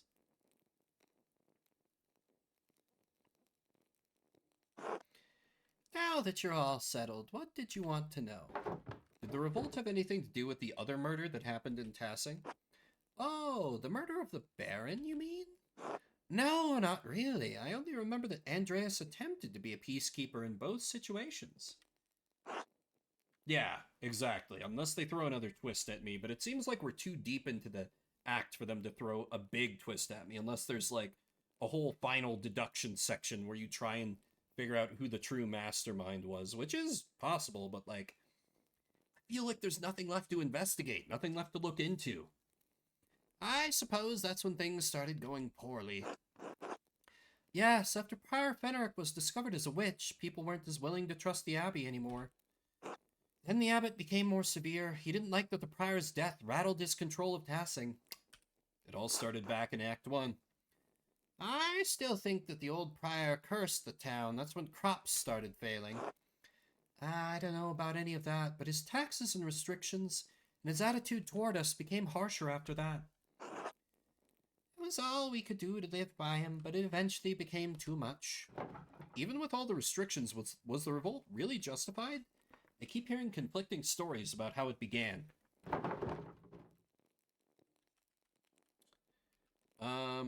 Agnes blamed Andrea. No. I know things were bad for the peasants, but was it worth all the loss? You wouldn't remember it, Magdalene, but the abbot forced us to starvation. We would have died either way. We did everything we could to keep things from getting violent, but the Lord had other plans. I remember how sick and hungry I was all the time. Grandpa kept saying it hadn't always been like that. All was fine until Hannah, Nico's wife, killed Otto because she feared what would happen if the abbey shut down. Well, my husband wouldn't let that rest. We all wanted justice. When that soldier arrived and threatened us, all the townsfolk pulled away except for you and Ulrich, Gret. No, Clara, I'm afraid even I was intimidated and begged Ulrich to leave the matter be. My husband alone stood with the peasants. Dad always talks about how he regrets that choice. That's why I wanted to paint the mural. Your father is unique in that regard. Most of the other townsfolk see the revolt's failure as proof that it was doomed from the start. Truly, if the entire town banded together, we likely could have succeeded without violence at all. By then we were so starved and wanted justice so much, Peter truly thought success was possible. There was still some discussion. Ulrich and Andreas wanted peace. Then that fucking Miller protected that bitch. He always hated us, thought he was better than us. Ursula, language. What, Mom? It's true. Lenhart even shot Ulrich out of nowhere. It was unprovoked? Yes, Lenhart always did hate the rest of the townsfolk, and he would take advantage of anyone he could. My husband sought peace to the last. He was a martyr to us.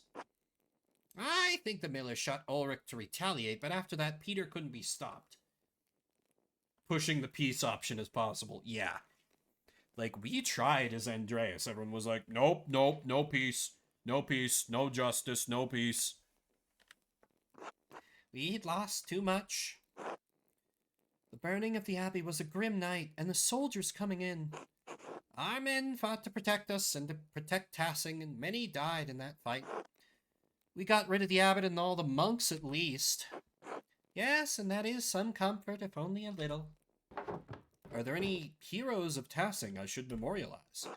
Dad, definitely. Peter always wanted the best for Tassing, even if he acted rashly by setting fire to the abbey. I hope you can portray him in the best light, Magdalene.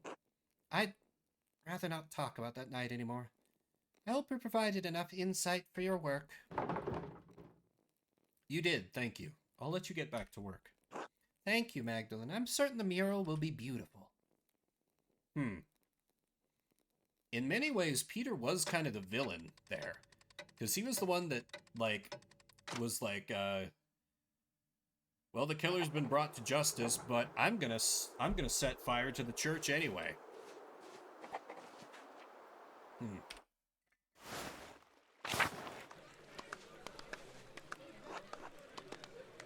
Everyone's so damn cold. Christ, it's too damn cold. You shut your mouth, boy. We've done this festival every year. You won't die standing here for 5 minutes. Oh, good. You made it, Magda. I was getting worried you would miss the procession. Oh, and miss the perch and lout for the world. The costumes are just too wonderful to miss, aren't they? Remember the mask scared me when I was little. Shh! Starting! Oh, Artemis looks so lovely. I'd love to be the bright saint one year, leading off all the demons into the woods. That's the only type of boys that'll follow you, Artemis. Apollo, stop that. Sorry, Mom. Christina, see the perch then? So scary. I don't like it. Shh, Andreas, you're all right. They're only costumes. Big masks that our neighbors are wearing, remember? Oh, it's so cold. Magdalene, would you want to be the bright saint or one of the Perchton? Oh, Perchton, they're so spooky. I think the masks would get stuffy, but it would be fun to take part. You'll get your chance, don't worry. Passing's done the Perchentlauf as long as I can remember. Everyone in town's been a part of the procession before. Well, except for you young ones yet.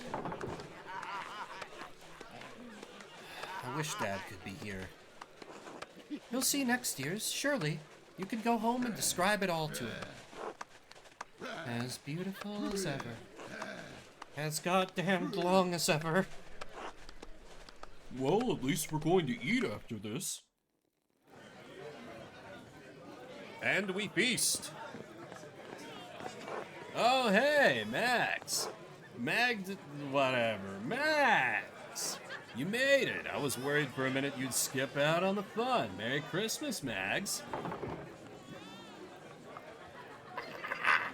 Yeah, it's time to continue being a bitch. You're such a lightweight, Otts. I'm not interested in someone who can't hold their liquor. Christ, lay off, Mags. It's Christmas. Besides, it's not my fault I'm not as large as Big Jorg. The man's already had 3. Alexander and Kaz look like they're gonna play something, too.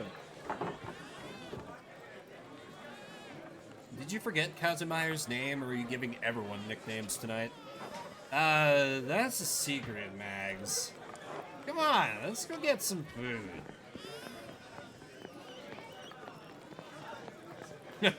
The table of intellectuals up on the balcony. Hey! Everyone listen up. Jorg would like to speak.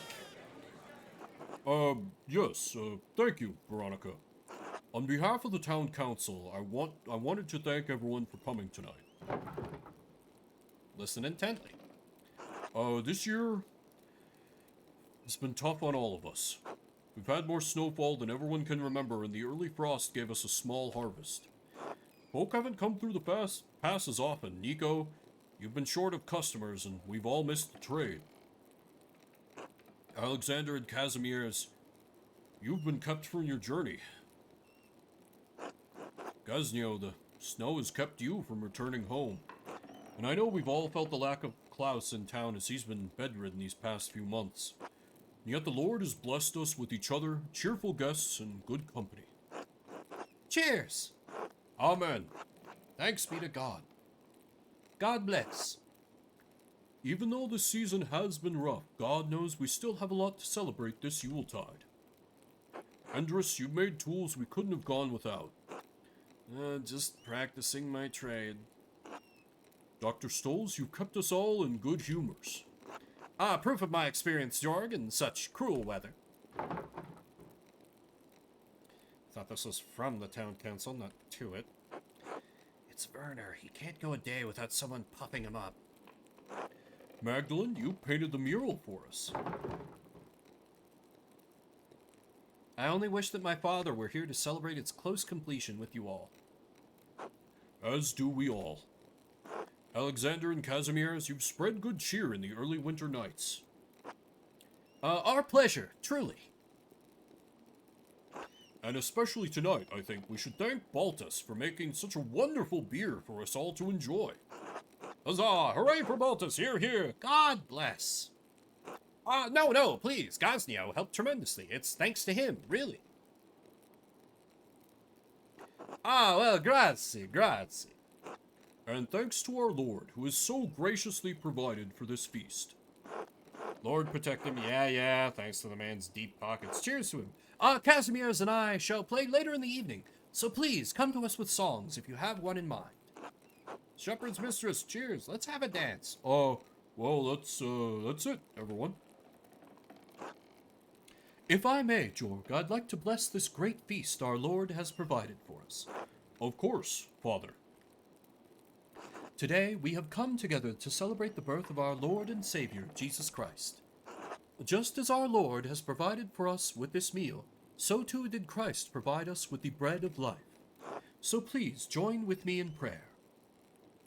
Bless us, O Lord, in these thy gifts, which we are about to receive. Through Christ our Lord. Amen. Amen, amen, amen, amen, amen, amen, amen, amen, amen, amen.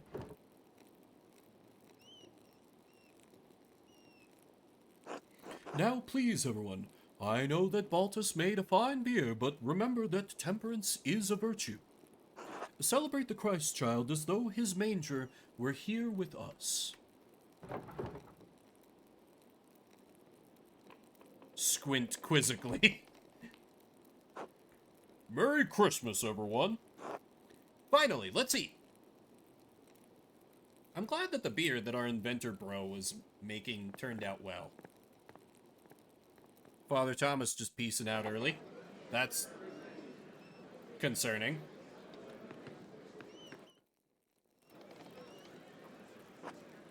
Magdalene, you finally came over to say hello. Hello again, Otts. Hello, Magdalene. Happy Christmas, Eva, Till. Magdalene, how good to see you. How's that mural coming along in the rat house? Almost finished with it, I hear. That's right. The last I heard about, we're still working on the middle section. The history of the saints, right?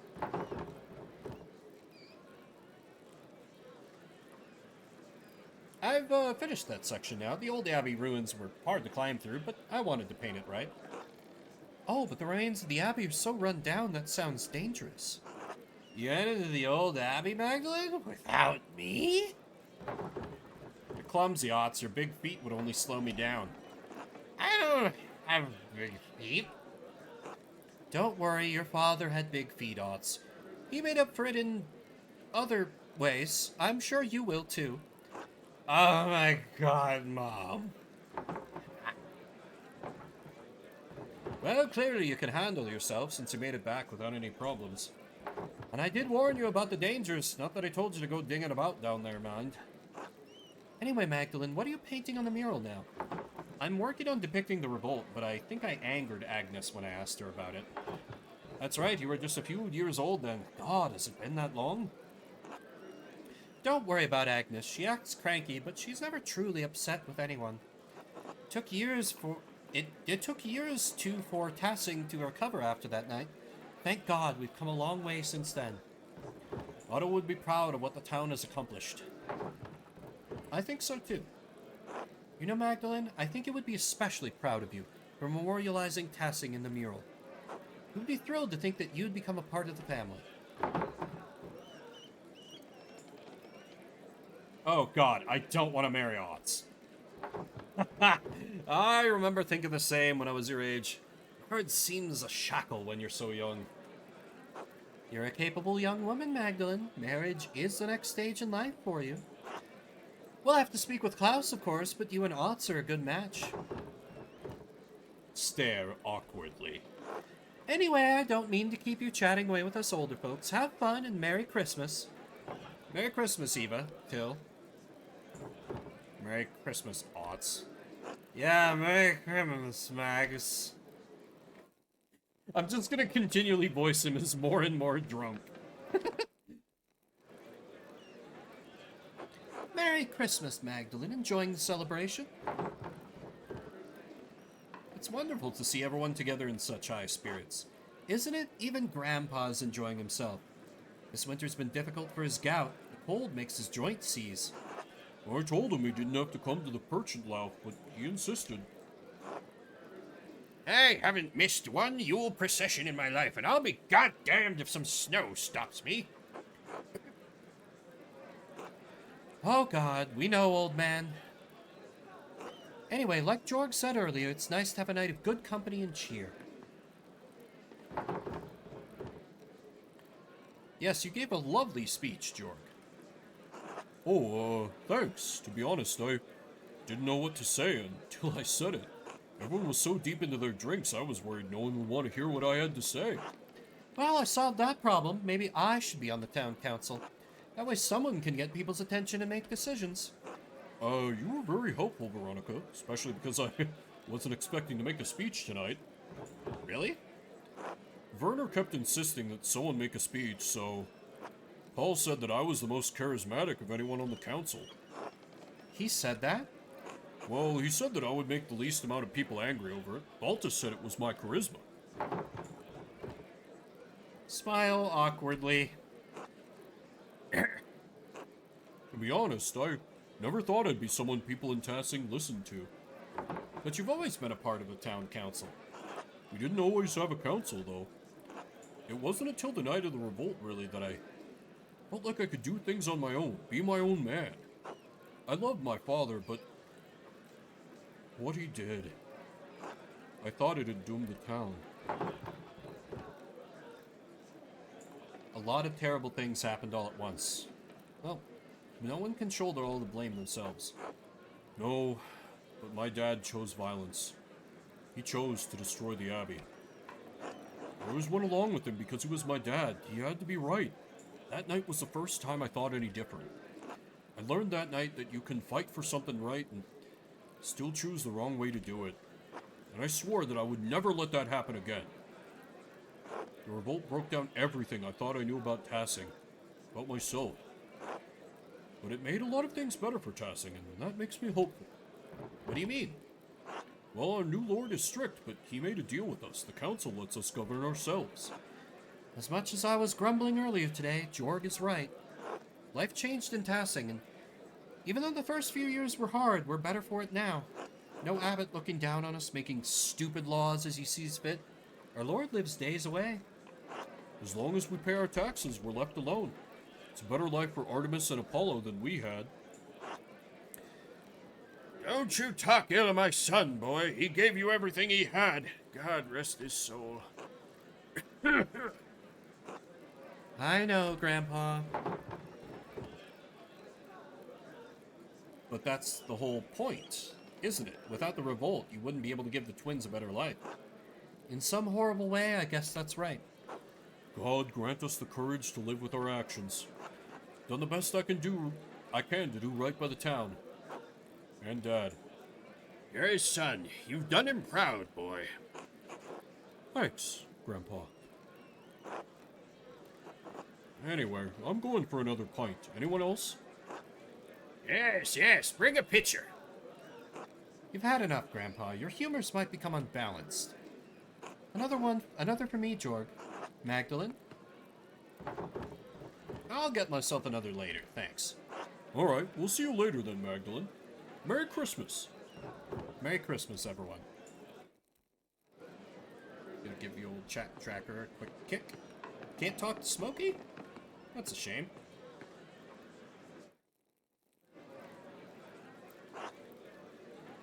Hello, Magdalene. Happy Christmas to you. Good evening, Magdalene. Merry Christmas, you two. Ulrich, Andreas, say hello to Mistress Druckerin. Hi. Hi. Oh, Andreas, don't be shy. You know Mistress Magdalene. Sorry, Magdalene. He's still a bit quiet.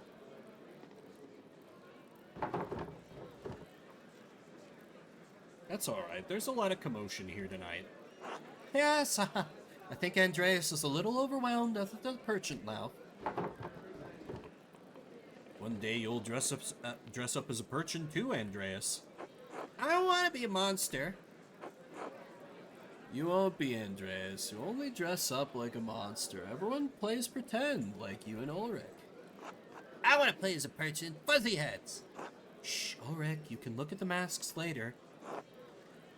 How did you like Jorg's speech, Magdalene? I liked it well enough. I guess someone had to say something. It's only right that it should be a council member. I don't think he was expecting it tonight. Paul put him up to it. Well, Werner insisted someone on the council make a speech. I didn't particularly want it to be me, but Jorg did it justice. You can always count on him to speak from the heart, especially a few drinks in. Truthfully, I think much of the town needed some encouragement tonight. Passing hasn't had such a hard season since the revolt. Yes, I'm sorry. It's Christmas. We shouldn't speak of such sad times. Let's toast to better days then. Cheers to that. Although, there's an old Latin proverb Dad used to say to me. Ignis aurorem prot, miseria fortes viros. Fire is the test of gold, misery is the proof of strong men. A saying from Ovid. Was it? I never knew. There's no question, but the revolt left Tassing worse off, but seeing the town now gives me hope. You're an artist, Magdalene. I think you can see it too. I think I do. Things seem brighter for Tassing somehow. Yes, those miserable days gave us the resilience we needed to push ahead, to make things better. The next generation, like you or Jutta and the twins, you saw what it was like to fight for yourselves. Stand up to tyranny, even at the cost of losing our homes and lives. To be honest, most nights I'm grateful for the revolt. Really? Oh yes, you wouldn't remember, but life was already terrible before that night. The revolt burned away the deadwood that had rotted Tassing for decades. God knows my father was an evil man. His death released me from years of fear. The revolt gave me the courage to face him, to become better than him. I think something of the same happened when the Abbey was destroyed. That's a very optimistic way of looking at it. Things had gone on as they did. Well, I doubt we'd be having such a Yule feast tonight. The cost was high, but it resulted in just as much joy as grief. I hadn't thought about it that way. You know what? Big ups to Paul. That's like, it's maybe a little like kind of washing away the tragedy that happened, but it's a good way to spin it towards optimism for the future, I suppose. It's a good way for like a town leader to think, I think. Because of the revolt, I could marry Paul, and we could supply grain to peasants at a fair price. Our children would grow up without the fear that ruled over my life as I got older. No moment of life is entirely good or bad, Magdalene. What matters is how we choose to see it. I don't know. I don't see how my dad's attack can be anything but evil. Keep hope, Magdalene. The Lord helps those who trust in him. Don't forget to take some time to have fun tonight, alright? Mommy, I want a cookie. Shh, don't yell, sweetheart. Excuse us, Magdalene. It seems we have cookies to fetch. Of course. Merry Christmas to all of you. Merry Christmas, Magdalene. Paul's a good kid.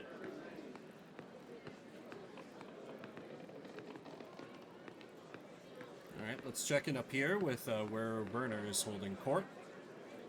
I like everyone at the table aside from him. What? Merry Christmas, Werner. What's merry about it? Friends and family coming together to feast? Family, friends. Who needs that shit? By the grace of God, you do, Werner. Did I ask you, Balthazar? No, no, be merry, my friends. Drink and be merry. Finally, someone with some sense. You two have been fighting for you. Jesus. Don't incite them to violence. Not on premise. The devil caught your tongue, girl. You usually have plenty to say. Do not be so uncouth towards our friend, Werner. Please, I have heard enough of your righteous moralism.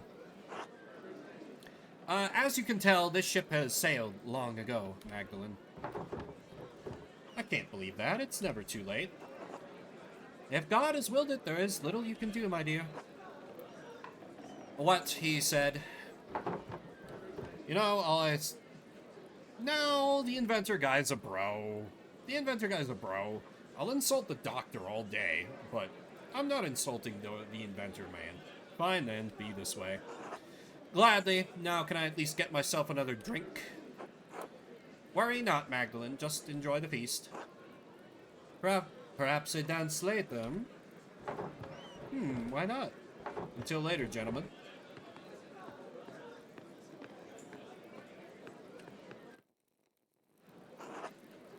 Happy Christmas, Magdalene. Magdalene, dear, Merry Christmas.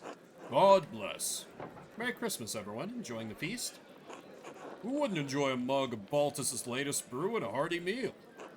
With what effort you went into tenderizing the meat, I'm not surprised at all. I am but a tiny part of a larger whole. Looking at your belly, you're hardly a tiny part. I am as God made me in his infinite wisdom. And what a blessing that is. I'm glad you're all in such a good mood. No other choice on a night such as this, witnessing the joy of a community brought together under one roof. Listening to the laughter of families, of children I won't ever have. The children none of us will have. We could still be blessed. All of us. We're too old, Wojlav. It is as it is. Amen. I certainly managed to bring the mood down. Oh, it's not your fault, Magdalene. When you've been through a lot and happen to reminisce, you sometimes end up here. Everyone has regrets, but you live with them. Even as I didn't find anyone to marry, the work I do now is precious. Solace is where you find it. Well, I at least hope you find yourself continuing to have a pleasant night. Bless you, Magdalene. Enjoy the feast. God bless you.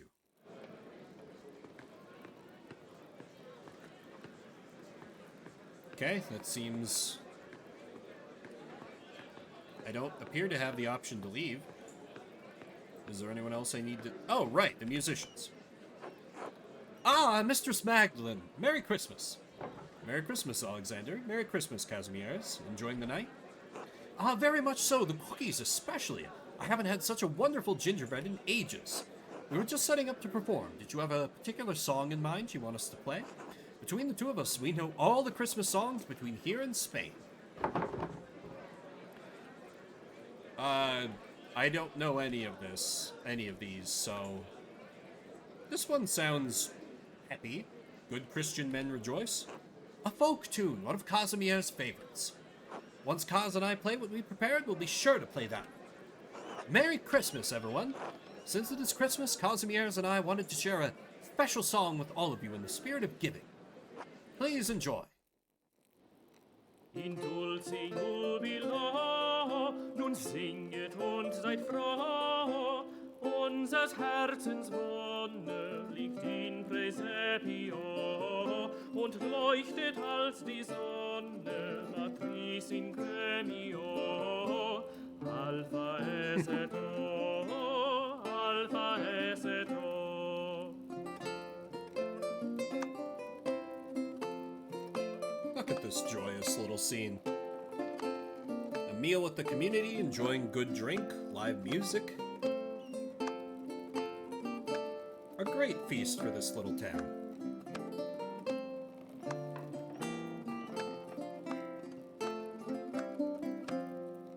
O Jesu Parvule, nach dir ist mir so weh, tröst mir mein Gemüte, o puer optime, durch alle deine Güte, o Princeps gloriae, trae me poste, trae me poste.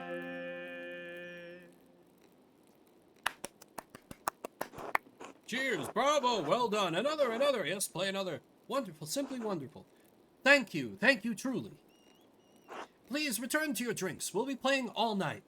Happy Christmas.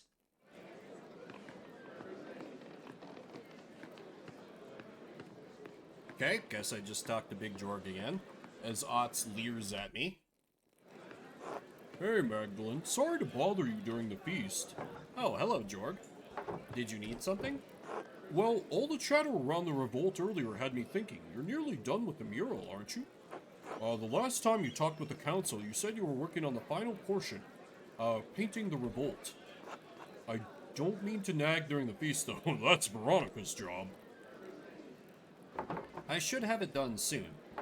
I've been listening to people around town talk about the revolt so I can get a better idea of how to paint it. Everyone has a different idea of how that night happened, but I think I've finally settled on how I want to depict it. Yeah?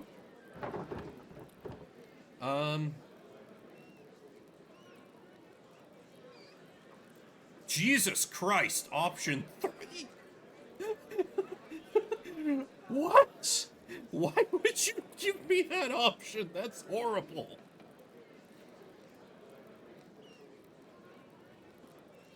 Paint the ruined abbey surrounded by everyone who died and their families. Oh my god.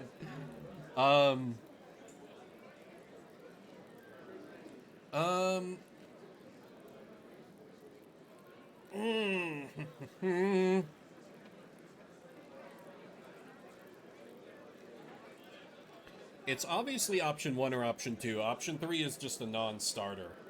Honor the peasants, and like we memorialize Otto specifically, that's nice.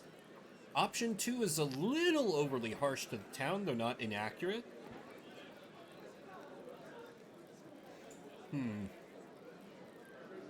Yeah, you know what? This is a house of the people. It should represent the people. Option 1. That's a good perspective. Shows what happened without being too detailed about, well, what happened. I'm sure everyone will love it. Klaus would be proud of the design you picked. Eva will like that especially. Anyway, I'll get out of your way. You've got better things to do. I think Otz was looking for you too. He always is. I think I'll actually go home for the night. I've had enough of Otz's flirting, and I should check in on my dad. Tell him hello from all of us, alright? I will. Good night, Jorg. Good night, Magdalene.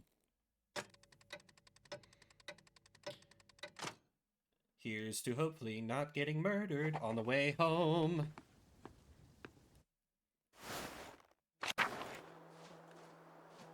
Fuck, no, not you. Okay, good, you're not having vision. God bless you and Merry Christmas, Magdalene. Oh, Merry Christmas, Sister Amelie. Were we bothering you with the noise next door? No, not at all. Hearing people celebrating Christ's birth brings me great joy. Christmastide should be a heartening time of year for us all. I always think there's something healing about coming together to celebrate Christmas. All of us are part of the body of Christ. When we come together in fellowship, things are made whole. People need Christmas in the depth of winter to remind them that spring will return. And we will all have a chance to live again. Magdalene, who is that?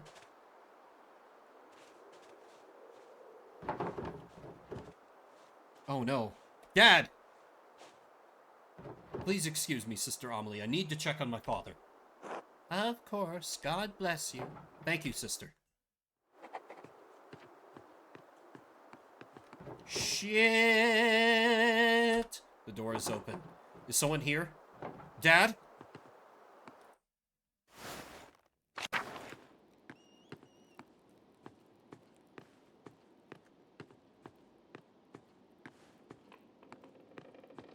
Nothing messed up about the workshop. Please don't be dead. Please don't be dead. Please don't be dead. Please don't be... Oh, thank God. Magdalene, is that you? What's the matter? Oh, it's nothing, Dad. Just checking in on you. I always appreciate it. I'm worried about you, Magdalene. You're worried about me? You're working too hard. I know taking care of me takes up so much of your time. I know how hard you've been working on the mural. I wanted to finish it for Christmas. I know. Damn near an impossible task given the size of that rat house. Well, maybe if you did just one wall. I'm not gonna make it, Magdalene. I know. It's alright. This is just life. I'm glad I'm going before you, even if it's sooner than either of us would like. I've already seen too much death in my time. I just wanted to show you what I could do. I wanted you to be proud of me. I have been, every day of your life. You've never needed to prove anything to me. I wish I could stay to see the mural when you finish it, but I don't need to. I know it will be more beautiful than anything these old hands have ever made. Don't say that. It's true, though. I mean, I got along all right. I always knew you would surpass me before long. You can already see things that I never could. See things and make them real. I'm trying. You're doing it. Whether I die tonight or tomorrow or the next day, I'm not going to be here much longer. One morning, you're going to wake up and you'll have to do things for yourself. Love things for yourself, and you'll have to share it with the world. Love is the only reason to do anything in this life. Oh, all this talking. Too much. Could you bring me something to eat? Of course, Dad. You haven't eaten all day. And I believe I missed the Christmas feast, too. I can't believe no one brought me a cookie. I'll go get some soup.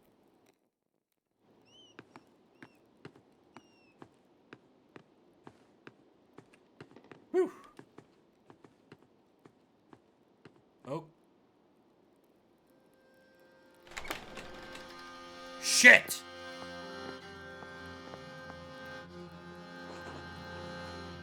Klaus. I'm sorry, Klaus. About everything. You're here. Oh my God, is this Andreas? Did he not die in the fire? He just faked his own death so... This is fucking Andreas, isn't it? I've been trying to keep Magdalene safe. I've been trying to figure it out this whole time. After the fire, it's all I could think about. That and them. They've never left me. They're all still there, all in the dance of death. The Baron, Piero, Fenerick, Hannah, Peter, Otto, Caspar, August. And now you.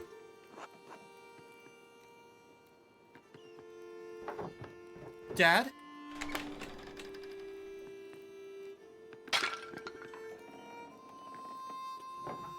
Oh God, it's you! Who are you? What are you doing to my father? Magdalene, it's all right. It's all right. I'm sorry. I've forgotten my manners after all these years. You've likely forgotten my face or what it once was. Magdalene, this is Andreas Mahler, back from the dead. The earliest memory I have of you is of you running into a burning library. I'm sorry. I don't understand. No one could have survived that. He hid in the crypt. Maybe I shouldn't have, but I did. I don't understand, Andreas. Where have you been all these years? Hiding from the world. In the ruins, mostly. He's the ghost, of course. Sometimes in the woods when it was warm. Stealing bread from Gret, stealing books from you. Oh, so I wasn't going crazy. It's the only thing that's kept my mind from forgetting what words are. Wait, how did you survive the fire? With some difficulty. I grabbed as many books as I could and threw them into the scriptorium. When the smoke got too thick, I started to black out. The next thing I remember was Caspar pulling me into the crypt. Your apprentice, the boy? You sent him back to Salzburg. He didn't leave. He waited in the woods and watched what was happening. When he saw me in the window of the library, he ran through the crypt to save me. And he did. But he saw that I was trying to save the books, and he went back in. I couldn't stop him. I was barely conscious. He never came back out, Klaus.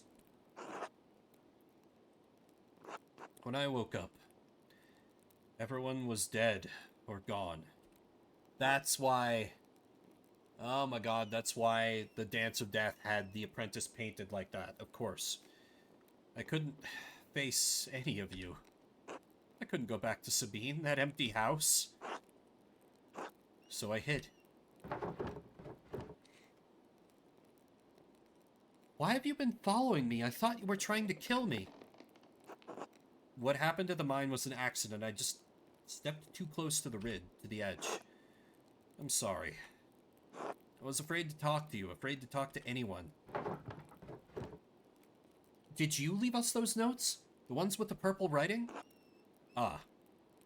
No, those were written by a different occult hand. One that does not want you to finish your mural.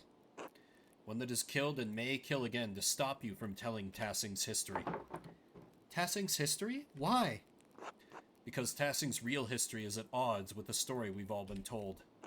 It's been covered bit by bit, layer by layer, until it could no longer be seen. But it's still here. It's always been here, hidden beneath our feet. And it's still protected, haunted by the specter of death that has hung over this place for generations. The Thread Puller. Thread puller? Beneath our feet? What are you talking about? The person who attacked your father is the same person who manipulated someone into killing Otto Zimmerman. And Lorenz Rothvogel. Yes, and they travel through the Roman aqueduct that connects Tassing and Kirsau. It's a network of tunnels I've become quite familiar with.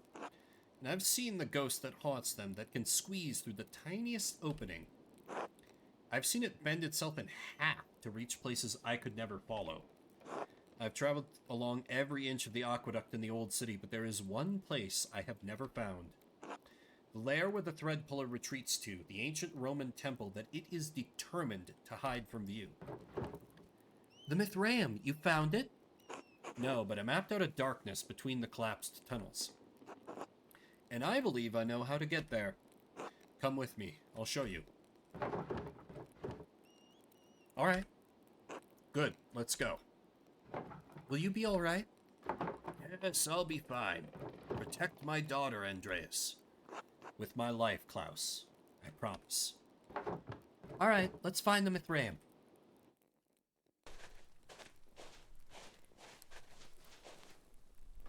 The rat house? What are we doing here? When the men dug the foundation, they found Roman ruins that had been buried over time. Lucky never wasted stone, so he used the Roman wall as one of the cellars. There's a way inside to the hidden place. Are you alright? Yes? Alright, into the Rathskeller.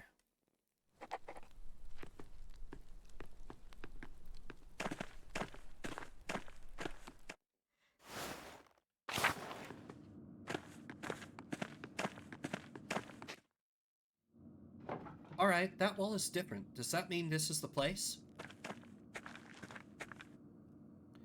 No, it's two-sided, new and old. This was above ground once. It carried water. Look.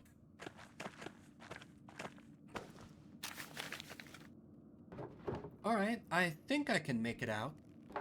Cornelius goes to the bath today and completes the 6th step in the Mithraeum.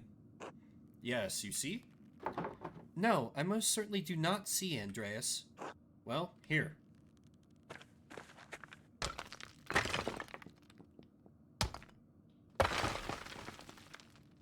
I mean, you could have just said we have to tear down this wall to get through. This is the aqueduct. The aqueduct carries water to the baths. Do you think this will take us to the Mithraeum? Exactly. You seem quite confident. We know it exists. I know where it is not. I believe this is the only place it could be. It must be near the baths. Well, you've already smashed a hole in the wall, so I suppose we might as well look. After you, please.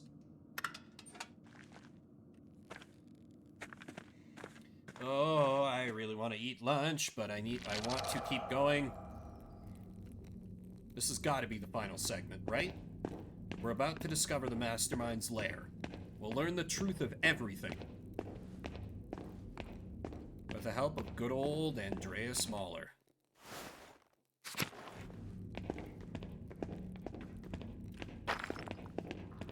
The decoration. These must have been the baths. It doesn't look like there's a way through. Silt. All the floods kept carrying it down here. Hundreds of years of floods. What if we can't get through? What if it's buried forever? It's too early to get this discouraged. Let's keep looking. There's definitely not a path here in this immediate vicinity. That's crazy that Andreas was like, oh yes, I just hid away from the world for 18 years. What? This part of the tunnel is collapsed. We're not getting to the Mithraeum this way. I think... Yes, Caspar and I found a collapsed section of the aqueduct near town. He explored it, but couldn't describe what he found in the dark. His stats are still there. This must be the other side. I shouldn't have let him go. I should have taken more care with him. Andreas, we can't do anything about that now. Yes, of course. So then, what do I do if I can't get through to the bathhouse and I can't get through there?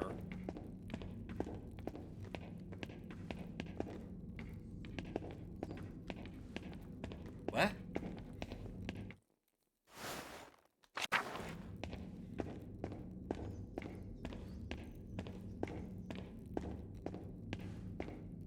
So do we just go back?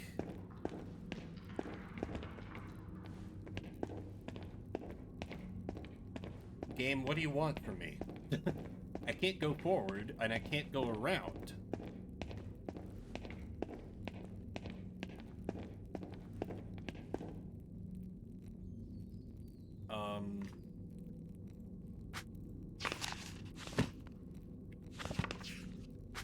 Is it bugged?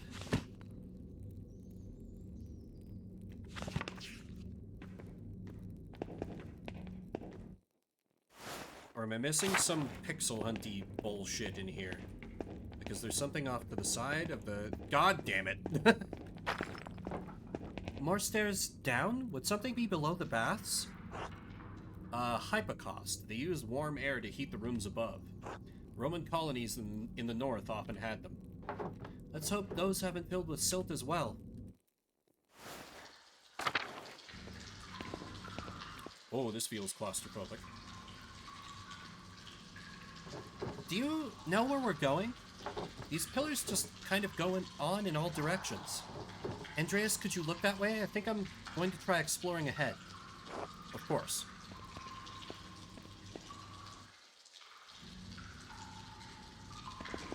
Oh.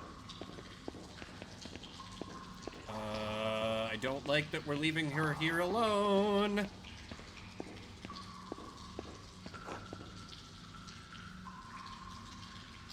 How could you abandon your work? The only thing more pitiful than watching you work in that scriptorum was your love of dying art.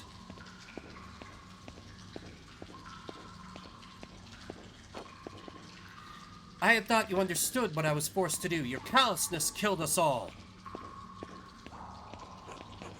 Master, why did you send me back into the flames?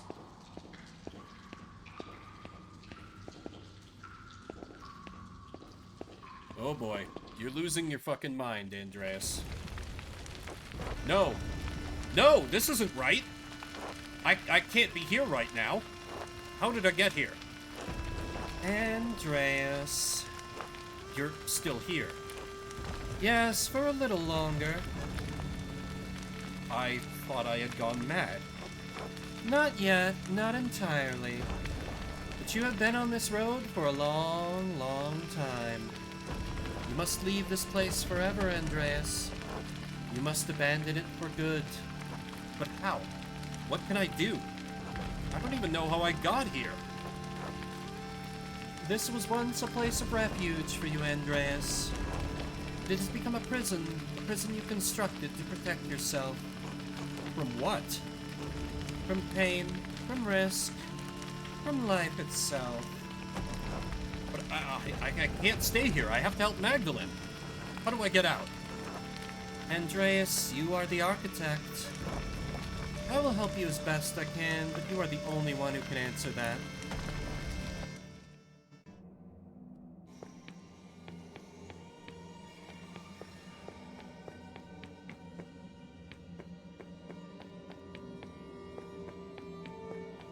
Oh, I'm moving along the lines.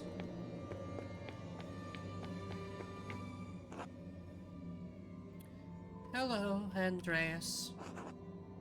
Is that you, Sabine? Yes, of course, I'm still here. Part of me will always be here with you. We haven't talked in so long. Why? Everything fell apart. That doesn't mean we couldn't have put it back together. I didn't know how to. No one does. I wish you had given us another chance. I do too.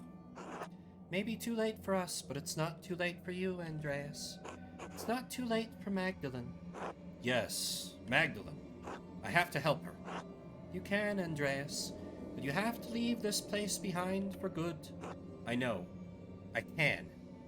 I will. You will. Thank you, Sabine. Will I ever see you again? Not in this place, but maybe someday in a better place, in a better dream.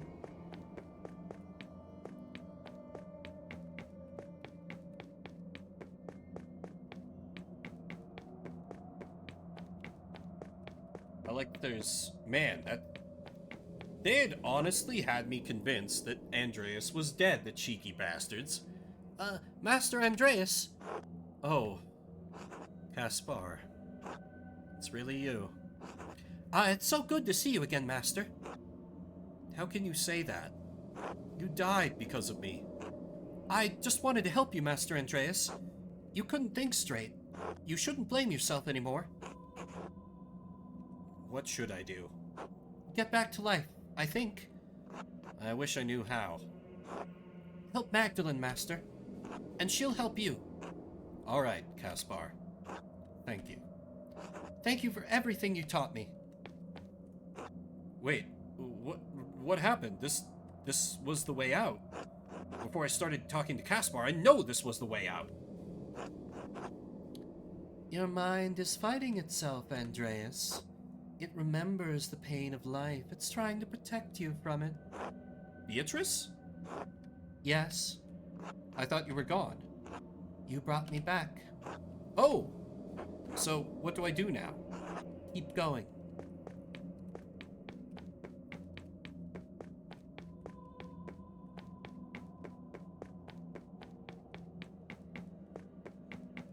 But will the maze change on me again?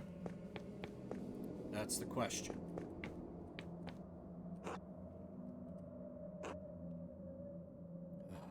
You two.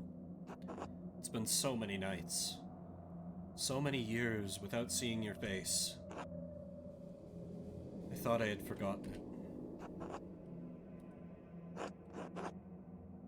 I know there's nothing I could have done, but that doesn't make me feel any less guilty.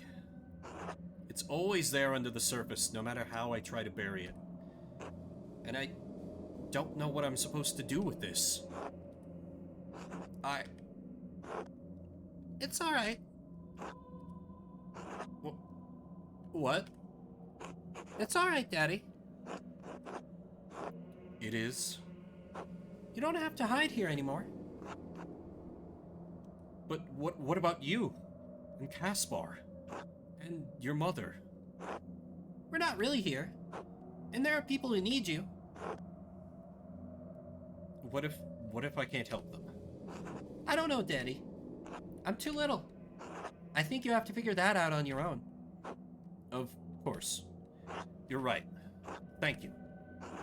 I love you, Daddy. I love you too. Good night, August. Good night. They shifted again. The walls. It's still trying to protect you. No. It's not? No, I mean, no. I don't have to do this.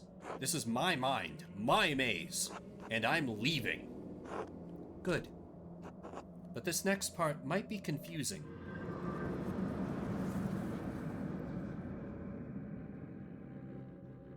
What? I don't understand.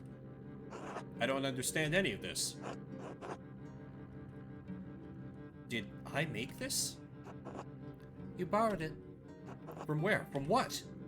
There are layers to everything, even our memories. Over time, the foundations become buried. We can no longer recall how we got here, and no longer recall what came before. And what came before? Our Lady watching over the labyrinth as I watch over you. And even this has roots that reach deep into the past. There was not always a lady to watch over the labyrinth, but there was a labyrinth. Yep. Of course. Yep. What? I don't understand. Sister Amelie? Is this real? Am I still in my mind? You are here with me, and we are here in spirit. Are we still in the ruins? We are in the tabernacle, the heart of the labyrinth. Your spirit was wandering, and the Lord brought you here. But I don't understand. How did you leave your cell? I have not. We are only here in spirit, Andreas. I am seeing things. This isn't real. It can't be. Realms of the spirit are as real as those of the flesh. Have faith. If you are here with me, it is the Lord's will. Andreas? Sister Amelie? What are you doing here, sister? This is the center of the labyrinth, the tabernacle. It is where the Lord sends my spirit to do his will. He has also guided your spirits here. There must be a purpose to it. No, this isn't my spirit. I walked here through the aqueduct. You are confused, Magdalene. It's understandable. My own visions have perplexed me for all of my life. Even though this seems strange, even though it is a place of spirit, it is very real. The Lord has called me to this place for many years. He has always made his will known to me. Soon he will make it known to you. Sister, how does your spirit come to this place? Through the door between life and death. Her grave. She dug down when she was digging her grave. When my spirit hears the call, it descends through my grave. Hear the... Oh my god, it was her. God damn it. Here the Lord tells me what messages I must bear, and to whom. You deliver messages? Yes, once long ago I was a scribe. I copied many works of the great church doctors, Origen in particular, but that all ended with the fire. It ended with my life. Wait. I thought I had given up the pen forever, until the visions returned. No!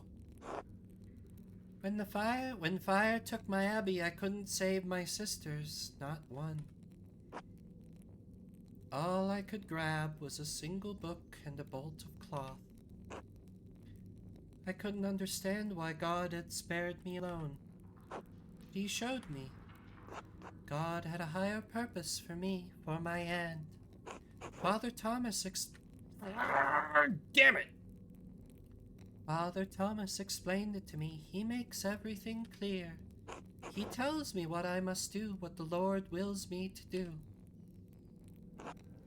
It was you. This whole time, you wrote the notes. I found one by my dad when he was attacked.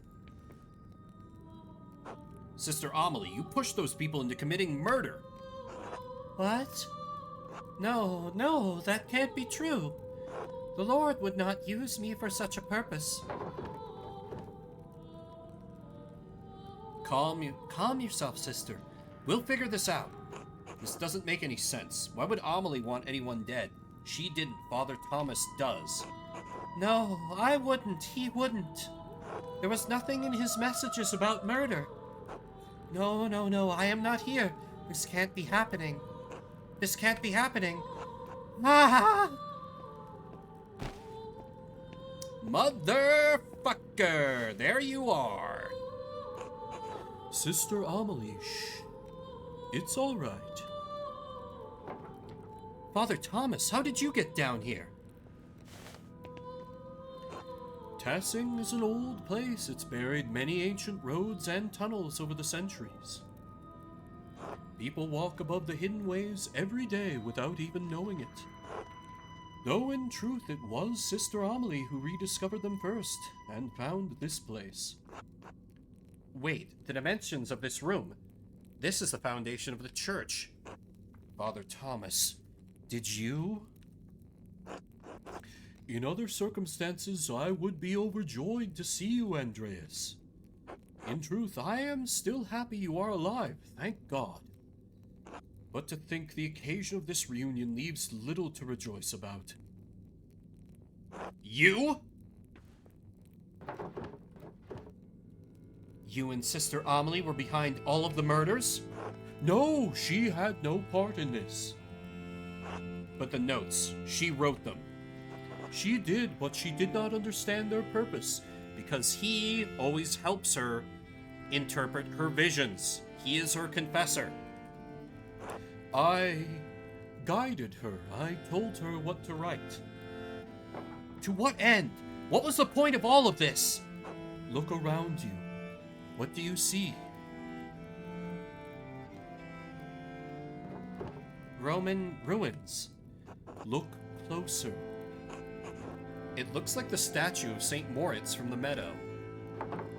And the images of St. Satia from the shrine. I don't understand.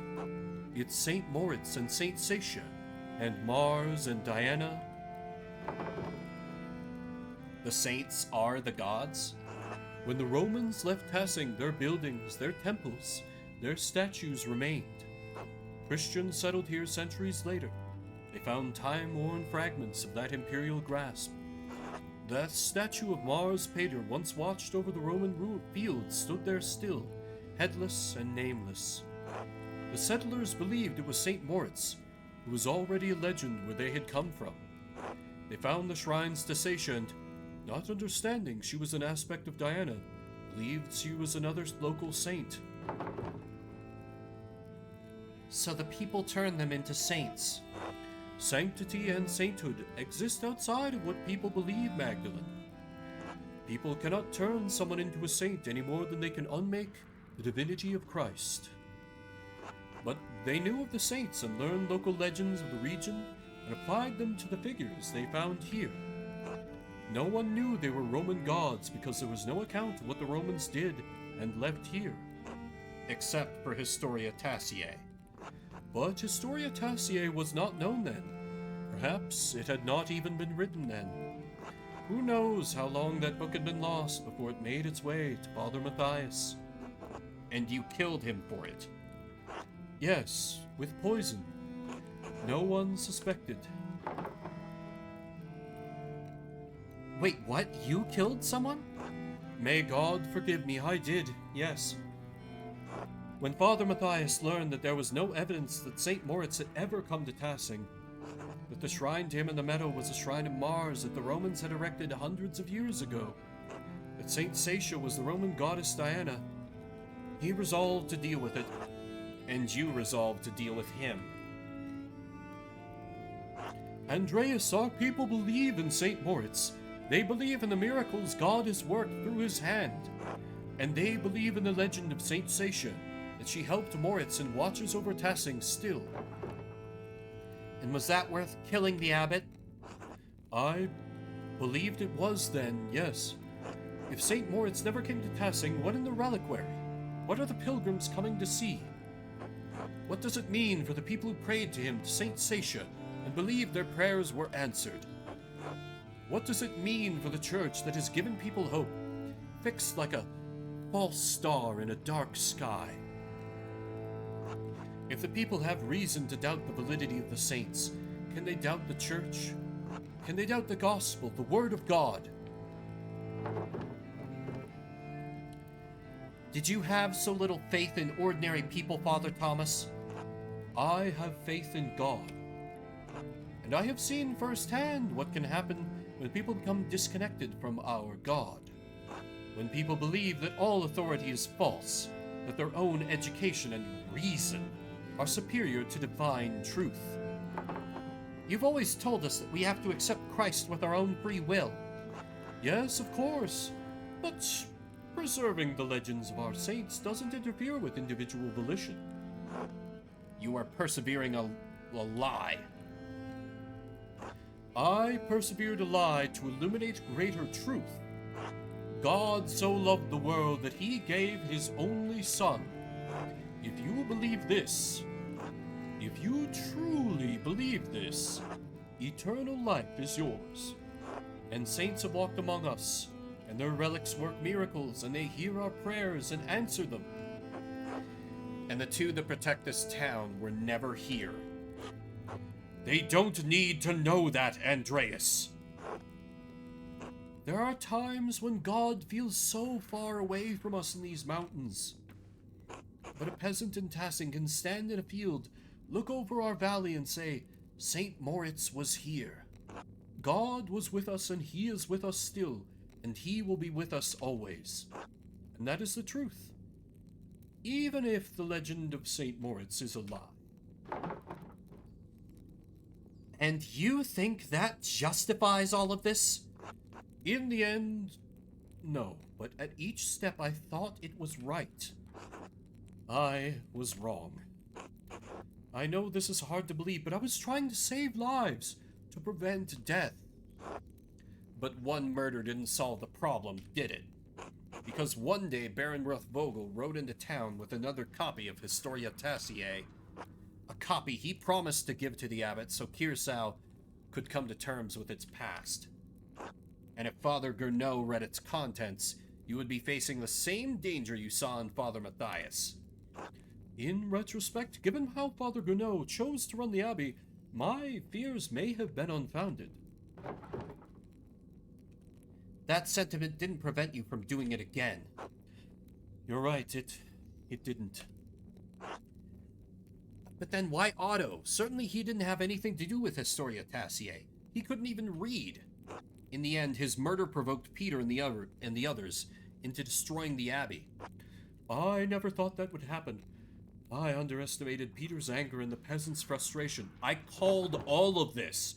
I called all of this at the very beginning of the goddamn stream.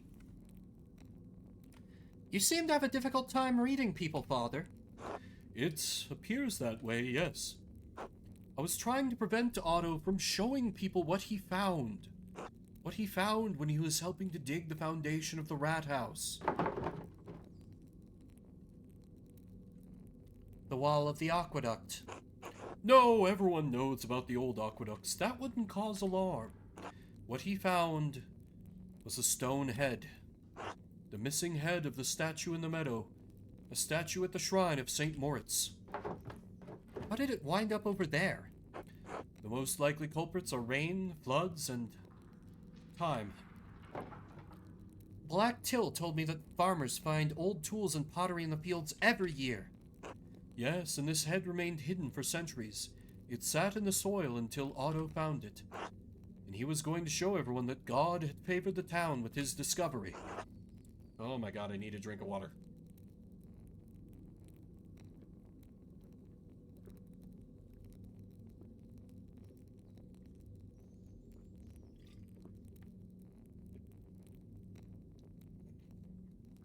What Otto could not know is that our shrine statue was not of St. Moritz, because Otto could not read the words chiseled across the helmet, Mars Pater. But the man he entrusted with this information, the town priest, could. Yes. And you told him to meet you on St. John's Eve at the rat house. I could not let him destroy our town's beliefs.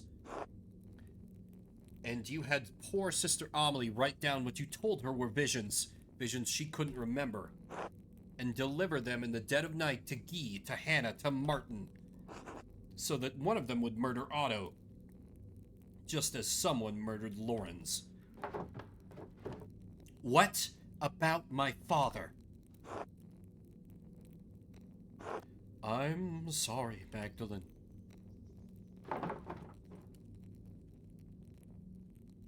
I've lived next to you my whole life. How could you? None of this was easy for me. I always thought I was doing what needed to be done. Was it because of the mural? Yes. Klaus pursued the project with the determination of a guilty man doing penance. He kept digging and digging for answers about Tassing's past, Hirsau's past. I was afraid sooner or later he would find out about Moritz, Seisha, this place, everything. So you tried to kill him? No, I tried to scare him. First with the note, but he ignored it. I thought if I ransacked the workshop, it would scare him off. I didn't expect him to come down so quickly. It was just an accident. It wasn't an accident. You almost killed him. I know. So what are you going to do now? Kill me? Kill Magdalene? No, of course not. I have neither the means nor the will to do so. But even if I can't stop you from telling people what I've done, I can stop them from finding this place. Oh shit! You're gonna bury us all, you madman! Stop him! No, Father Thomas, stop! It's too late for me, but I can still take Tassing's secrets with me. Stop him! What are you doing? Father, you're going to kill us all. You're going to kill Amelie. Then leave, and take her with you.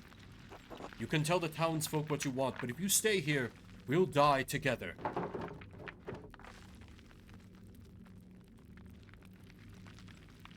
You can't stop people from learning the truth.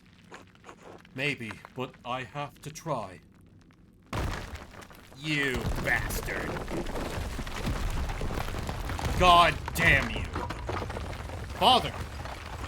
Go!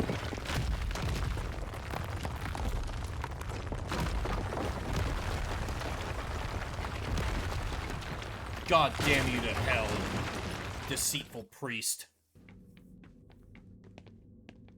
May you burn in the hell you preach to so many peasants to be afraid of.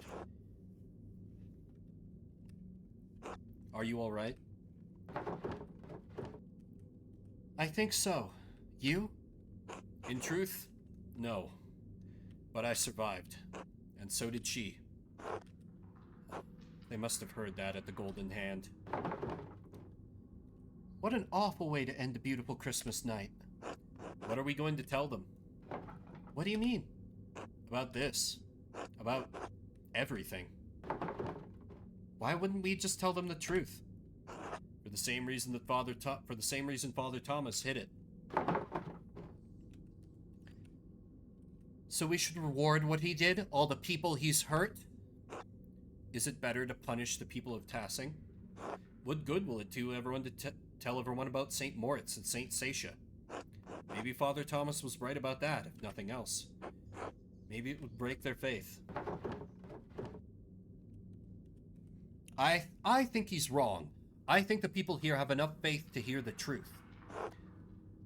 You know them better than I do. Especially since I've been away for so long. I thought understanding this would feel better. We found out who did all of this, who attacked my dad. But it's not like we can bring anyone back. We can't undo any of the hurt that he caused. Father Thomas won't be able to hurt anyone else. Maybe he never would have. I think you're right. We should tell them. About the saints, the Romans, all of it. I hate that doing the right thing feels so awful. I'm sorry. I am too, but I still think it's what we need to do. Then we'll tell them. Good. We should get Sister Amelie someplace warm. We can take her to my house. You'll probably have some explaining to do. A lot, I think. It's been a long time coming. I'm glad you didn't die in that fire. I am, too. I think. Merry Christmas, Andreas. Merry Christmas. Roll credits? No, not quite. Oh, Magdalene, you made it back. Andreas and Sister Amelie and I all made it back. Sister Amelie? Was she in the church? I heard a terrible din and the house shook. Is everything all right? I don't think so, Dad, but it will be. Are you all right, Dad? Yes, I'm sorry. Just tired. Sit by me. Tell me what happened.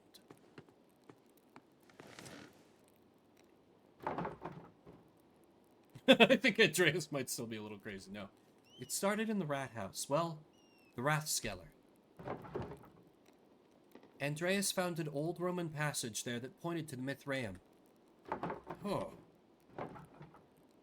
So we went into the aqueduct. That section we found must have been closed off for centuries. We found an old Roman bathhouse. We couldn't go through, so we found our way down to a level under the baths. I think Andreas said it was a hypocaust? I got separated from Andreas. I was really afraid I'd lost him, that we'd both gotten lost down there. But then I heard his voice off in the distance, and I was so relieved. Dad? Are you still listening?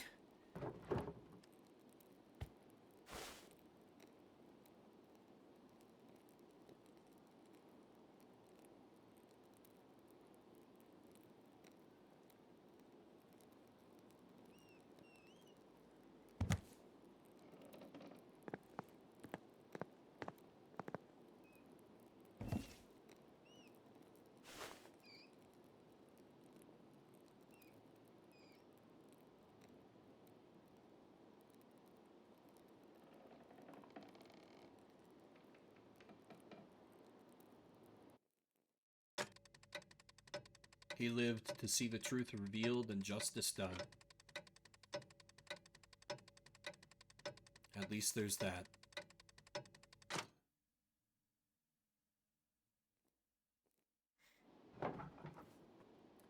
I know it's hard.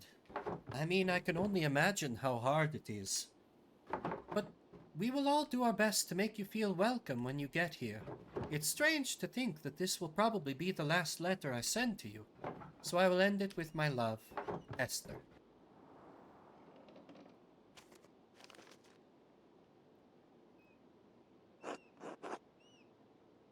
Magdalene? Oh shit, did we shack up with him? We could do a lot worse. Yes? I am sorry to disturb you, but I wanted to let you know that everything is in order. Baltus has ensured that all of the financial matters will be handled. The money will be forwarded to you via the Iraq post as soon as everything is settled. I appreciate it. Please thank him for me. Thank him for everything. Of course, Mr. Strucker. I did not know your father well, but I know that he was well regarded by everyone who spoke of him.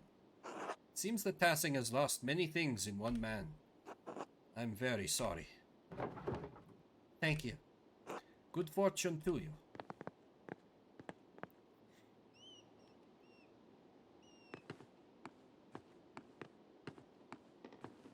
Sure looks like I'm packing up to leave.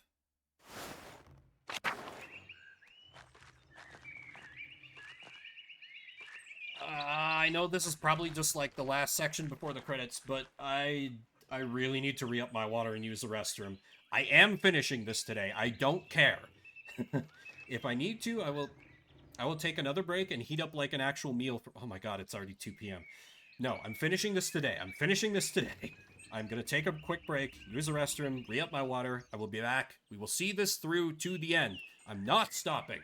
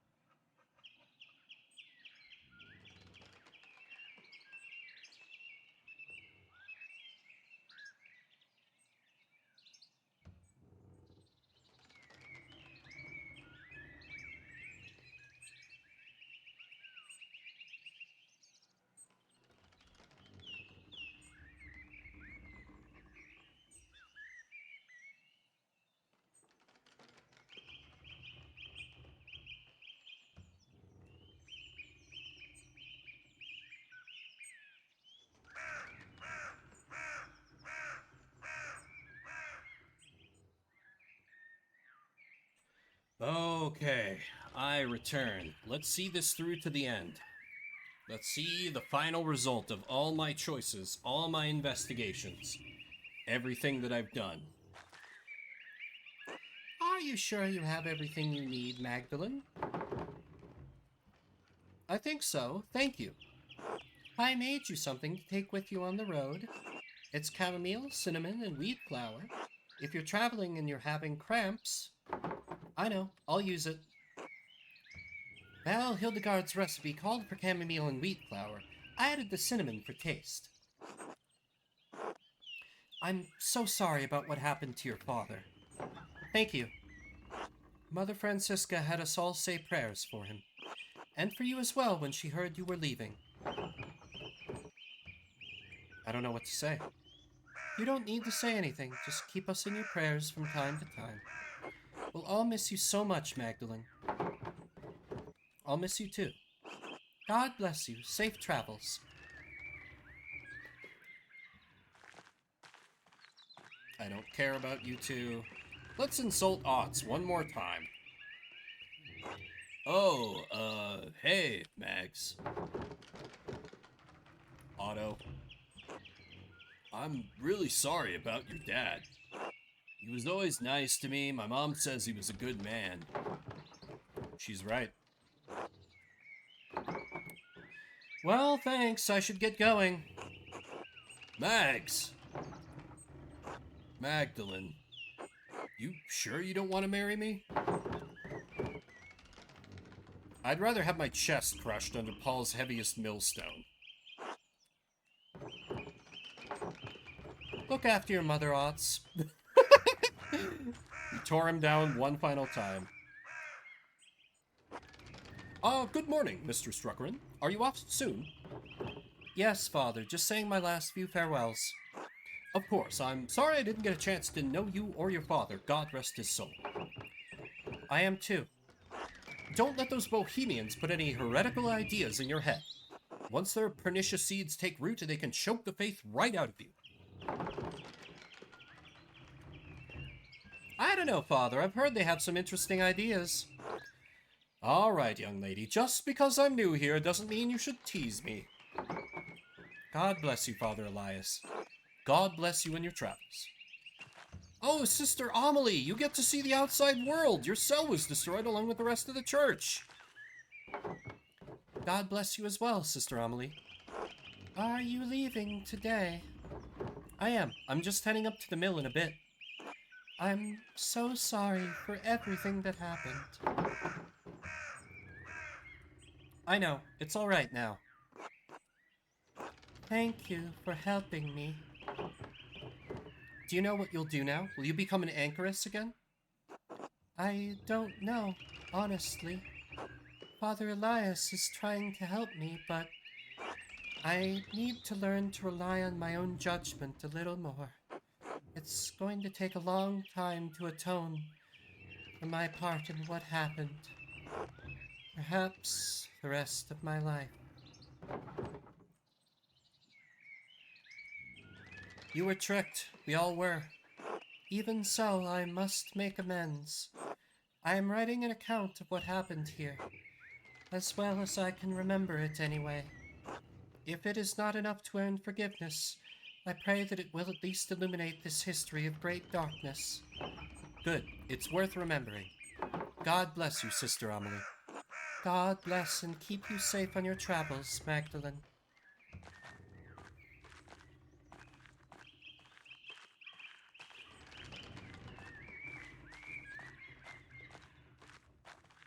Oh, okay. I can't advance. All right. Magdalene, I can't believe you're really leaving. You should come visit me. The farthest I've ever been is the Mittenwald Market, so I don't think that's very likely. Write to us, though. We want to hear about your new life. I will, I promise. You are a special girl, Magdalene Druckeren. I understand why you're leaving. God knows you have good cause. But Tassing won't be the same without you. Safe travels and God bless you.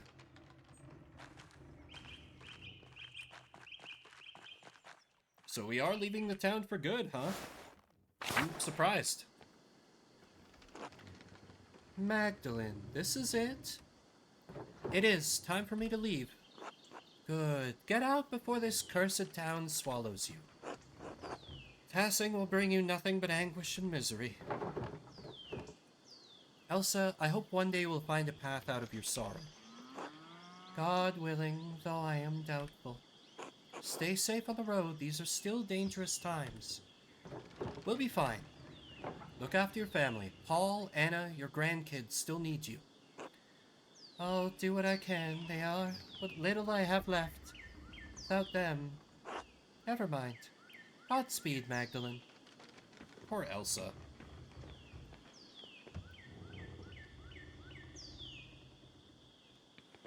Andreas cleaned up pretty well.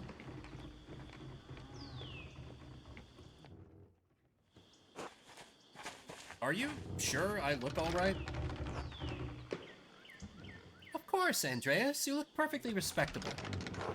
You're a little worse for wear, but a good sight better than you were. It was kind of the woman to help me clean up. I'm afraid I'd forgotten how to look after myself. Some would say you took care of yourself quite admirably. How many men here could have survived in a burned-out cellar for the better part of 20 years? Subsisting on our discarded rye, no less. I'm sorry about that. Andreas, we already told you it's all right now. Magdalene! Hello, Magdalene. Are you off soon? Hello, yes, I'm riding with your flower to Mittenwald, and then down the Isar. I'm sorry to see you go, Magdalene. But I hope Prague is everything you dreamed of. If it's half the city Esther describes, I'm sure I'll love it. You have a chance to make a life of your own there. God knows I've squandered so much of mine. Use the time you have and use it well. I will. I don't know how, but I will. I wish you could have seen it, Andreas. I know. He would have loved it. I hope so. Magdalene, if angels carried him down to bear witness, the heavenly host would have wept at it. You should have become a poet. I don't have the talent for it. Maybe not, but you do have the temperament. Magdalene, I wanted to ask you something about the mural before you go. I thought it was supposed to cover the whole wall. Why did you leave a section blank? For the future. Unless history is going to stop in Tassing the moment I roll down the road. I think your wagon is about to leave. Oh, it is. It hardly feels like enough time. Thank you for everything you did for me, for my family. God bless you, Andreas Mahler.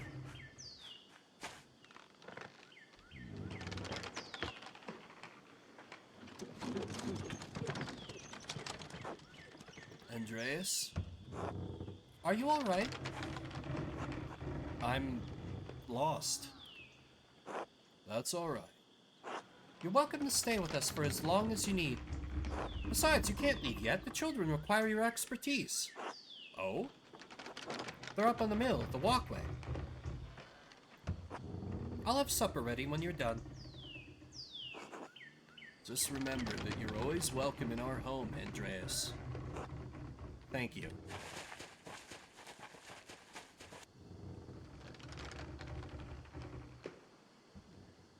And so then there was one.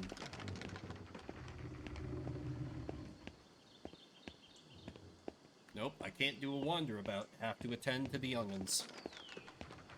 So what fate for Andreas Mahler?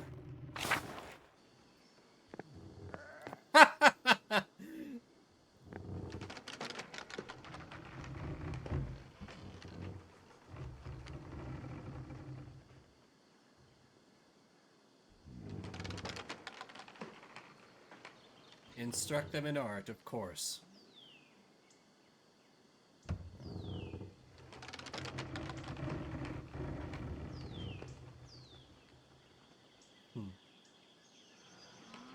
Oh.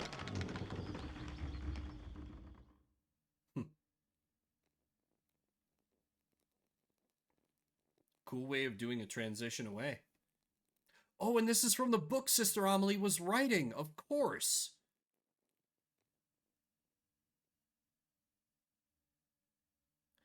And there's the mural. The founding of the town, the legend of the old tribe, the sparing of the wolf.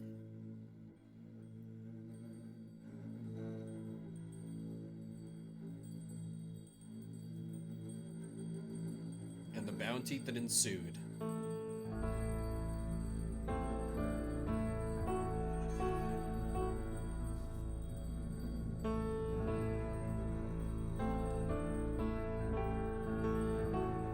Christian pilgrims come to settle among the Roman ruins.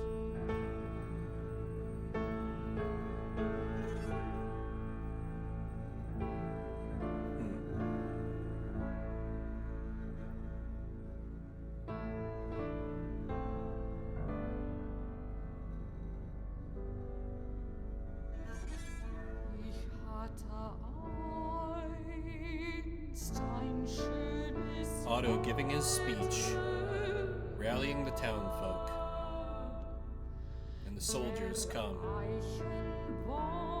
for their to bring about the terrible end of so much. For never meeting the man, she painted a damn good picture of him.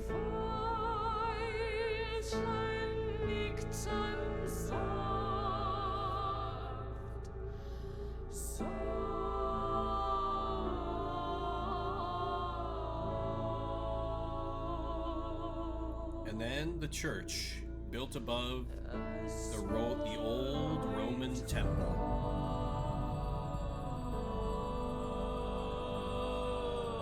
Our Lady of the Labyrinth.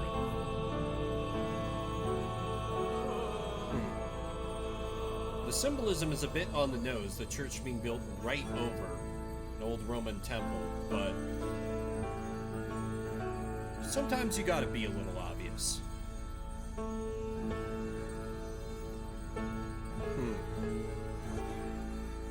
M. Druckerin.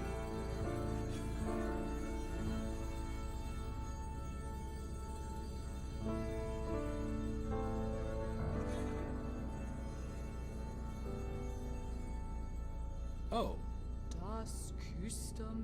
A family tree?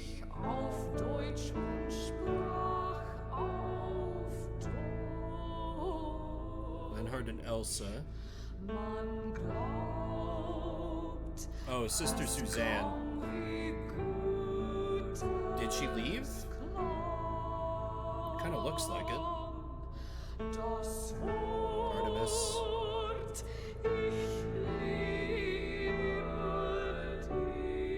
Oh, Václav got burned at the stake? No!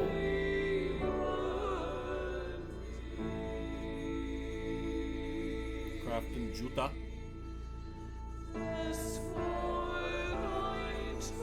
Damn it, the Inquisition got Václav. He was a homie. Ah, yes. Poor Andrus. Sad Martin Brower.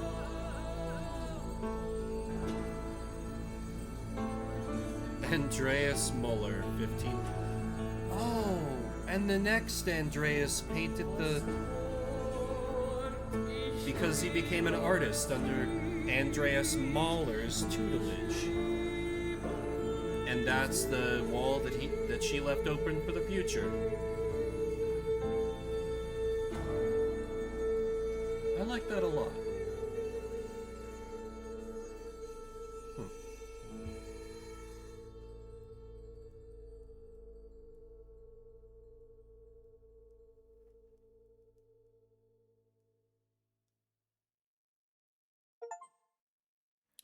Oh, what a game. What a game.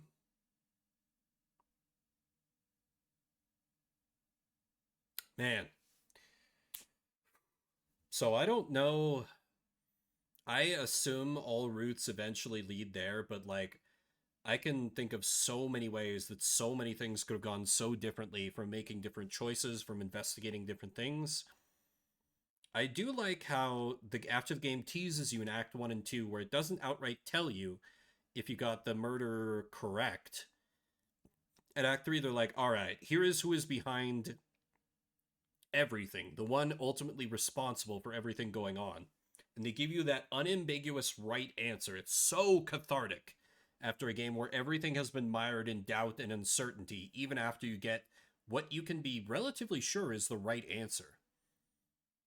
Man, this fits the mold of a narrative RPG quite possibly better than anything else I've ever played, because it's all just narrative. It's all atmosphere with the aesthetics and talking to people. The only mini games are just incidental, like the card game, the cookie cutting.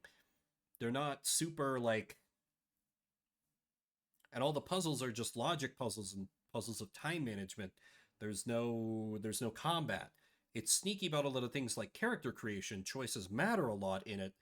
I don't know how much they matter in the end, because I assume that it always ends with just you find the priest, he confesses he's behind everything, and then whatever happens happens. I suppose we could have a different final ending where Magdalene stays in Tassing marrying Otts, but like Otts sucks. I wouldn't wish that on I wouldn't wish that ending on her. But I don't know. Maybe that's a matter of taste. Maybe he was more to the liking of your Magdalene. He wasn't without good moments, but like he just wasn't for me. I do think I would have liked the game better if Andreas had just stayed dead. I don't know how you could have conveyed the information to like get Magdalene to the center of the labyrinth. Maybe, I don't know, maybe like, because it was established in like Act 1 that Andreas liked to jot things down in a journal. Maybe she could find his old journal somewhere. Like, I think it lessens some of the punch of Act 2 and weakens the protagonist swap in Act 3 by bringing Andreas back in the end. I don't know that I was super crazy about that. It was cool to see our boy alive, but it does feel a little bit like a cop-out. That, and like, I know it's a nice dramatic end, but the fact that we just kind of stood there and let the priest bring the church down on his own head, I guess, if the mastermind kills himself, then you don't have the moral weight of like, oh, well, do we punish the mastermind? What do we do with the mastermind? Can we even prove any of this? Because it's just he takes himself out of the picture. So, sure, I guess. It's a very interesting game. This does a lot of like, it's so outside of the mold of what you expect from like an RPG, because it truly is an RPG. Like, even if there aren't stats, your character picks affect a lot of how you can approach the game.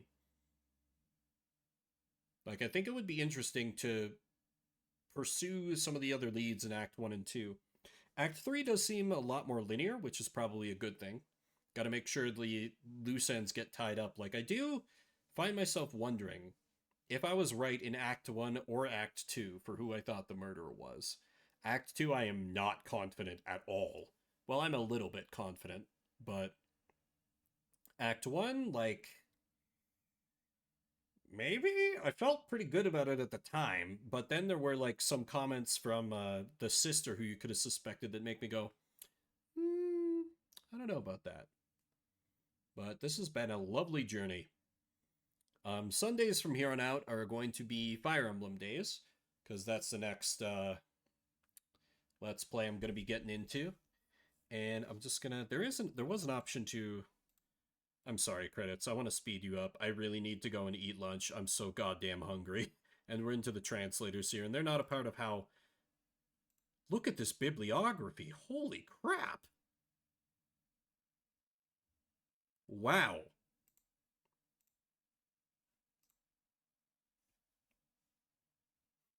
Thank you for playing. No, it says, oh my god, I can't go back to my old game. Huh. And now it reveals more of the, yeah, the book was just surrounded by darkness before. But yeah, that's totally the book that Sister Amelie wrote, because there are notes of it. Well, this was a lovely experience.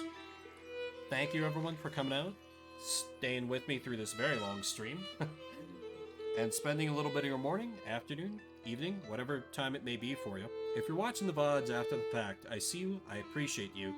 If you watched along this whole series, I thank you, and hey, check the game out. I believe it's on Game Pass. You might see completely different things if you take different choices than me. Like, maybe you could actually be nice to church people, unlike what I did for basically the entire time. Maybe you could prevent the Abbey from burning down.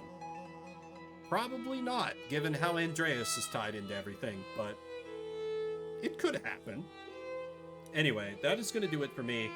I need to go and eat some foods and then do things. Yeah, most people have filtered out. I don't think any... Well, is there anyone I know who's streaming? Nah, we'll just end it here. Thanks again, everybody. My name is Vimbert, or Vimber if you prefer. Thanks so much again, and I will see you around the internets.